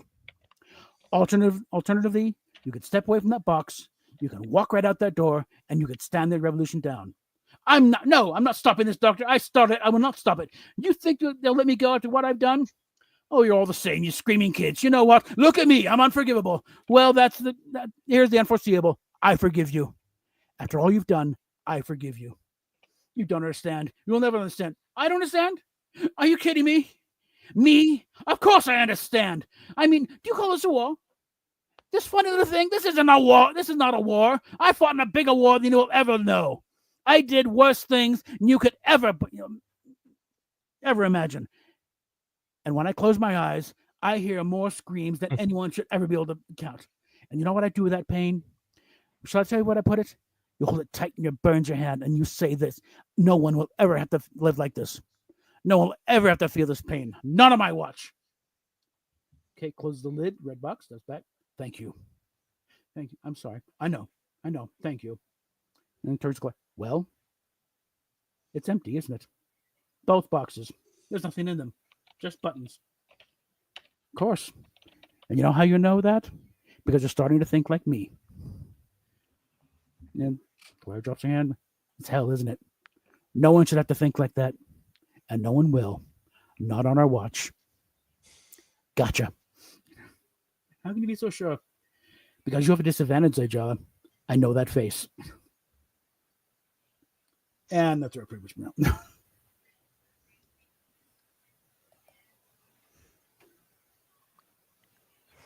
Okay. Well, Done rambling. Yes. Well, that definitely explains everything. Mm-hmm. That was too long. Be nice. Be nice. Mm-hmm. That's all Excellent. I'm going to say. I liked it. I apologize, Bob, if that Yep. was offending or anything. That's about how long the scene was. So sorry, I can't see things. I actually skipped a bit. I actually asked I was on watching the YouTube video so chat, long. how long it would be. Here's the thing. It's as long as it takes. His ramble, I can sit there and nitpick parts that I disagree with, parts I agree with, but the overall is war has to be the only resort to stopping true evil. There's no other reason for it. Yeah. In summary, But that better be a Because- damn, reason for it. Otherwise, it's like, Mhm. War is hell, and there will always be innocent bystanders who are hurt by it, no matter how careful you try to be. Doesn't matter which side starts it, though. Life is still going to be lost as a result. Oh, it definitely will be. There is a point where you cannot allow evil to maintain what it's doing. But that point has to be one of the hardest things to ever reach in all mankind. Yeah. It can't be a lighthearted thing. It can't be, oh, I disagree with your structure, so I'm going to destroy you. That wars have been started for less. And yes, they have. That's true. That's the point. And that's wrong. How many innocent... Look, let's look at my background, my lineage, because I am Lakota and Cherokee. You know, those two tribes were warring and fighting with each other for over 600 years. And what it amounted to was one tribe was hardcore on honor code and never speak to the rebels and the exiles. And the other made peace with them because they didn't want to fight. Well, I get that they didn't want to fight. And I also get the side that didn't want to have anything to do with somebody who would sign peace treaties with people who were exiled for violent sexual crimes. But in the end, what both sides were doing was trying to protect their own tribe, and they warred over it because they both found each other too extreme. For over 600 years until you fuckers showed up, and then we decided we didn't need to fight with each other anymore. Was it continual fighting, or were there years of peace? Well, off and on. You can't. When you're not an industrial nation, you can't really keep it up that long. And it wasn't war by today's standards. It was constant hatred to each other. You got to take it was if you run into each other, you fight. When people talk about the wars of the tribes, that's not the same as the industrial wars. Tribal wars were you have your enemies, you have your rivals, you run into each other, you fight, you war. Every so often, one of you will raid one of the others because you hate them so much. But generally, you were just trying to survive in your own places. And generally, you left the wars to the stories. Well, it's like the 100 Years' War. There wasn't constant fighting the whole time. You got to take breaks once in a while. And for nothing else, get laid, have some kids for the next set of that. Yeah, and they got harvest to get back to other things like war is rarely nonstop. Fuck off. Eat a dick. If you crammed all the battles together, it'd be like, probably about a couple months or so of fighting, but it's like punctuated by long periods where everyone goes back to their thing. And they tell stories of hate or whatever. Yeah, I know. Not even always stories of hate. Sometimes it's just simply we're fighting for what we believe. That's the thing that's difficult with these things. I look at what I just talked about. I apologize. Absolutely. One sec. You don't have anything to apologize Let for. it finish. The point. This is what I was bringing with that example. I absolutely understand how both sides felt. The renegades were exiled. They were kicked out of tribes for violent crimes. Most tribes found it repugnant to be on good terms with them.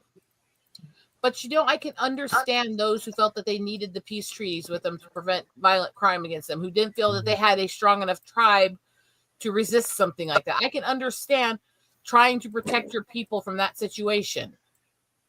And I think we got to try to understand each other's humanity, including each other's failings, including each other's limitations. Just because somebody isn't willing to go to war against something doesn't mean they support it. It may mean they don't have the means to fight it. Heart, compassion, understanding, and that's something that's easy to lose sight of, especially when we live in a world that others everyone that's not like us. I apologize if I offended you or anything. Stop apologizing. You don't need to apologize. I'm not offended. I'm just explaining my position here. Yep. That's all we're doing. Yeah, like now that I think about it, though, going through the whole quote and all that, if I had to choose another one that is like one could argue maybe a little bit too simplistic. It has to be from the first John Wick film, where Winston and Wick are kind of like discussing about something because Wick is trying to find the whereabouts of, the so-called son that kind of like, ruined part of his life. And Winston's asking him, is it just going to be is it going to be a personal visit or something else?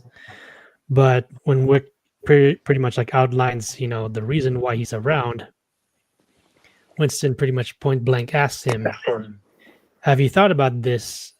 I mean, really chewed it down to the bone. You so much as dip a pinky back into this pond. You may find something reaching out to the depths and dragging you back in. Which leads to chapter 2 when word gets around that Wick is back in the game. The gentleman he made the blood pact oath with is calling it in. Like, you came back. I need this request. I hope you get out. And when John refused, his house gets grenaded and everything, and he has no choice but to finish the blood pact. I mean, not to mention the fact that when Winston is telling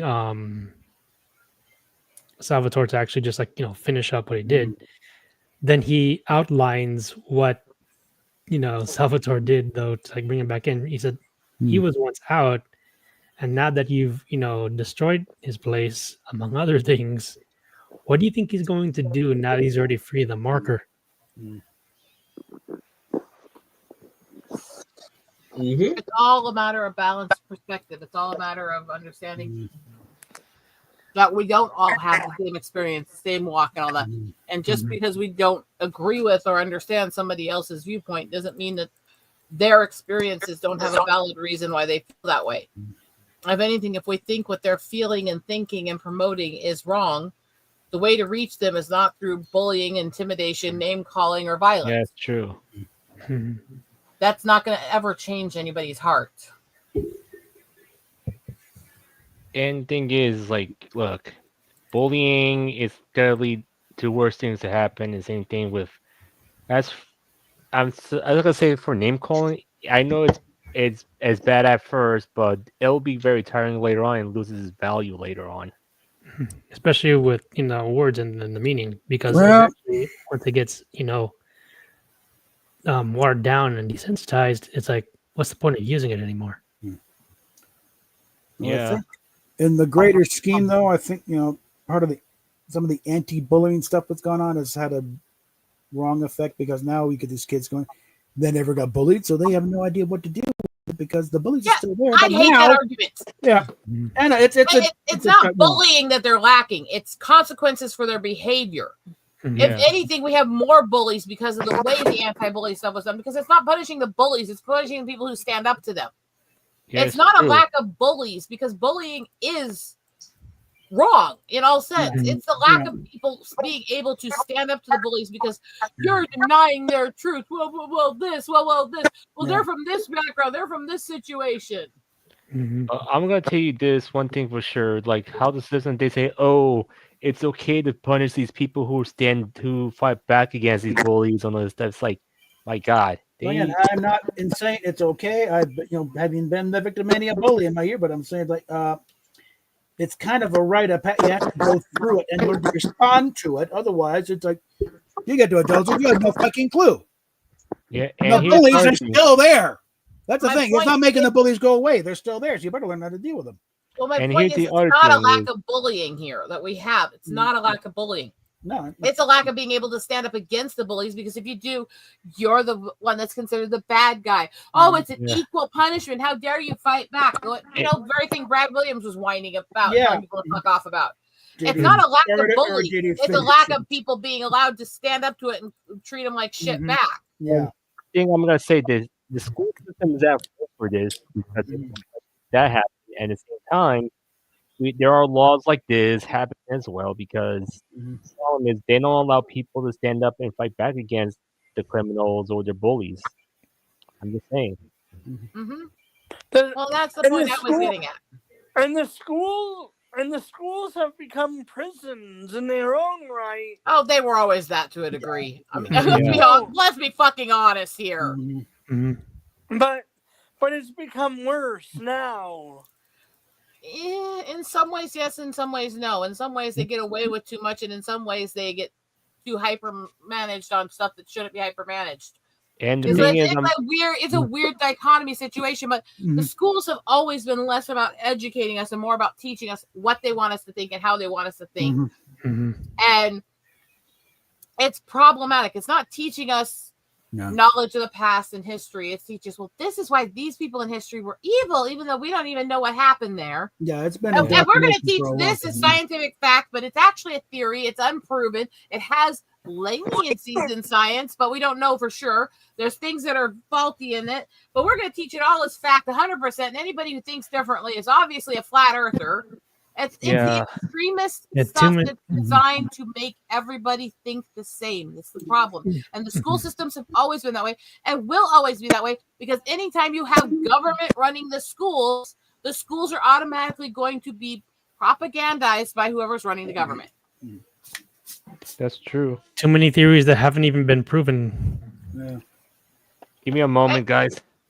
Of course. It's like, okay. Is there adaptation is proven? There are things that lead to science of some form of evolution, not the crap they're teaching, though, because the crap they're teaching is the extremist end that there's no evidence of. Evolution doesn't have to be false for what they're teaching in the schools of it to be false. That's the thing that both sides are wrong on. Teaching Darwinism, right? They're not even teaching Darwinism anymore. They've gone so far beyond what he wrote. Mm-hmm. And the thing is, why can't we teach? This is what we've proven in science. This is what we're theorizing and we're working towards proving, and we have working solutions and all that. No, a scientific theory is not scientific fact. Scientific theory, scientific fact, scientific law are all different parts of the scientific process. It is not known for fact until it is the law. And the levels to hit scientific law is extreme. I think part of it is they need a better word than theory, though, to cover evolution, because it's like, because it doesn't mean the same as it. Well, my theory is that no, it's not quite the same thing. I was getting to that here. So the point, one sec. So the point I'm getting to on this is we need to teach the parts that are proven. Say this is the hypothesis. This is the things we're going on. This is the things we're researching based on this that we believe are possible. But teach all theories of creation, of history, of stuff, of the parts that we can't prove. Teach all of them with equal billing and go decide for yourself. That's true. And true. Because we just don't know. I believe there's a combination between faith and science where they can coexist, but I think both sides have become so mired in their own doctrine that they're not willing to read all of their own doctrine to realize they're wrong on half the shit they're claiming. Yeah. And the thing is, with all the bullying situation going on, you know how most people shouldn't put them in public schools because of the whole bullying situations happen. They either homeschool them or send them somewhere a little safer, like a Catholic school or something like that. Oh, Catholic schools are not safer. Let's nip that one in They're the bud. No, then the bullies are the nuns. Okay, So what were you going to say real quick there, Kermit? I was literally just saying, say your part real quick, and then I have a comment on what he just said. I was going to say that the so-called scientific laws and whatnot change all the time as well. Yeah. Well, that's how science works. The laws don't often, because the level to actually be declared an actual scientific law is extreme. Yeah. But the amount of things that are actually the amount of things that are actually defined as law in science is actually like you can count them on your fucking hand. Most of it is different levels of theory to fact to other scientific law, the whole other ball game, and it's a hardcore one. Everything under law changes so often. Yes, because that's how science works. Science is the experimentation. It is the searching for the truth. This is why when people say science is irrefutable, it's like, no, actually science is literally the most refutable thing. That's literally the basis of science, is you're arguing how things came to be and you're fighting to prove your hypothesis. Yeah. That is science. Science is literally arguing and disputing. It is literally searching for knowledge and understanding. That is science in its core. And that's why these are, and it goes back to the scientific academies, and when the science and church and government were all interwoven and they were all ruling people with an iron fist, and there's serious issues with it. But to what you were saying on the homeschooling, my mom pulled us out of the school system for a couple different reasons. Part of it was the bullies that were torturing my brother routinely. Part of it was because they were still promoting absolute lies about my culture as fact. Unfortunately, what happened years later was I ended up in a private school for natives. That was even worse than that, about teaching lies about my culture, but she didn't know that at the time. But because of the propaganda, because of the lies that are taught to argue certain agendas, how many people realize that half of the shit's still being taught in schools? Half of the shit that's Common Core is still teaching a lot of the lies about natives from the perspective of manifest destiny being justified. How many people realize that?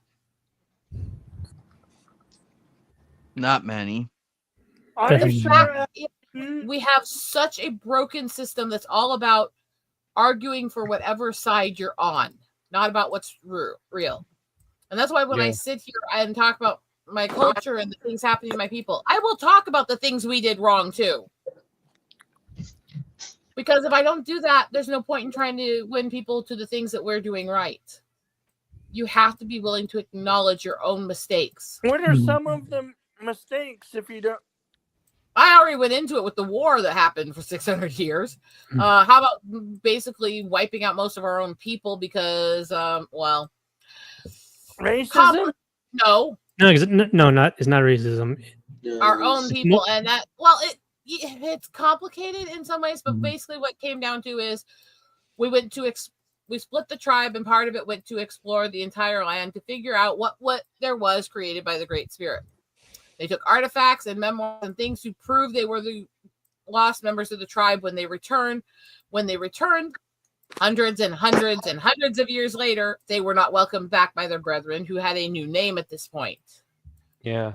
So when they wouldn't let us back to our homeland, let us back to where we came from, let us back to who we were, we started warring with each other. And yes, between the two tribes, we wiped out most of both tribes, which also is part of why we were not able to do as much to fight off the advancing U.S., British invaders. Because we were warring with each other, wiping out most of our own fucking tribe right before that.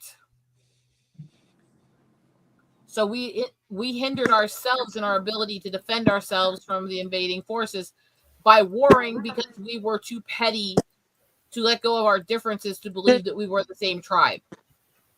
Did the British and whatnot know that this happened? No. Are you kidding? The white people in this country and in England still have no fucking clue what happened with our tribe. Might have known if they're both fighting. That means they're both too weak to fend off us. Have at it, boys. Yeah. And to be honestly clear, it's like with all this conflicts, it's like to the point that we don't know what's gonna be happening later on, because it's like, man, it's like people realize it's getting to the point. It's like it's getting a little stupid, to be honest. He's like, guess what? Neither are fighting now because we're taking over. Hi. And the thing is, and I'm not going there, Bob.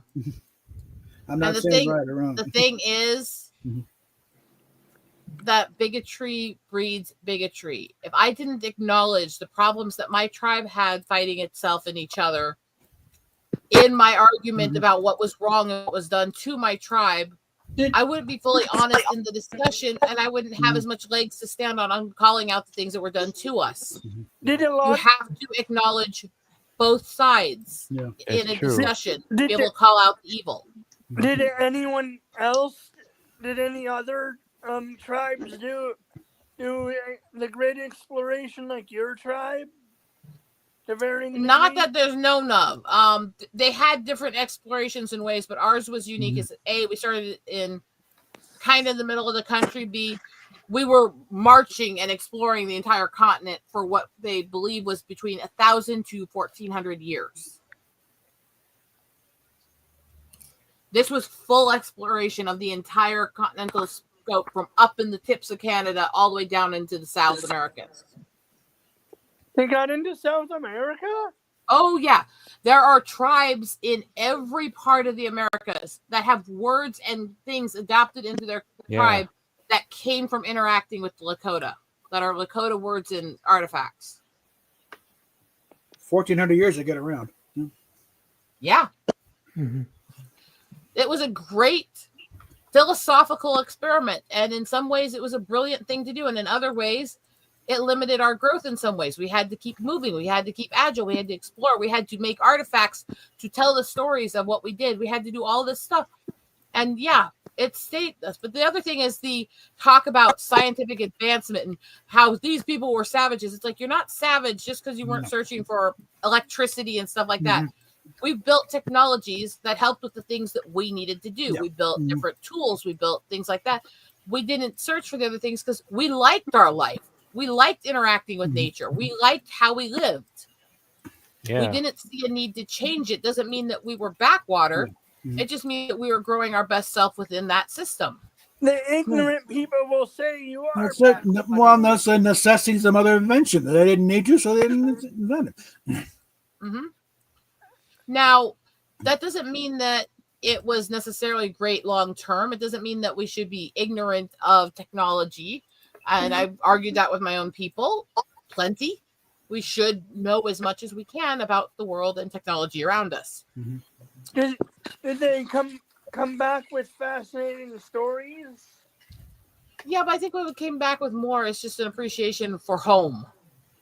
Yeah. From everything that's been passed down from the ancestors, everything that's been passed down and the artifacts made, most of the time exploring. Yes, there were things learned, but most of it was just missing home. And of course, the fun came when tried to come home, and it's like the ones who stayed, but it's like, no, you're not. Yeah. Now, again, this is the part that I love because they always say that the Sioux came into the Dakotas and they wiped out the tribe that was already here. It's like the tribe that was already here was us. Hey, Rusty Rivers, what's up, buddy? Yeah. They just took a new name. We took another name. Every time they've tested the DNA of any of the people from those wars, it's the same DNA on both sides.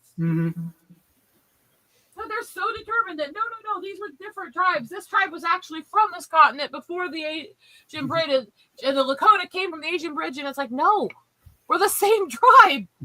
Not every tribe came from the land bridge. Some did, not all. Why do they think it was 1,500 or 1,500 to 2,000 years? Because they kept track. 1,000 to 1,400. Sorry. And the reason why is because there's general lifespan information, basic information on some of the people were of this age, this many moons and stuff like that, processed through the elimination. And what they know is it was at least 1,000 years, more likely closer to 1,400. You got to figure out how far could a group of people this size go for the in a period. Based on the artifacts, based on when different people adopted certain words and things from the tribe and different tribes around the continent.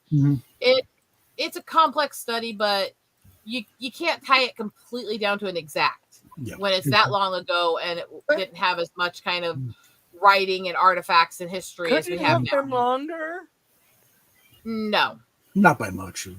Not by much, because there's a definite start period and the start period had to have been between certain years based on the interactions with other tribes in certain parts of the area as we were leaving the area. So there's only a certain time frame it could have been in.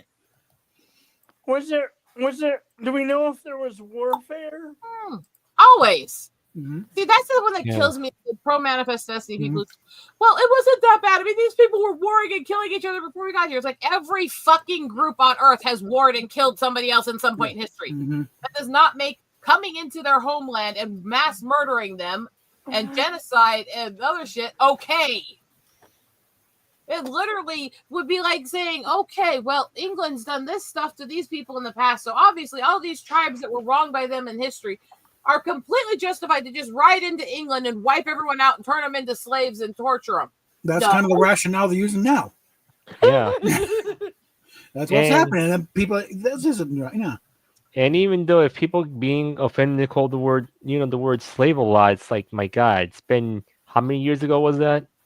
Like a Just long time. remember that some of the earliest documented slavers were Middle Eastern and African, and the word came from Slavic. It was a term for enslaving Nordic people. That's true. Yeah, the people being enslaved were white boys, and girls. There's Still are in some places. There's always been slaves, even if they didn't use the word slave. Well, again, the term Slavic, it's where we got slave from. It's like the word barbarian comes from Barbary. It was based on the Barbary pirates or Muslim pirates. And the thing is, I've heard it's more because that's what other languages sound like to the Romans. It's sort of bar. And the thing is, I'm just gonna say this, that the word, and also when someone say house slave, it's not that offensive. It's like, why? And let's say this, if well, because the other term includes the N word. Yeah, I only say it. The reason the term is offensive is because of how it was used, not the words themselves. Yeah. Again, it comes down to I absolutely abhor taking from the rights of anybody, and that's easy to say and fight for. However, we cannot deny the history either and pretend that everybody who had a slave or was a slave was just either innocent or guilty. History had such complexity and we don't understand it. Or the ones that say every tribe had slaves. No, that's not true. And they say this about all over the world. Every race, every tribe, every culture has had slaves. That's actually false. What? No. That's actually false. There are entire culture. No, let me finish. There are cultures. There is absolutely no evidence they ever were a slave-based culture. Ever.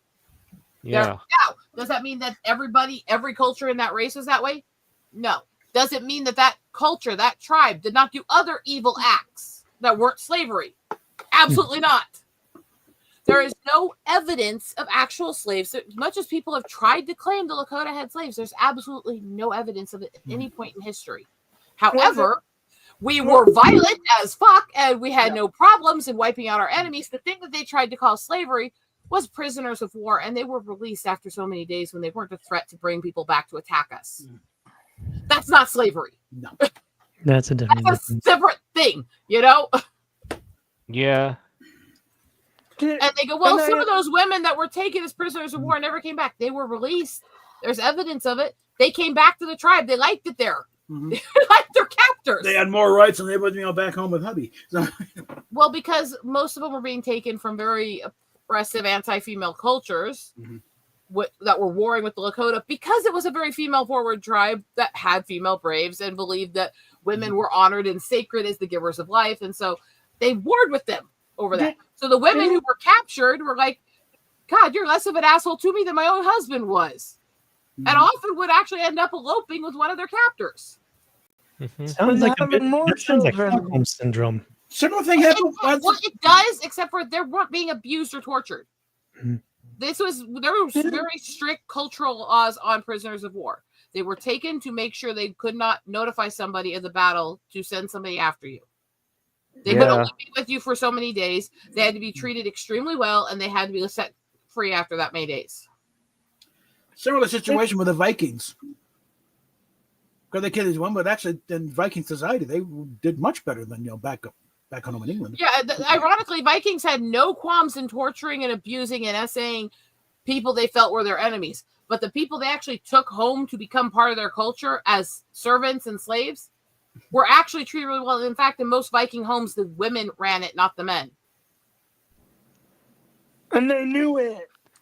This is the weird dichotomy. Yes, a lot of the stuff to modern society comes off as Stockholm, but Stockholm is a little different. Stockholm is you're being horribly treated by somebody, and they're brainwashing you into loving them for it. Yeah. It's like this in Stockholm. Like, I'm gonna give it into a great example. Like, have you ever watched any series that relates to yandere? Like, the thing is, if you know that, the thing is, the yandere try to manipulate her lover until the lover ends up falling in love with her. That's the point. There's a true crime deep dive on somebody who's got a fan club of guys saying she's the perfect yandere, and they want her to torture and try to kill them like she did to her boyfriend. That's really insane, to be honest. And by the way, a lot of these guys saying this are the same guys claiming that women are crazy because they'll fawn over prisoners in jail and killers. It's like, you're doing the same thing. You're doing the same thing. Wait a minute.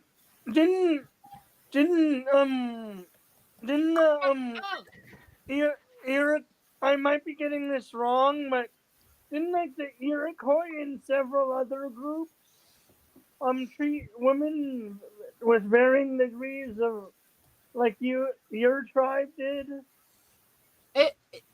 It's complicated. Every tribe had very, very different cultural viewpoint of women and their place in the tribe, how they interacted. Most Native American tribes had some form of female braves. Now, they were not just, oh, I want to be warrior like the man. It was considered a great honor to be able to have a family, to be able to have children, because you were the future of the race. You were the future of the tribe. You were the future of your people.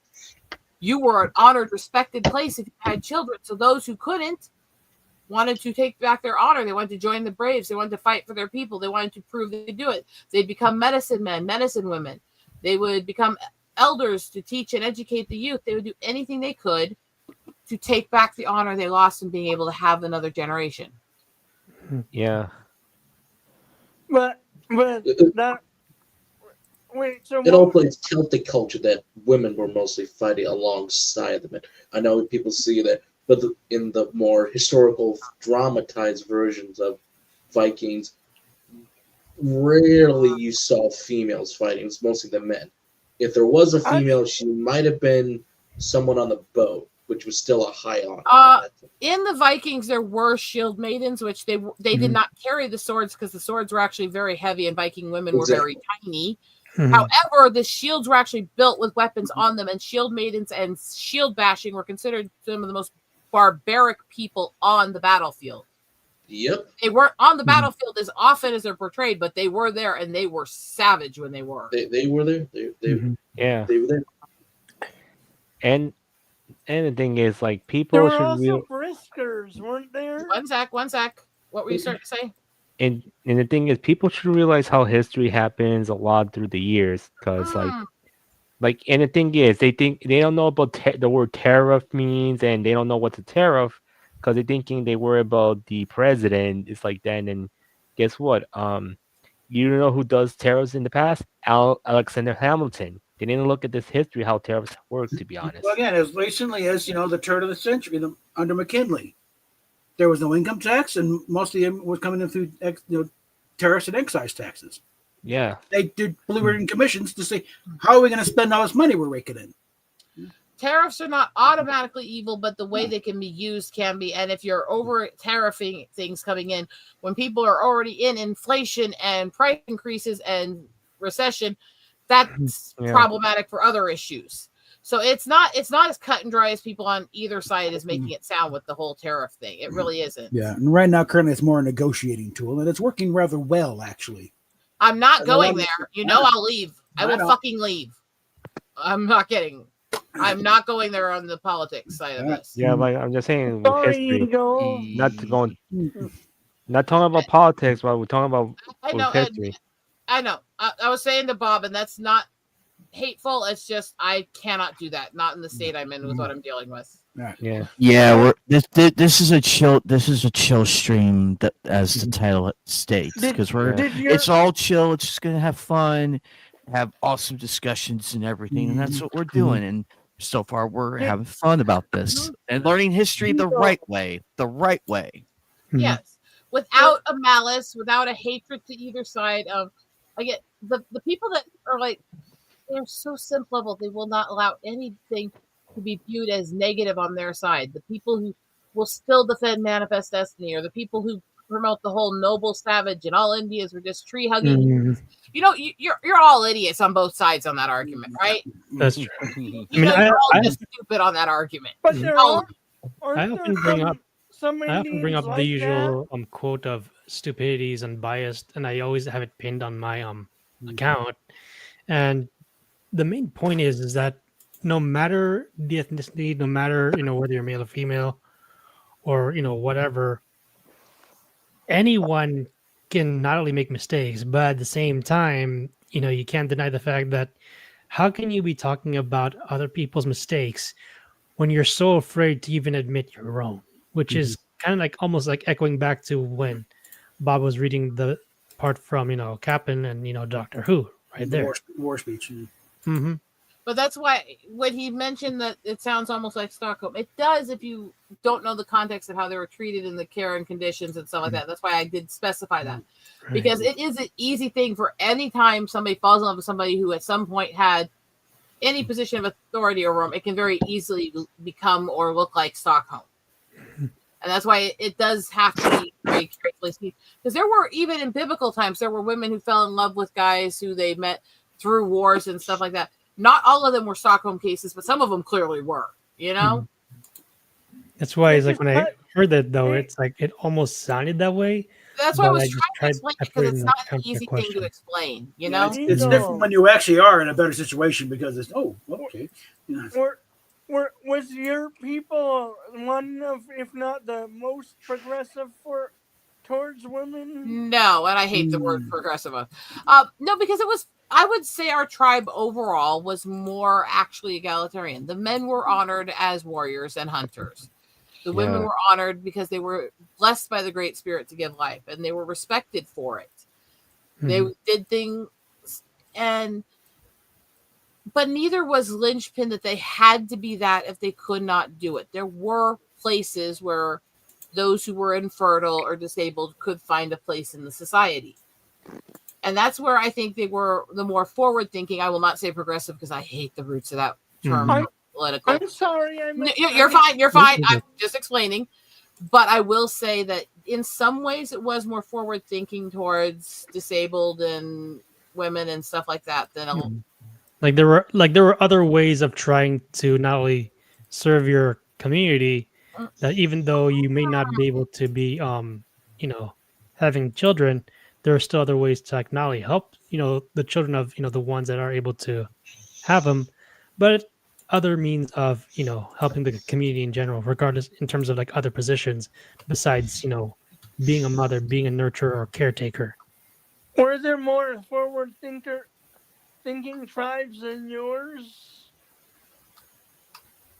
In some things yes, in some things no. I'm sure the Cherokee would say so. The Cherokee. Yeah, don't even start me there. And that's speaking as a woman with quite a bit of Cherokee blood in her, actually. Don't even know.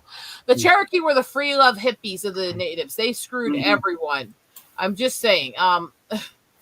Please understand, I'm saying that as a woman who has significant Cherokee heritage. So anybody out there who thinks I'm being bigoted, suck my left tit, bitch. Anyway, but yeah, the Cherokee were the free love hippie tribes. They made peace accords with everybody. They almost never fought, which is why the whole Cherokee warrior songs and stuff. What the fuck, warriors? They were the ones who never fought. Took away the tomahawk. Why did you fucking use it? Unless you were like, what, cutting your hair? No, I mean, not to say that they didn't. No tribe had no fighters. Yeah.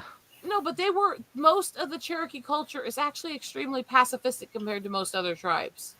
So it's not even an insult. It is literally a more pacifistic society, whereas my tribe, honestly, in a lot of ways, is more Klingon.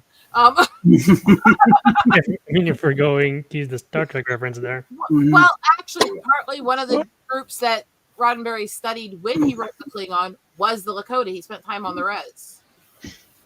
Who was the most violent tribe?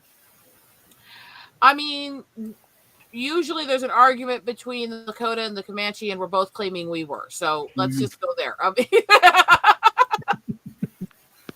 neither of us it's going, they're worse than us. We're going, we were the worst. Fuck you. Yeah. Even though right now I'm like, I'm just saying, like, there's a lot of things happen in history, like with all the violence and all this stuff that people don't understand very well. Anyway, a while ago, hours ago, when Bob and Carmen were kind of going on a bit about Star Trek, I mentioned that my best friend, who is a professor in doing creative languages, he is actually friends with the guy who made the actual Klingon language. Cool. And the thing was is that that guy was actually an alumni of the exact same college that he went to, which is UC Irvine.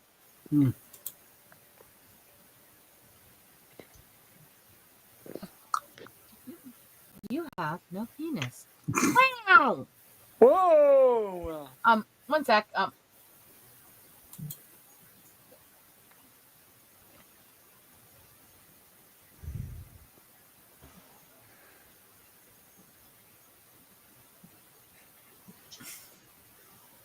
I'm trying to find out where some of the books I have, because I've got a bunch of books I want to put into the story time stuff I'm going to start releasing soon. And I was trying to find out from my husband if he knows where a certain thing was. So, wow, my boobs are huge. Wow. Oh. Ow.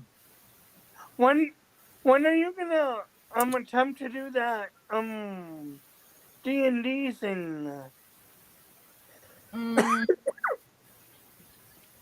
I'm talking to some groups and seeing if I can get started in going back into D&D because I miss it, but Yeah. I don't know if when I do this it's going to be in a group that we need to do one with the anime nights, and I'm having some stuff learning where I can access it because I don't have my old books anymore. Things happened. Speaking of that, Night just brought that up. I remembered that I had been keeping these for quite a long time, though, ever since like I was a kid. But it's been a long time since I revisited ones like this, and I'm not even sure how many even know of it. God damn it! Oh yeah. And then there's also this one right here. Very classic books. But yeah, eventually I myself am planning on trying to do one with regards to books. While at the moment I'm just doing one with regards to manga. Eventually I will be kind of like looking back on some of these ones and then kind of like going through like what it originally was, and the fact that, you know, in context of, you know, times back in the day, what doesn't surprise me is the fact that while most of these stories do give a little bit of a glimpse into other people's and their cultures, I think what's constantly been lost in terms of modern day is the fact that no one is actually, you know, bringing up these books because they just don't want to admit that they really don't know much about them. Yeah. Well, and the thing is that drives me nuts is that nobody was faultless in the things that happened, but the people that go, well, this person was just as to blame as this. To me, and this goes to the argument I see people make about, well, the natives did these things to the settlers. So, hey, but to be fair, and it's not saying it was right. I'm not saying that. But when you have somebody invading your homeland and doing things to your people, your responses to them, while they can still be wrong, are more justified than the people invading. That's not to say it's right, but that is to say context. That's like, you know, fighting off a bully. You can still cross the line and do things you shouldn't do, but ultimately that bully that assaulted you first is still the biggest fault. That's true. That makes sense? Mm-hmm. And the problem is with these days, people should realize, like, they need to realize who's at fault, and not to mention, like, instead of punishing the people who are being bullied, to be honest, it's like the bully's supposed to be punished. And the thing is, people don't know very well about mental health, to be honest. That's true. We think we're so much more forward on mental health and neurotypes than we actually are. The amount of people, for fuck's sake, just the amount of people who still make videos claiming that it's a mental health issue when people say they're autistic just is like, that's like, not mental health. That's a neurotype. It's literally how your brain waves function. It has nothing to do with mental health. It's completely separate. It's just a way your brain operates from the way the stems are connected. Literally. It's like there are differences. It's Tourette's is not a mental health condition. It's a neurological condition. Yeah. Same with autism. And it's like, look, we need to have the conversations, but can we please, you know, this goes to everybody, because it's happening on all sides of the aisle. Stop referring to autism, Tourette's, ADHD, and those things as mental health conditions. Please, That's true. God. The fact that the fact they're using terms that they don't even know, it obviously makes me question not just their lack of quality of education, but also literacy and a bunch of other things. The case of where a little PBS is a dangerous thing. What I've also noticed is with the people who keep calling those things mental health conditions, they are the first ones to go around making videos trying to debunk every person who says they have those conditions, while claiming that look at these people don't even know the facts of the condition they're saying they have. It's like, you're calling it a mental health condition and it's a neurotype, and you don't even know the facts of what you're trying to debunk. So quit trying to debunk it. Because I watched an episode of Nova last week, and this is what they said. You weren't paying attention, were you? Because I watched the Guru Prince E about this. I know, but no, Some of those shows wants can money. teach you stuff.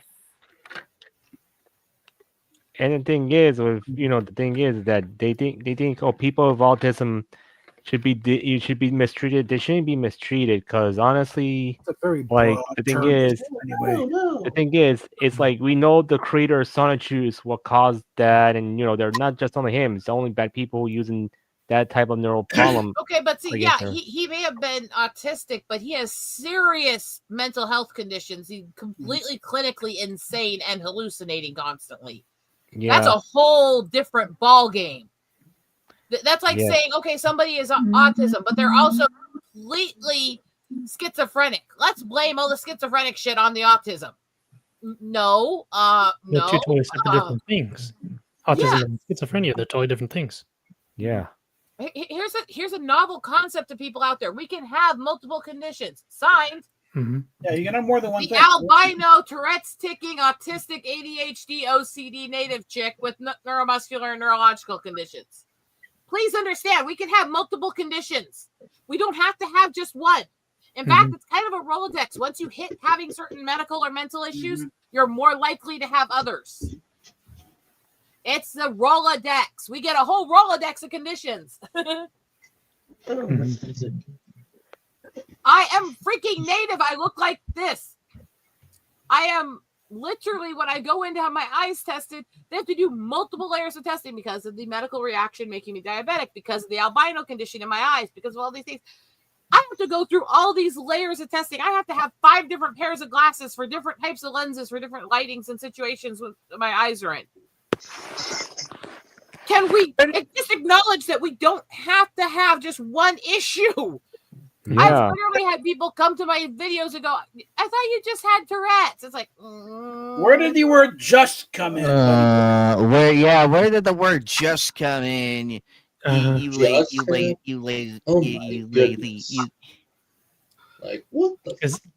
What's funny though is that, like, when you come across these clowns who keep making, these dumb, like, unfounded arguments, that as soon as you find that they say a particular word or term that causes the rest of it to fall off, it doesn't take us long to realize that these clowns have no idea what they're talking about. And it doesn't matter which side of what aisle or which political spectrum or which social movement or which entertainment community they're from. Once they start spewing this nonsense, they all spew the same shit eventually. Yeah. And the thing is, even I'm gonna say one thing for sure, with gender biases, they're thinking, oh, women are the victims and they don't pay attention to the men. They're thinking, oh. That's a tirade to me. It's also a tirade to me, these people who are using that issue as an excuse to basically defend victimization of women and say women are evil and stuff. Yeah. Can we just say both of them are assholes? That's the same shit word, and they can go fuck each other. Exactly. Honestly, it's not just only like gender biases, also racial biases. To be honest, like my God, like I'm Hispanic. Do I need to feel sorry? Not really. You sure as hell don't need this term Latinx that was made up by a bunch of dumbasses. I know, and the funny thing is, I remember when they actually tried doing one for Filipinos, and they tried putting the X in front of there. I'm like, are you freaking kidding me right now? It's like, you guys just proved that, one, you're not only jealous of other ethnic groups, you don't even understand and you're just, trying to fuel your own ego. to just prove that you don't really have much of a life experience to begin with. Yeah, And while Snarky, we're talking about Snarky that, Jay's got an excellent video on this. I did not hear of that, but that does not surprise me. and while we're on that whole topic range, let's deal with the people who keep trying to claim you have to be black to have dreadlocks. Because where was the first place there was documentation of dreadlocks as a fashion hair? Anyone know? I'm going to say the Norse. I'm thinking Scandinavia. Greece. Ah. Oh. I'm way off. And it has been used in almost every culture historically. It's extremely big in Celtic culture, and it actually is part of their religion and their culture. Yeah, and braids. That's not your fucking culture. Can't some of the science documentaries in shows like Nova actually teach people something? Nova used to. I don't know what they're doing now. Sometimes I said. But it's just about a matter of when they say this stuff, I'm sitting there going, and they go, well, just stop saying it's your culture. It's like, well, or the ones who argue against it who are white who are going, I can't speak of whether or not it offends black people. I'm not black. It's like, it doesn't matter. Shut the fuck up. It's not their culture alone. It is their culture, but there's other cultures that have used it too. And our cultures aren't negated just because they use it.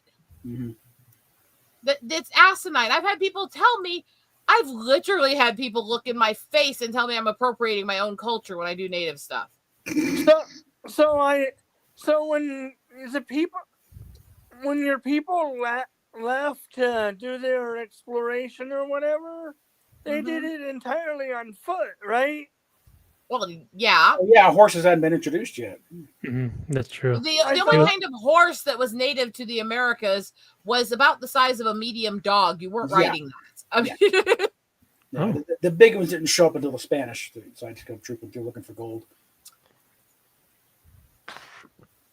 And the thing is like, my God, like with all the racial bias and people thinking I'm Indian, which I'm not. I apologize if that was a stupid question or anything, by the way.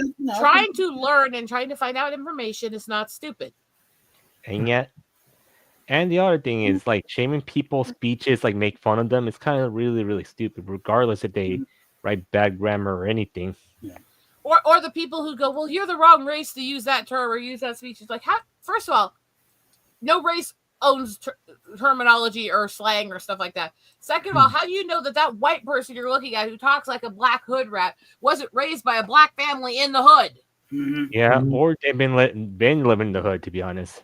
Yeah. Although, again, they act like the only time people are adopted by the other race or intermingle with the other race, it's black people in white neighborhoods. That's not the only situation. First of all, there's a whole fucking lot of races besides black and white.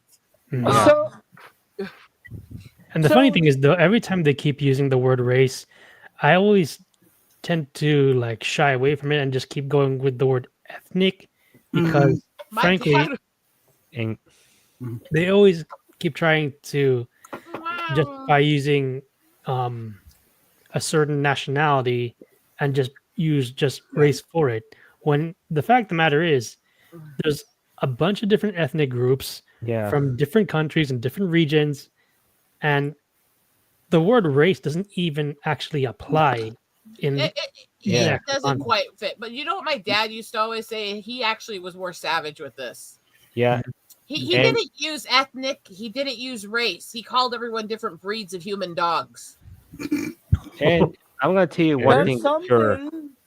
It's like, and the thing is, they let's say that with race, they think it affects on dating and say, these white women had to date black men because they felt sorry about it and they want to try to do that. And what happened is the white men will go to the Asian women, and we know how it goes, to be honest, when they say, they want to depend on race. Can we actually acknowledge the fact that part of the reason why that happens is because there's a natural human desire in our genetics from caveman days where those things that are different than we're used to are exotic and alluring and draw us in. So if you're an Asian, you talk to most Asian people and they like black women, if they're not part of the racial battle between Asian and black, which is the highest racial tension right now globally, or they like white women. You talk to white men, they love their minority women. You talk to Native guys and black guys, they love their white chicks. I mean, it goes this way all over the globe. That which is different, which wasn't your norm, you're drawn to. My mom loved brown boys, little Celtic woman. My dad loved white women as a Native man. Guess how I came about? And yeah, for me, I'm basically Hispanic, but I do have a bit of, some of my Arab ancestry and also European ancestry and some black ancestry, to be honest. The thing is, I know that I have a mix that came up from Mexico and from the Spaniards and the wars and the southern tribes and stuff, that I don't know all of what's in it. And I know the family that came from that, the mixed in with my grandparents a few generations back, were about half Hispanic, and the other half was a mix of southern tribes, some of which are not actually fully on their own anymore. They have been fully absorbed by Hispanic race. And I don't know what all southern tribes are in me, but there's actually a pretty good percentage of southern tribes in me too. But I don't connect to that culture. So I don't call myself a South American Indian ever. Even though I have that blood in me. I don't call myself French. I have that blood in me. I don't call myself German. It's not that I'm against any of my lineages. But the lineages I was raised with, the lineages that have the highest blood to me, that I have the most genetic traits from, that I grew up with the culture of, are Native and Celtic. It's my Lakota and my Celtic. And that doesn't mean that I don't love all my other backgrounds. Oh, dear God, I have so many backgrounds. I am a mongrel. So this is why when people go, well, then you're a half and half. It's like half and half. I fucking wish. I mean... And the thing is, when I look at my... More Heinz 57 here, I love what I am. Do you have any Mongol in you? Well, here's the thing, is that the Mongolian and Chinese had a lot of intermingling with the native tribes because of the tribes that did come from the land bridge. So pretty much it's almost a guarantee anybody that's Native American in the U.S. has some Chinese and Mongolian blood.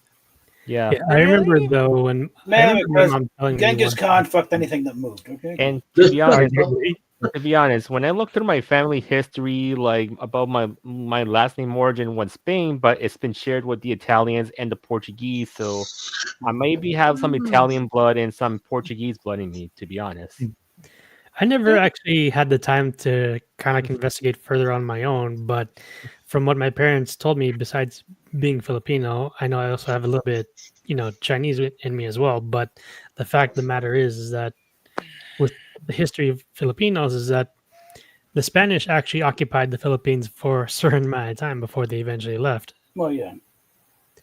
But one thing that I always find amusing, but if there's one thing I always find amusing is the fact that there was this Filipino comedian that pointed out that when it comes to desserts for us Filipinos, the funny thing is that the words were actually negative because the context of it was in the Spanish language is actually negative. But what the Filipinos did is use the term but make it into a dessert. Hey, Anime, mind if I hijack a sec to show you guys a couple of the pictures I took recently? Yeah, go ahead. Yeah, go ahead. But what's really I want to tell just a sec to get these open while you talk to them. Look at the pretty boys. You know what's really funny that I know about, like, since one of the teachers who Filipino back in middle school, his last name is Peñas, and someone say, "Oh, Mr. Penis, come to the main office." Oh my God. It's like Mr. Penis. One day back in elementary school, one of the PA assistants in the principal's office, in the admin office, accidentally said penis nut over the intercom. Way back when Federico Pena was elected mayor of Denver. Hey, and all the newspapers had Alpha, what's up? Mick Cow is here. Let me introduce you. Let me introduce Well, you real quick. Okay, let's see what Bob said. Let me introduce you guys real quick. So Golf Okay. 5 is from my channel, Yeah. and he does Comic-Con conventions just like you guys do. Okay. Yeah. Nice. And he makes his own action figures and stuff. I think you guys will really like him. All right. All right. Golf, please put your channel down. Let's check you out, Yeah. buddy. I'm curious. But So, Skyhound, what were you? Oh, what- wait, who was it? Shiny. Bob. You were speaking. I It was. was Bob.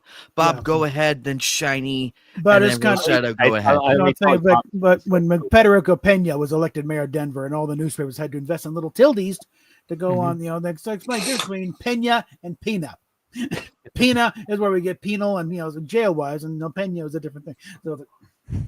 Yeah. So everyone in Denver got a little in the Denver area got kind of a little lesson in the Spanish language of it. You eat penis. Why did they have to do that? Wow. I want to do that. Because and I've got to explain, you know why Canyon City doesn't have a Y in it, but it's got the little. That's why. To be honest, Why did they do it though? Because that was his name. and it's really funny how The when mayor they of the say- damn city, it better show some respect here. Yeah, it's funny how it's like the last name's Peñas and it's like Filipino How long plus ago was Spanish. this, by the way? God, But the thing is, back in the 80s. and the thing is like why? And someone say, "Oh, Mr. Penis." Penis juice. Drink it hot. Alrighty. Anything else? You have any funny stories before Rosetta show us the drawings? Real quick. Hey, Joker. Apparently, Marvel Studios has reportedly rumored to have canceled Blade. To quote someone else, "Oh no!" I've Anyway, heard that rumor before.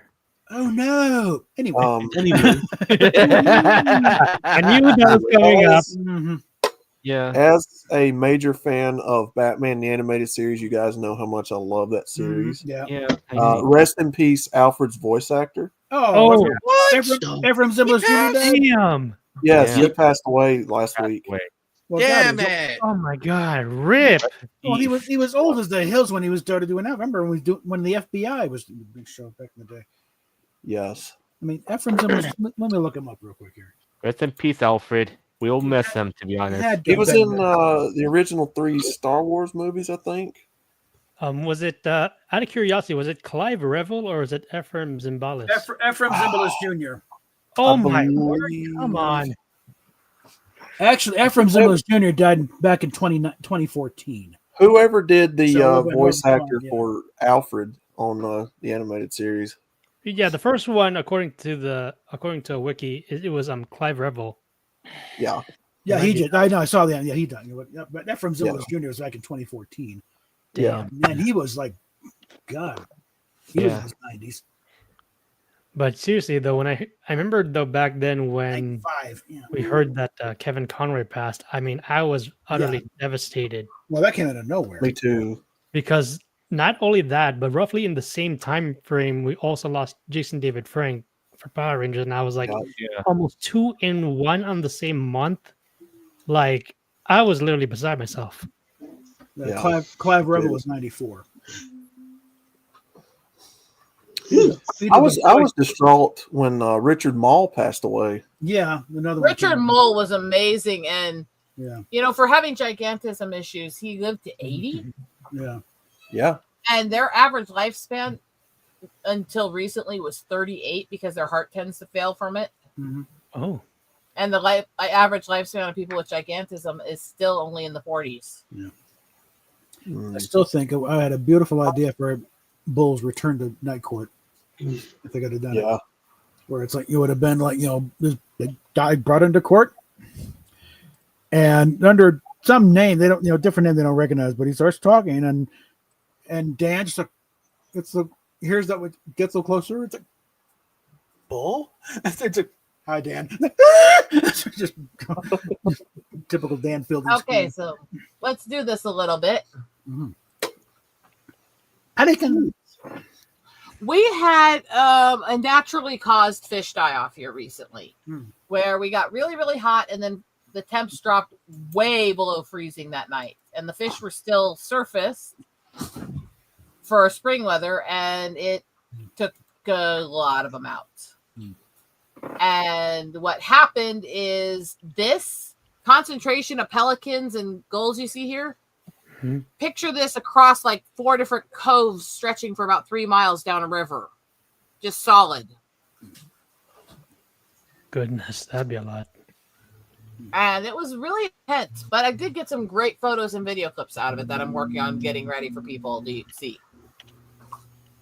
Hey, Anime, you there? Wow. These are amazing. Penis. Oh, So I see you did that. Oh, you enhanced the photo a little bit. A little. It didn't take a lot because it was very clear when this one came out. It was literally like I turned the clarity up like 20%. Sometimes you don't take much to bring a photo to pow. So this was one that was from there. This was just goofing around, taking some of the little birds around me. You see the way he's bent up and screaming into the air? Mm-hmm. Yeah, that's their mating call. Oh. That's him screaming, I'm horny. Oh my god.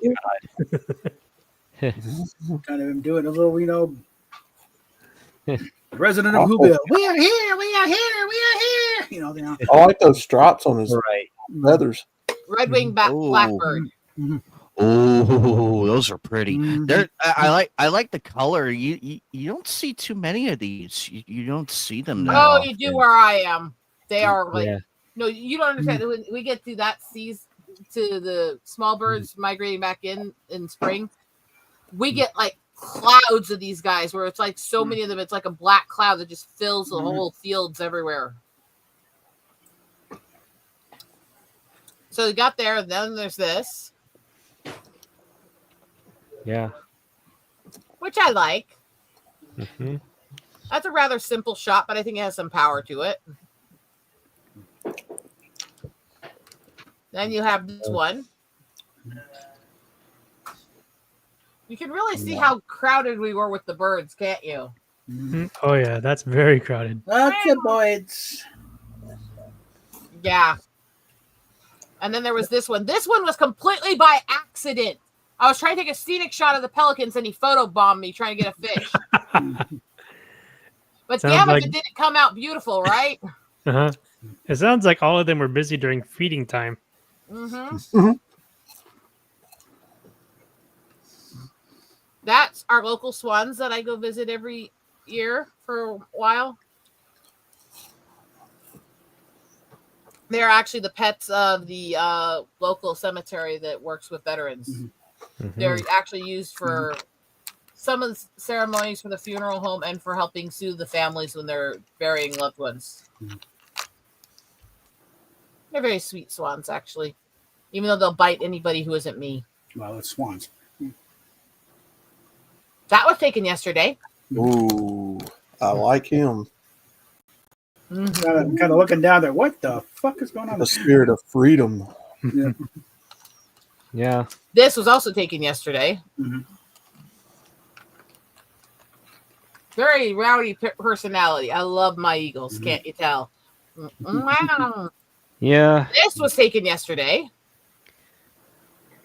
I do love my eagles myself. Is it all the same eagle? 2 eagles playing around the same branch. Okay. This was taken yesterday. Oh, to comment on Golf 5 and his comments there, since he and Anime Night were going on the same convention. I mentioned it probably already like a few times already, but I just found out that one of the guests on there is actually shown on my poster here. The original was it? The original sprite for Liu Kang is on this poster. This I actually intentionally did, trying to get artistic. I have group shots of them where the twigs aren't there. I actually intentionally shot through the twigs to kind of look like it was a peephole. Yeah, I can see how. Mm-hmm. Mm-hmm. And I love this shot, actually. I'm trying to think what my book. Let's talk about this one. Oh. These are two eagles fighting over a fish one of them caught. Clearly. This picture was hard to get. They were moving hella fast. No, fuck you. Fine. You can absolutely see this is a fight. Yeah. Oh, yeah. This is one of those shots you don't get off it. It's not perfect because they're moving so fast. There is blur. Pidgey used peck. But this is a shot you just don't get to get off it. I figured they might have came out of the same nest. Double-crested cormorants. They're migrating back in. From where? I don't remember where they go to. I just know they show up every spring. From the summer house in Boca. For a perspective, how many of these guys there were, this is just one of the trees they were filling. Hello. Holy shit. Oh, wow. And they were lining, there's a whole set of trees about 20 across, along with a cove that was just filled with them. Do you know this is what I call a chunky turtle. I have never seen a turtle this round in my life before. You know much He's got a double chin. Look at how fat he is. All right. I'm gonna get out of here. Thank you for showing the photos. Yeah. So thank you. Have a good night, Silent. I Have a good love night. turtles, but I love turtles, but this guy is Good night, so Silent. Take Wow. care. Care, okay? Love you, Silent. Wow. Thanks. So yes, I'm calling him Chonky Turtle. Just curious though, Anime Night. Have you ever gone to GalaxyCon before? No, I have no. No, I have not actually. I really need to make it a mission to go to other cons because Anime Matsuri has been my biggest. I saved that picture, by the way. Okay. And this was also taken that's a beautiful one. yesterday. And this is where I'm showing you that the most simple little everyday birds can be stunning if you get the right angle and lighting. What is that one? That's the robin.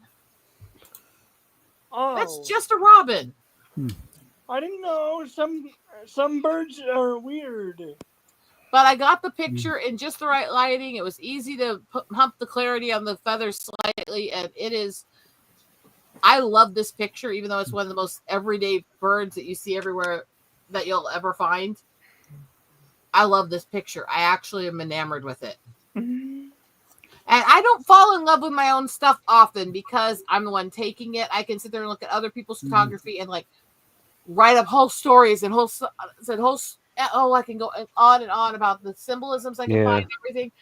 My own photography, I just like take it, I edit it, and unless I was really, really focused on a certain thing when I took it, it's another photo. I love doing it. I like how they look, but I don't get as invested in my own photos as I do other people's. Or maybe that's just because of how many I've taken over the years. There's no shame in that, at least to me. It's all technical, isn't it? I mean, I've been doing this over 7 years now. I have almost 500,000 photos that I'm going through and sorting on this. Yeah. Yeah.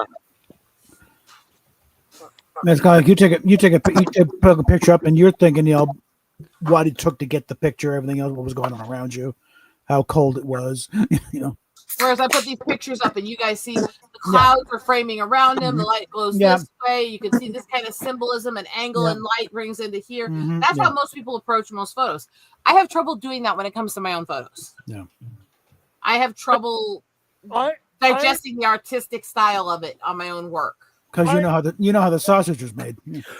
I just whenever I see something I like, I just take a picture of on my cell phone or two and be done with it. That's how 99% of the world does it. So Anime Night. I have a new goal. What's up?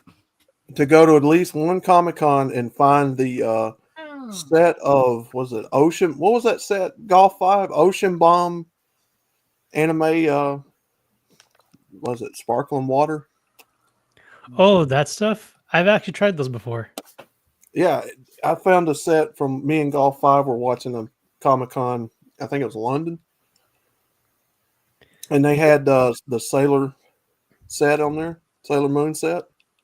Yeah, they characters have on there? different ones though, like in terms of different flavors. They had one for like Sailor Moon, Sailor Mar, basically the inner Senshi, including some of the outers. But there was one that I grabbed, which was that had Chibi Moon on it, and that was lychee flavored. I'm gonna see if I can go to a Comic-Con and find those. They had the Dragon Ball Z and the Pokemon ones too. I mean, it's not only Sailor Moon and Dragon Ball they also had on there, but there's even ones that have going on the tokusatsu side of Japanese geek culture. They've even done some for Ultraman as well. Ooh, love to find those too. Have you guys watched Secret Level yet? I've only seen a few episodes. I'm just been mostly just picky on most of them. But the funny thing is, despite not playing certain games, I have heard a few good things. Like one in particular. Trying to remember the name of that game. I think it's Warhammer. For those who play that one. Warhammer 40K. Yes, that one. Yeah, they did one for that show at least. And that one, when I was watching the whole thing, it was really good. Hey, Jasmine, what's up? Yeah, we had like a whole bunch of people at Fan Fusion. We did have we had so many people, and I had fun around that time.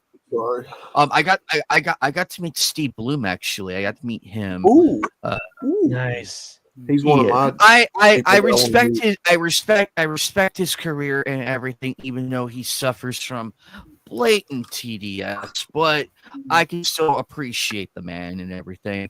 There's a whole lot of people that are going to be there. Game On Expo and FanFusion are my go-to ones out here. I recommend both. Now I will warn that Fan Fusion does take place between May and June.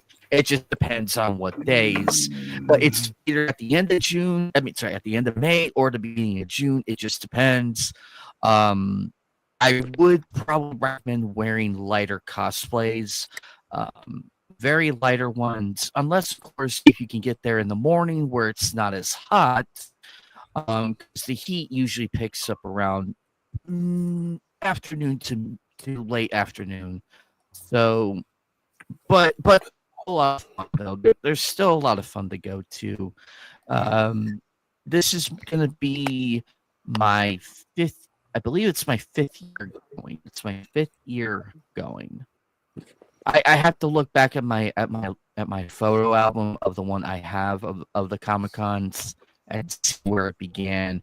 I did debut Riddler cosplay at one of them because I had too much fun, and I just love doing that one. The 3 cards behind are the 3 cards there are done by my channel artist. The one on the far left is the Riddler one. I gotta update the hat at some point. I've been needing to do that. The one in the middle is the sniper mask one. I had way much fun with that. Unironically, you wouldn't believe where I got the coat and the pants. The coat and the pants. The coat was $150. But I only got it for $5 at Goodwill. Good condition, like in fantastic condition, mind you. And the dress pants were $50. I only got 15. Well, Goodwill's a good place when you know what you're looking for and where to look. Of course, everybody knows Trunks. Trunks in this one. I pulled off so good, and then I upgraded actually. I upgraded the sword a little bit because I had to get rid of it.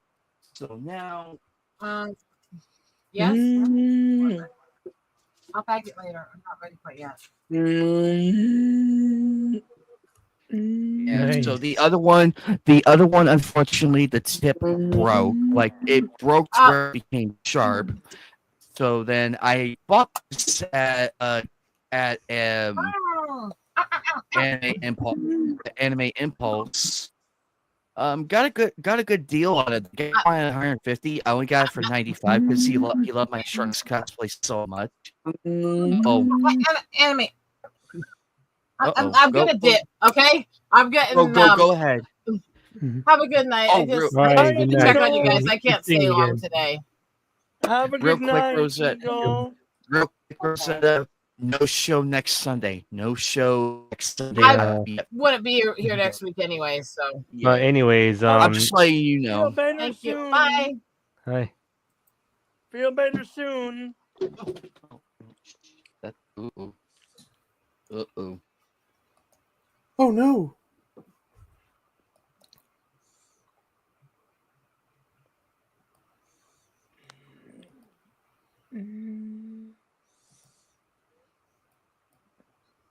So guys, Mhm. yeah, I don't know why. Like any funny stories happened back in in the past, like during school. I broke a window in math class with a textbook once. Yeah, kind of like when you hear from the announcements and then just the Mr. Penis one, you know. Mm-hmm. Oh, I just remembered though. There was one time that this kind of happens with my family every now and then, but when it comes to trying to remember passwords, I try to keep it as simple as I can. But then there are times where, like, when I'm I trying have to a go into lame something, story. is that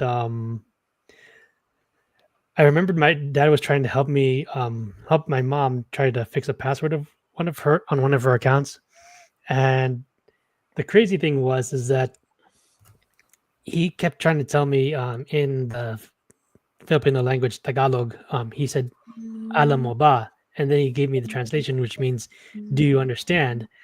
However, I was so slow on the catch up that we went back and forth about 5 times, and I'm just staring at him like, a deer in headlights. That by the time my brain finally registered it, he said the sixth time, he said, "Do you understand?" And I'm like, "Wait a second." He's like, "That's the password," and I'm like, "Oh man!" And my dad was just having a laugh so hard that it took me so long to figure that out. He's like telling me that I've been telling you this like numerous times though. Just like, why not just use this as the password? And I'm like, how was I supposed to know the context? Oh my god. But yeah, my dad was laughing for a good Yeah. minute on that. I was like, that was probably one of the few times I really felt like pretty stupid, because there are times where like I'm listening to family members like speak, or I'm hearing something though that my parents are watching and then it's in their native language. I'm sometimes able to pick What's up your bits native and language, pieces. if you don't mind me asking? Hmm? What is your native language? Well, Asking. my parents' native language is Tagalog in the Philippines. However, there is roughly, I'd say, somewhere between 105 to 110 different dialects in the Philippines. Yeah. Are they all loosely the same? Not exactly. There's a lot of differences and nuances. I've yet to actually like look up any videos in terms of like finding out the differences between them, but Yeah. there are times where like when my parents like visit certain places though back in their native homeland, that they hear other dialects and they don't even know what it is. Really? Yeah, because Yeah. it's like it's like when it comes to certain How countries. prevalent is English over there? Well, I mean they know English though, but the funny thing is when it comes to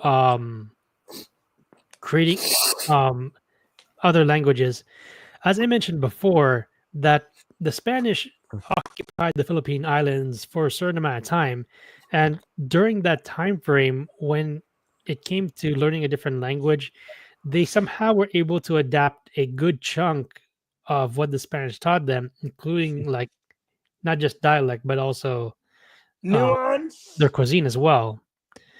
And so, as a result of that, there are certain times that when some of them are speaking, that you hear Spanish in addition to their native tongue when they're speaking to each other. Yeah, it's true. It's kind of great, occupied. Yeah, they left the result of the Spanish-American War. Mm-hmm. And for a while, the Philippines was U.S. territory. Mm-hmm. Did that influence? I bet you that influenced their cuisine a lot too. Yeah, as I mentioned before, though, the funny thing is that they even learned that sometimes certain curse words in the Spanish language, even though they understand the negative context, they use those in desserts, and so they're basically flipping the negative to a positive when it comes to cooking. That's ingenious in a way. Mm-hmm. It's also pretty funny because sometimes though, like I've had like a few Spanish coworkers at times, and even my mom tells me that whenever we're making stuff, that sometimes when they offer, they know what it means, and yet we all have a good laugh because we know that they didn't mean any harm by it. It's just offering a food, even though the meaning of the words, they just know that it's not actually being used in a negative context. Man, you guys are complicated over there. I'm even though I was born here in America, I really don't realize the level of complexity because, like I said, 105 to 110 different dialects. I could even barely wrap my head around that number. Are there some forms of Spanish? Well, yeah, just within Spain, there's different dialects of Spanish. Yeah, I mean there's some nuances in terms of like the Spanish language that you could say is the same when you look at the ones over in Mexico. Like they're mostly similar, but then there are certain I don't know if I would say terms or words that are used that is you find in the Spanish language that you don't find like the ones over in Mexico. It depends on the ask. Because we know Philippines is see Mexico, of course, which most people call it. Mm-hmm. That's why the Tagalog and the language are different from regular Mexico. Mm-hmm. And I'm just asking, is it really true there's a 24-hour Jollibee where you are?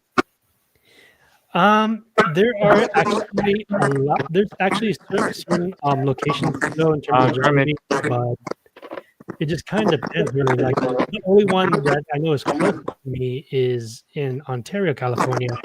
Even though I first tried it back when I was over back when I was a kid. Yeah. You're in Germany? You're in Germany?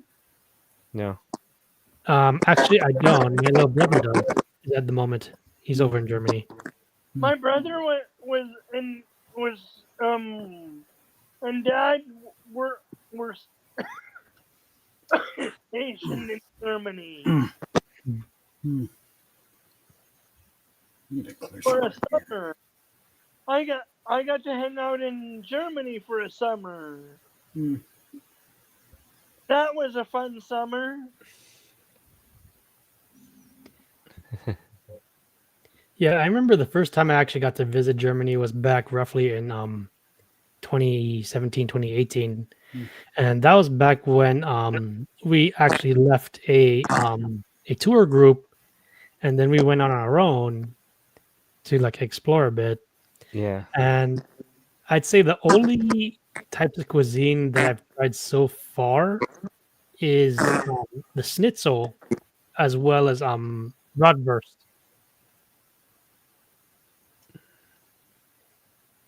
Although there's an interesting story that I learned recently regarding schnitzel, that while it was over in Germany, I found out that the American equivalent to that, as crazy as it sounds, if most of us are familiar with the country fried steak, for those of us who have had that, that is practically similar to that of the schnitzel over in Germany. Kermit.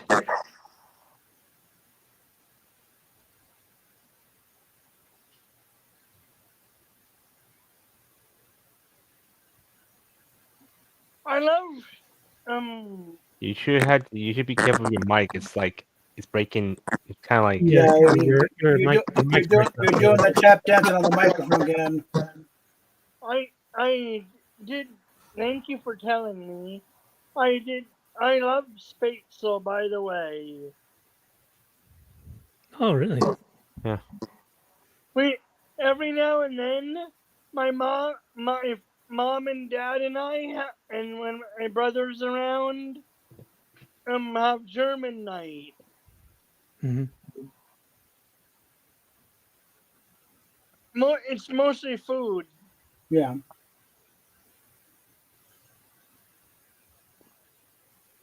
But yeah. All right. But I will try and be careful at Fan Fusion, not Fan Fusion, that Game on Expo. Yeah, I you gotta be careful with some people. They'll try to find you somehow. That's why I don't tell what cons I'm going to because Well, the reason why I'm saying is because it's not a matter of being forced to. It's just a matter of like consistency with the audience, because it's like, hey, wait a minute, I thought, where's the anime night? Is he not posting anything? No, I'm gonna be at I'm gonna be at Comic-Con. And I've been careful with who I've been associating with, so I don't have any enemies at the current present. Yeah. And the thing is, not tell where you gotta go a month before. Just say like, Kermit, can you please stop messing with the mic? I'm not talking or anything. Yeah, I hear this. All right. Yeah, you may not hear it, but we do. That's the thing, because it's on the microphone. It sounds like. No, I'm not talking. That's not. No, it doesn't matter talking. You move it around, it's causing all kinds of noise. I'm not moving it around. You don't have your headphones or anything? I can.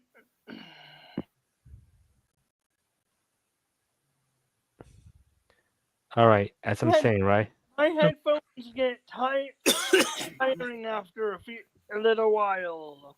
Oh. Mine are wireless. Oh.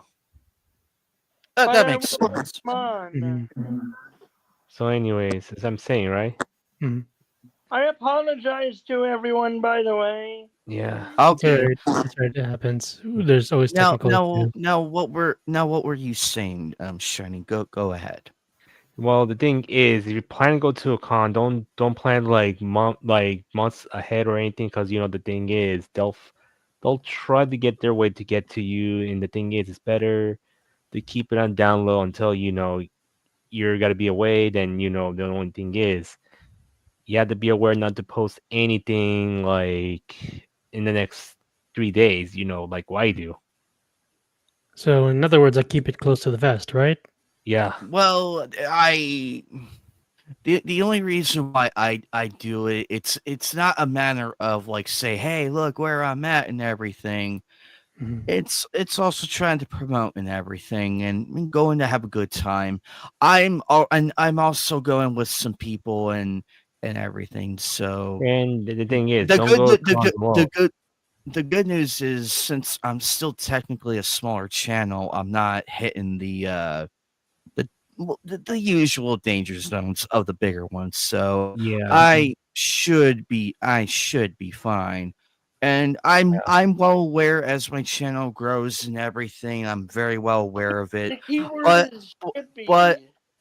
But I'm well aware of everything, and I usually announce it probably around this time around, like when I'm officially going for sure, because I usually wait. Like, I usually put in the requests and everything, and I usually wait until that goes through, and then I slowly make the announcement Yeah. slowly. Like I don't announce it all at once. I slowly hint at it until say like Is this this week. better?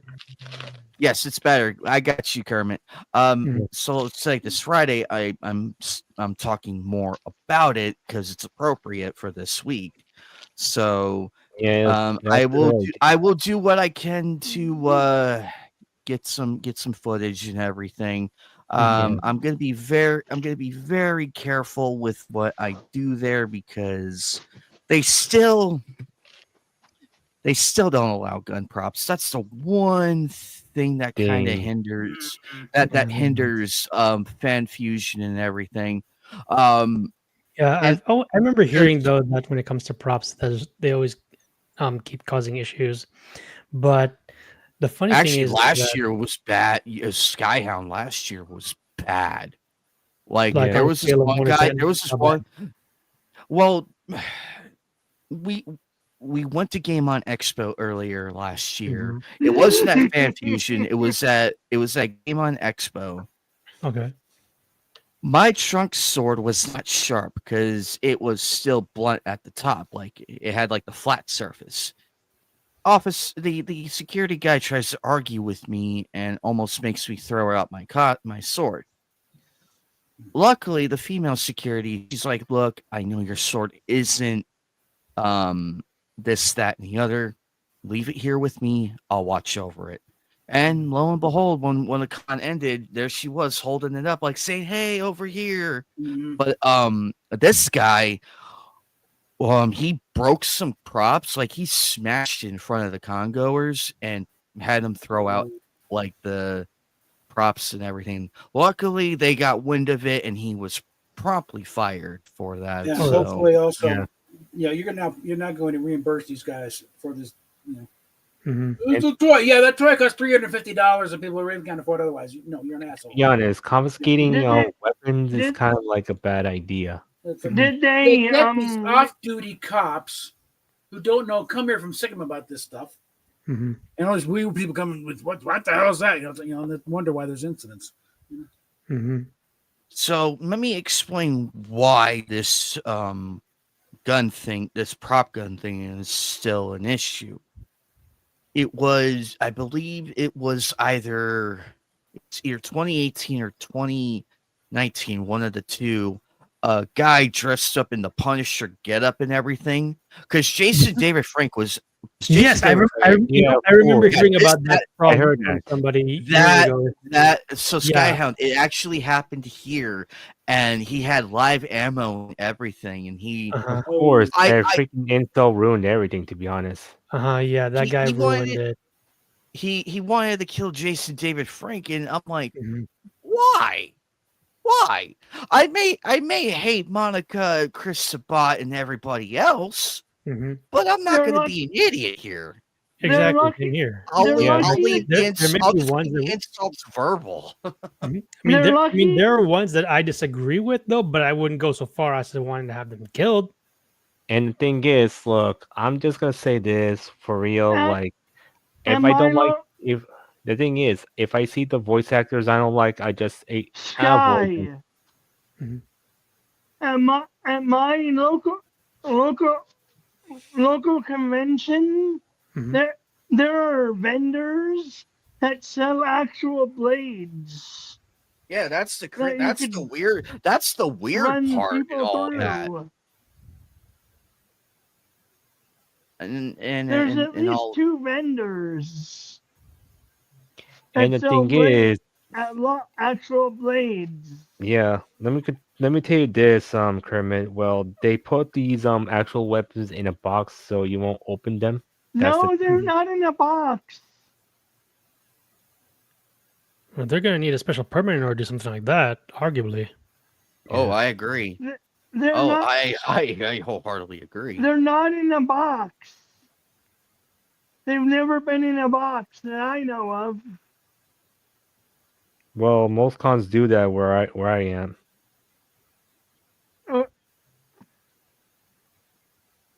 I'm surprised no one has bought a sword to run through people.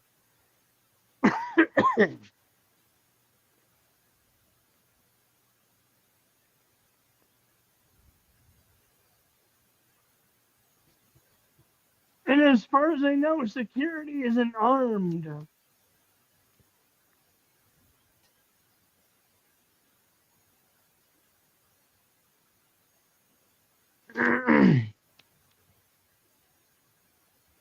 I, of course, don't know every nuance about security.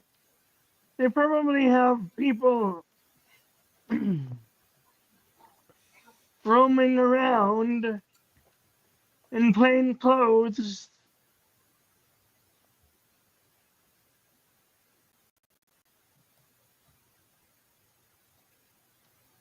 Although there are, but like I said, Mhm.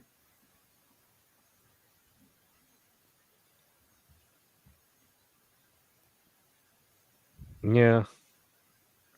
And I'm gonna say with situations like this, when people have an issue, they don't like that people they don't like honestly, if it's Jason David, if they don't like Jason David Frank, okay, they don't need to just bring so much stuff to go after him. Same thing if they don't like any VAs like Monica or anyone. But for me, I'm just saying if I don't like Damon Mills, I'm just not gonna do anything, bad. I'm just gonna call him out one thing and that's it anyway.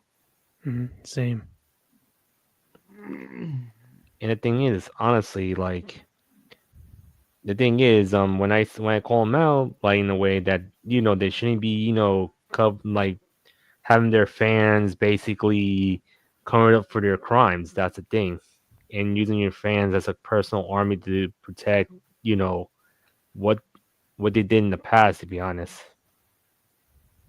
Oh, I definitely agree with you on that because it proves that there are fans that are so gullible that if they only Yeah. look at the surface but fail to look at the actual issue, like beyond the fact that they're just a actor, then clearly it is not just the actor's fault, but also Yeah. the ones that are supporting them.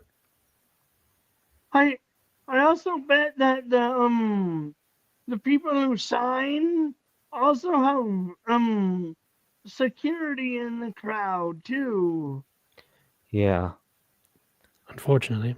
Yeah. People And like honestly, people like Mark Hamill, stuff.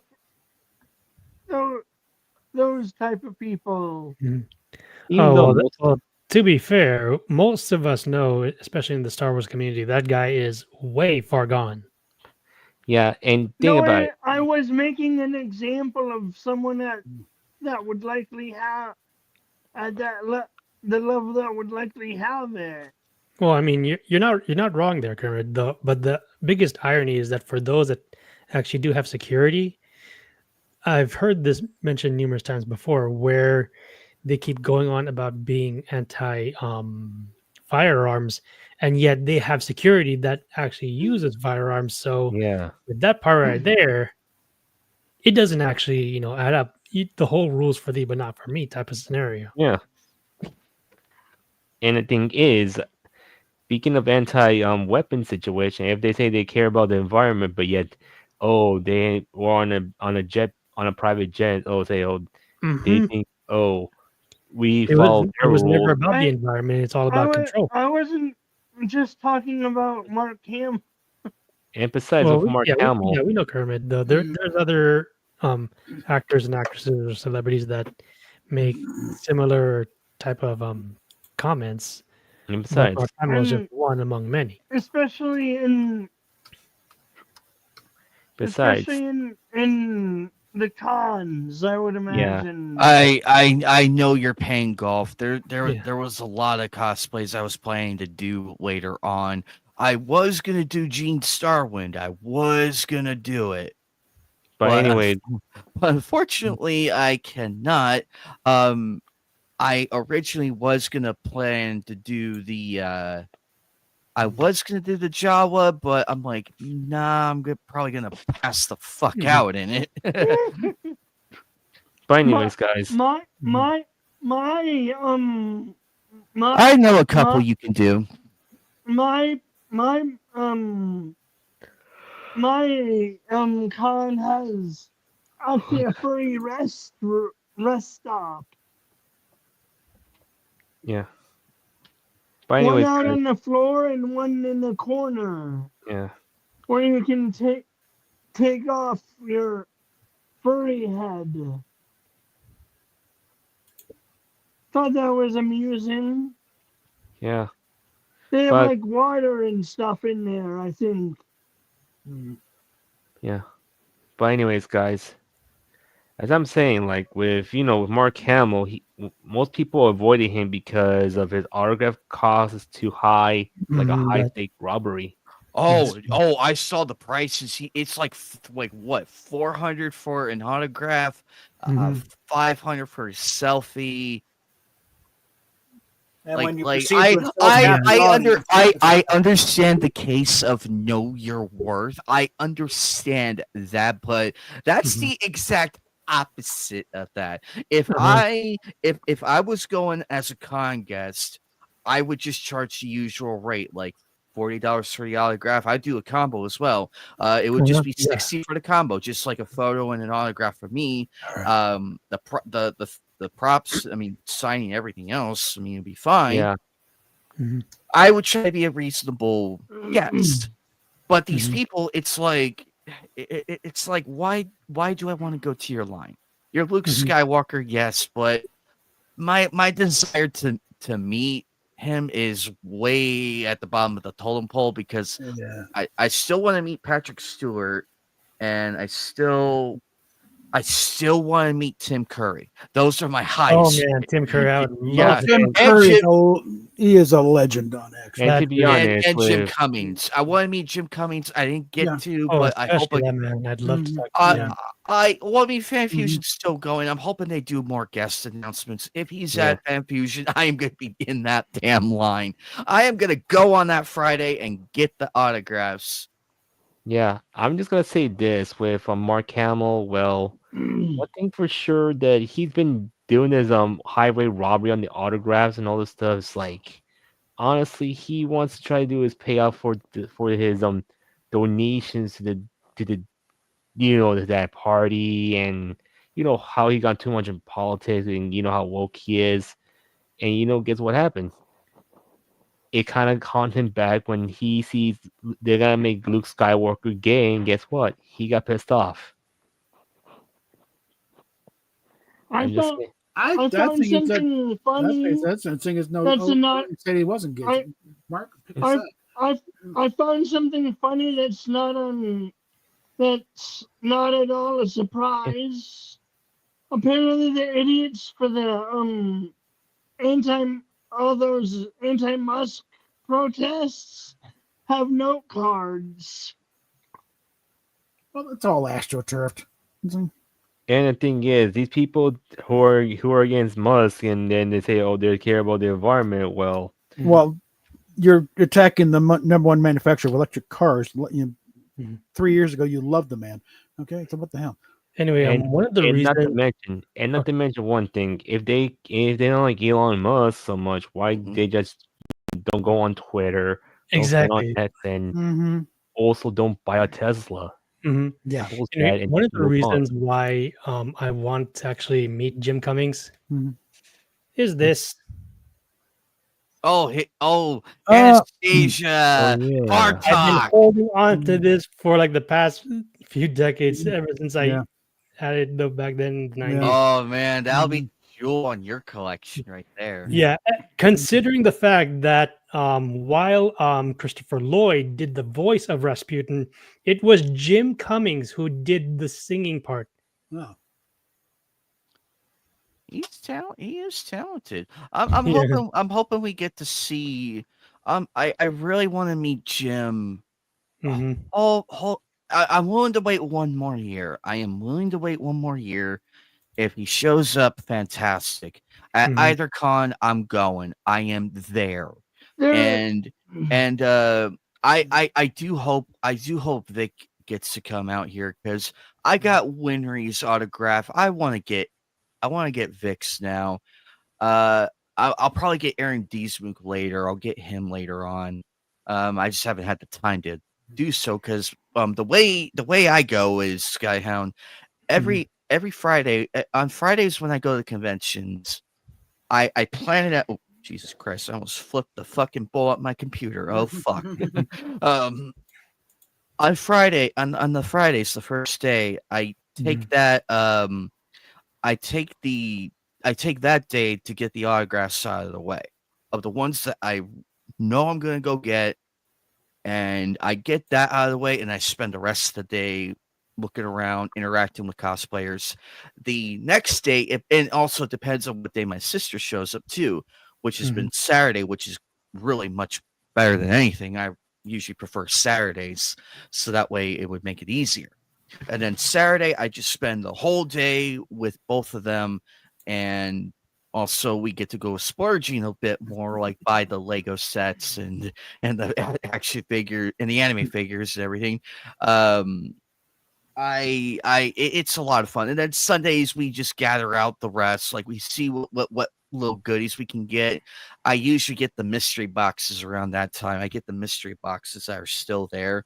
I might get the hentai one again because everybody loved that last time I did the unboxing of that. Everybody loved that one. They loved that one, and I had this. I had a chainsaw man blanket. It's one. It's not Power. It's not the other redhead. It's the other female. I cannot remember her name. It's a giant ass blanket. It's a giant ass one that you could. It almost fits my damn mattress. It almost fits it. That's how big it is. And I'm just like, God damn, is this a blanket or a mattress cover? Because it's going the right way. But that's how I usually handle it at cons. But if I were to say go to like Anime Matsuri, with a few people, I get together with them and figure out what they want to do. If we are going to go get autographs, we just tell who we're going to go get and everything, because that's how I want to go about that. I'm willing to work with my friends and everything, or whoever I go to con with. I'm willing to work with them. Just tell me what we're doing, so that way I know where to meet up and all that. And that's how it goes. To answer your question there, Golf 5, the three cards up here are the current cosplays I have. The other one that I'm going to be wearing is the Android 17 one. I'm going to be wearing that one again because I had fun in that. I had so much fun. I'm going to be bringing the 2-star ball this time. I'm going to be bringing the 2-star ball with me. It's acrylic, but it's like the good kind of acrylic. It looks like glass, but it's actually plastic, which is the best thing ever. It's the strong kind of plastic, the good plastic that you want. Skyhound, what were you about to show, my friend? Go ahead. The floor is yours. Yeah, well, actually, I know I mentioned about the game Honkai Star Rail. This one was actually given to me by my best friend, considering that he knows that. Oh, that's so sweet. You should see my sister. You should see my sister and my roommate. They talk about Genshin and everything. They got me playing it too. Raiden Shogun is my Dami waifu right now. That's interesting because the funny thing is, in Honkai Star Rail, but I feel like that I would probably get stepped on and beaten up with a paddle by Yae Miko. If I had to pick and choose. Joking aside, I like both of them. Joking aside. The funny thing is, now you just mentioned about Raiden Shogun. I do recall, with connection to Honkai Star Rail, there is a character by the name of Acheron whose actual name is Yomi. That when I was playing the game and they got into at least the in one of the expansions, that towards the end of the game, towards the end of that chapter, she eventually revealed her true name. And there is a connection where she is arguably, in terms of the lore, she is the sister of the Raiden Shogun. Ooh. Nice. Mm-hmm. At least that's from what the fans tell me. Anime. Yes. How much longer do you think you're gonna stream for? I can keep it going a little bit longer. So Skyhound, I'm actually planning to do more like a big like the unboxing and everything of like what I got from Comic-Con. I do it every time I go. It's a channel tradition that I've been trying to keep up with. So I plan to do it for this one and then the fan fusion one. And I'm gonna have and after the fan fusion one, I'm gonna ask you guys which one was better. Because I'm curious now which one you guys like better. Um I'm hoping to get a bit more. I know I need to get some wall shelves so I can do that big figure unboxing that I've planned for so long. Cause I have if you've seen my closet, I have so many anime figures that I need to sort Yeah. out.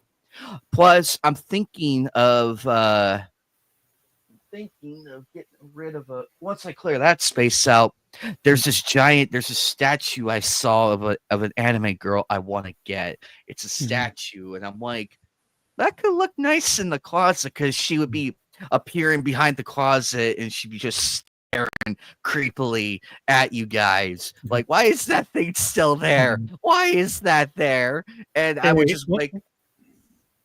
I remember though that when as I was playing Honkai Star Rail back then, there was actually at times a contest that Hoyoverse sometimes has, and usually with those contests, sometimes it allows certain people to get a little creative, and usually the prize was a random keychain. So, long story short, when I was playing the game of Honkai Star Rail, there was a chapter with regards to a place called Penacony. Now, one thing I do sometimes do, not just with my channel, but sometimes when I'm on the Hoyo Lab website, I found out that I sort of have a way of trying to make certain connections to certain countries, if you will. So, in the case of one of the areas called the Jianshou Lofu, that's obviously in reference to China. Now, the one that came after, which is referred to as Penacony, I eventually found out that has more in common with, in country-wise, it's a representation of America to a degree.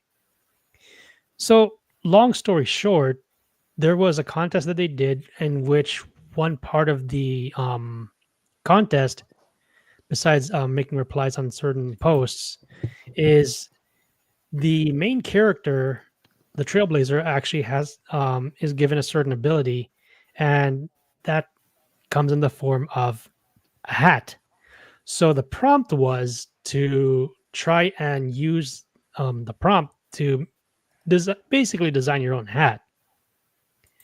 Several months later, after that chapter has ended, and then they finish up another filler chapter for the Jianshou Lofu section, by the time they got to the next location, I eventually learned this month that they finished judging on the different designs on the hat, and I found out I actually won.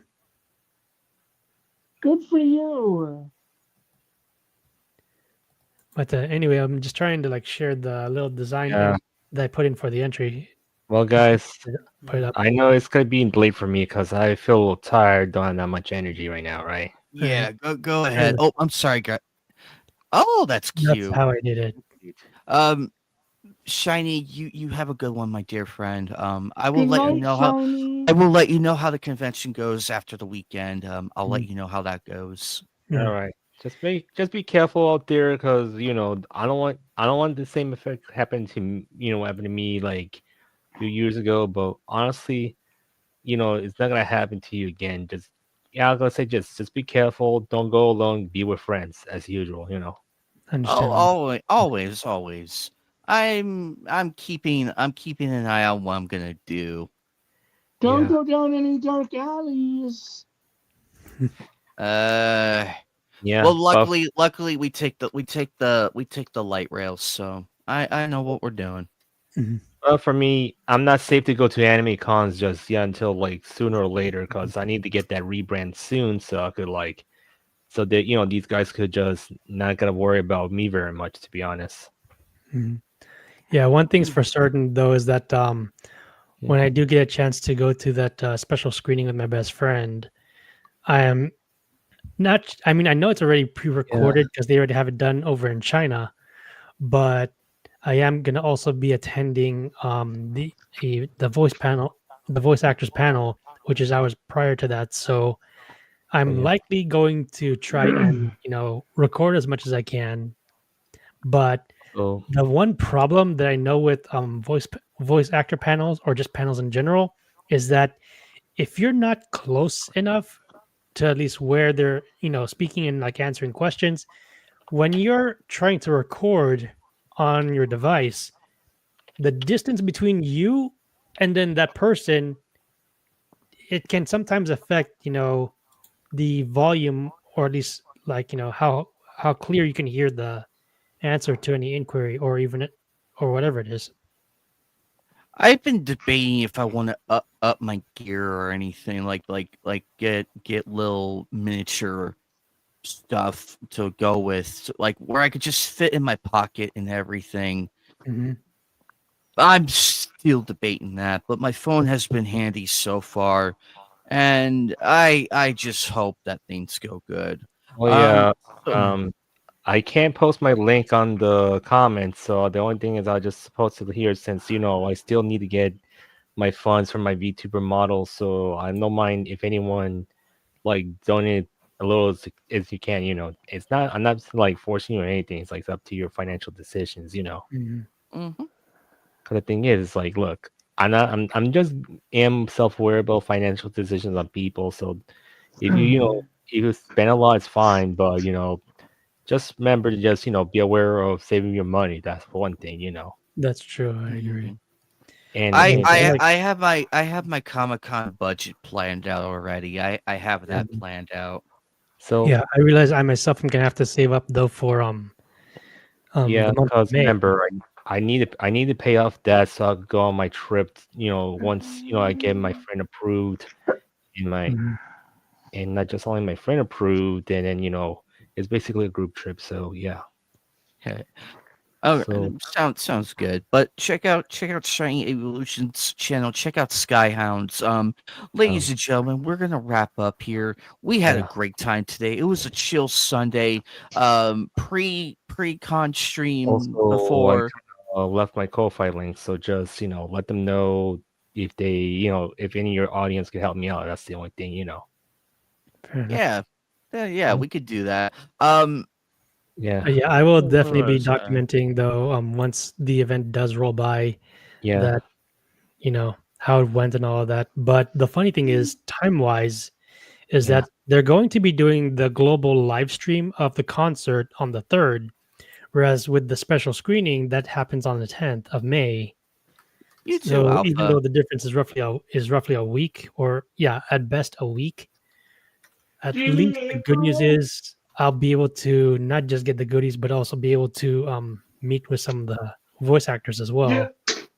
Do you mean April? May 10th is already passed. No, sorry. Well, yeah, I mean the good news is though, I know it's in May, and yet the plan is to buy the tickets in April, so that I'm already prepared for that point. I was mixing up the dates. No, it's just I was just reading ahead though in terms because the fact that I am a part of that community in terms of the gaming, and they did point it out in one of their live streams, though it was actually yesterday, that they are celebrating the 2nd anniversary of the game. In addition to that, they're also doing a concert, which is actually being held the month after. That's actually pretty cool. Mhm. Very very exciting. Golf.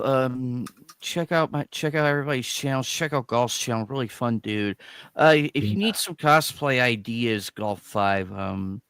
My links are my socials are all over. I'm easy to get a hold of.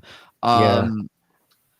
So tomorrow night I'm gonna be playing. Oh yes, I will do a bunch. I will do as much as I humanly can. Get some cosplayers. I'm hoping to see a few of them that I really want to meet up with. I'm gonna try and meet Smash JT. It will be our first official meeting of that. I need to meet him. I'm gonna meet him over the weekend. I want to Yeah, I try and mean, make time I to. know. I actually follow him on my main though, but yeah, I'm He's pretty an sure okay. he knows that I also support him as well. Yeah, Yeah. he knows I support, but I this There, month. before we go, I found something, and I don't know how true it is. That Disney may or may not have dropped Ray. But anyways, guys, well, I might gotta get off now. Interesting. So, Good night, Shiny. Night, Shiny. all right, I'll keep watching if I can. But for now, I have a lot of things to finish up before I go to bed. All right. Yeah, That's same here. good. If Disney's planning to drop Ray, then they're real. Then what was the point of the sequel trilogy? What was the point of that? So, guys, this Monday, tomorrow, I am gonna be. Well, the schedule's already gonna be out later tonight, but for now, tomorrow I'm gonna be playing more of Sly Cooper 2. We're gonna continue that story. A lot of fun. Tuesday, we are gonna continue RoboCop Rogue City. Had a blast on that one. I had a blast. That was way too much fun. Wednesday is Nightcast. The times are going to be the same. All the times are going to be the same. Thursday, Thursday is going to be the watch party. We are going to be watching Black Cat episodes 4 through 7. So we're going to have a big discussion about those episodes later afterwards. Friday, I won't have any content. Saturday, depending on how I'm feeling, it depends on how I'm feeling over the weekend. I may or may not do something, but if anything, I could probably do a special stream to where I show off everything. It just greatly depends on the mood. Anyway, guys, I am gonna get out of here. Check out Bob's channel, check out Kermit's channel, check out everybody. Thank you to I Golf have 5. no content on my channel. That's a-okay. That's a-okay. Even without content, you could still gain people to follow and everything. For Sky, what? yeah, I'm never planning on putting any content up. Anyway, I know, but anyway, aside from all that, check out Golf 5, check out everybody that showed up tonight. A lot of fun. We have fun here getting new people on. Skyhound, from my understanding, this is your first time on the Nights the Anime table. I welcomed you. I mean, I welcome you. Yeah, you were I on mean, you were on Nightcast with us, actually. correct. I was, yes. Yeah, that This was is your the first first. one That was your on the first anime table that I've been in. Correct. Yes, so I hope you had a magnificent time tonight.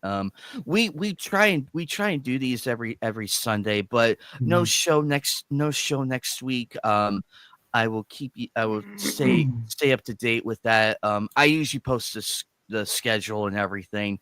I keep it to Mountain Standards so that way it's easier to look say and be like, oh, he's going live at this time, I should make it. I try to keep it simple. Because I'm a simple man and I want to keep it simple. Skyhound, I wish you luck on your book and everything and in your videos as well. I look forward to the documentary. I might with your permission, I might do a reaction video to it and offer my thoughts on it. But I'm still learning all this tech stuff and everything, so it might be. Sky. I mean, It I've, might be I've, a bit. I've already done a few reactions on some stuff though, like from trailers and movies that What book are you making? But yeah, my recent react I did a recent reaction when I heard about the news again about that special screening of that concert for Honkai Star Rail. And also they did the recent live stream for the latest patch, which again, I'll just send it to you via DMs on that. Sky. Yeah. What book are you making?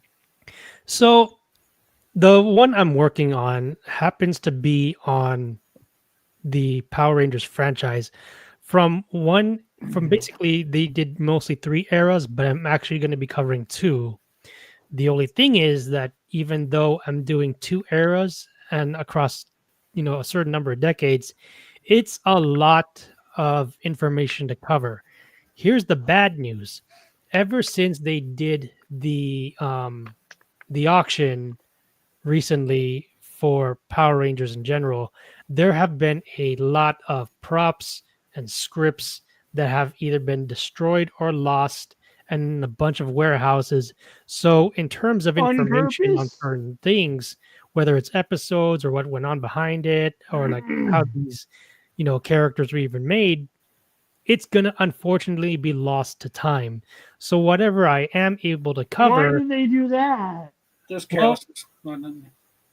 mostly the reason behind that has to do with the way how the shows have been managed.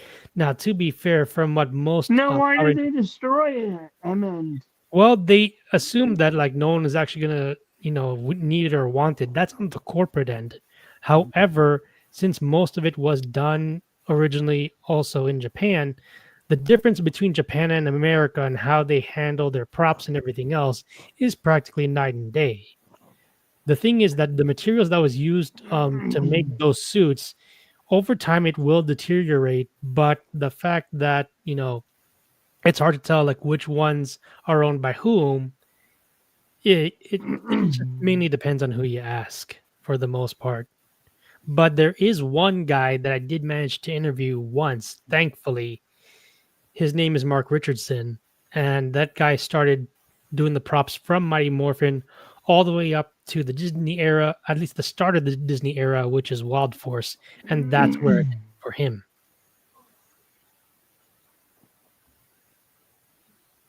So overall, I'm gonna be at least trying to cover at least the first 2 eras at best, with the information that I have gotten from certain actors and actresses, as well as stunt people. But frankly, it occurred to me that I need to look into the other departments, or at least if those people are still alive, because you have the makeup department, you have the editing department, you have the prop department, which is not just in speaking with regards to Mark Richardson himself. try to find But there's the so chat. many different departments that were involved in doing this show. If you haven't, try to find the historian over in Japan that knows about this stuff.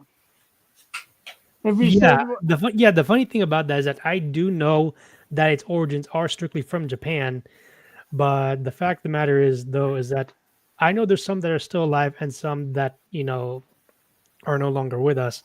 But with that being said, even though I know my knowledge of Japanese is very limited, thank heavens they do have translators. So with whatever chance I try to like keep it simple in English, the thing is that as appreciative of the Japanese, for those that are trying to speak their language, they have translators for a reason.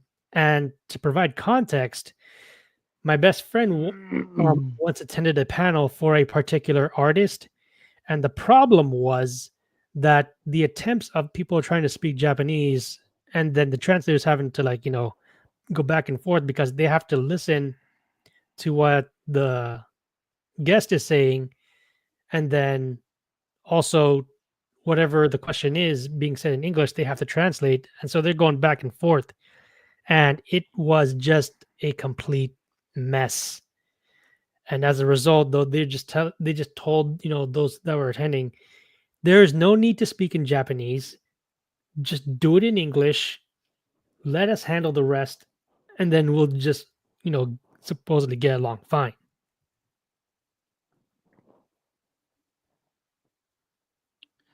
Yes, I wholeheartedly agree. And it's nice that they have translators. Um, so before we go, thank you everybody for the support. We love you guys. And the channel's gonna keep growing. We're gonna keep doing more. I cannot wait to dive more into this year of doing stuff. The con's gonna be amazing. I'm gonna try and get as much as I can for all 3 days, and I really, really hope that things go a bit better this year. I might debut a new cosplay pretty soon. I have an idea who I'm probably gonna go as, so I will keep that under wraps for now, but it's gonna be really cool. Anyway, guys, we love you guys. I'm gonna get out of here. I'm just waiting for Bob to get back on real quick before I shut down, so that way he doesn't get panicked. Like, oh, what the hell? They let me alone. Oh no. Anyway, Bob, Okay. thank you. Thank you, Bob, for coming on and everything. I wish you luck on your Fortnite. I wanted to wait till you were back before I shut down the stream. I wanted to wait. That's fun. Yeah, because I didn't want you to panic, be like, "Oh, what the hell?" But I will update you guys on everything afterwards. Take care, guys. Skyhound, great to have you again. Good luck on your stuff. Looking forward to the content and everything. We'll chat again soon. Anyway, guys,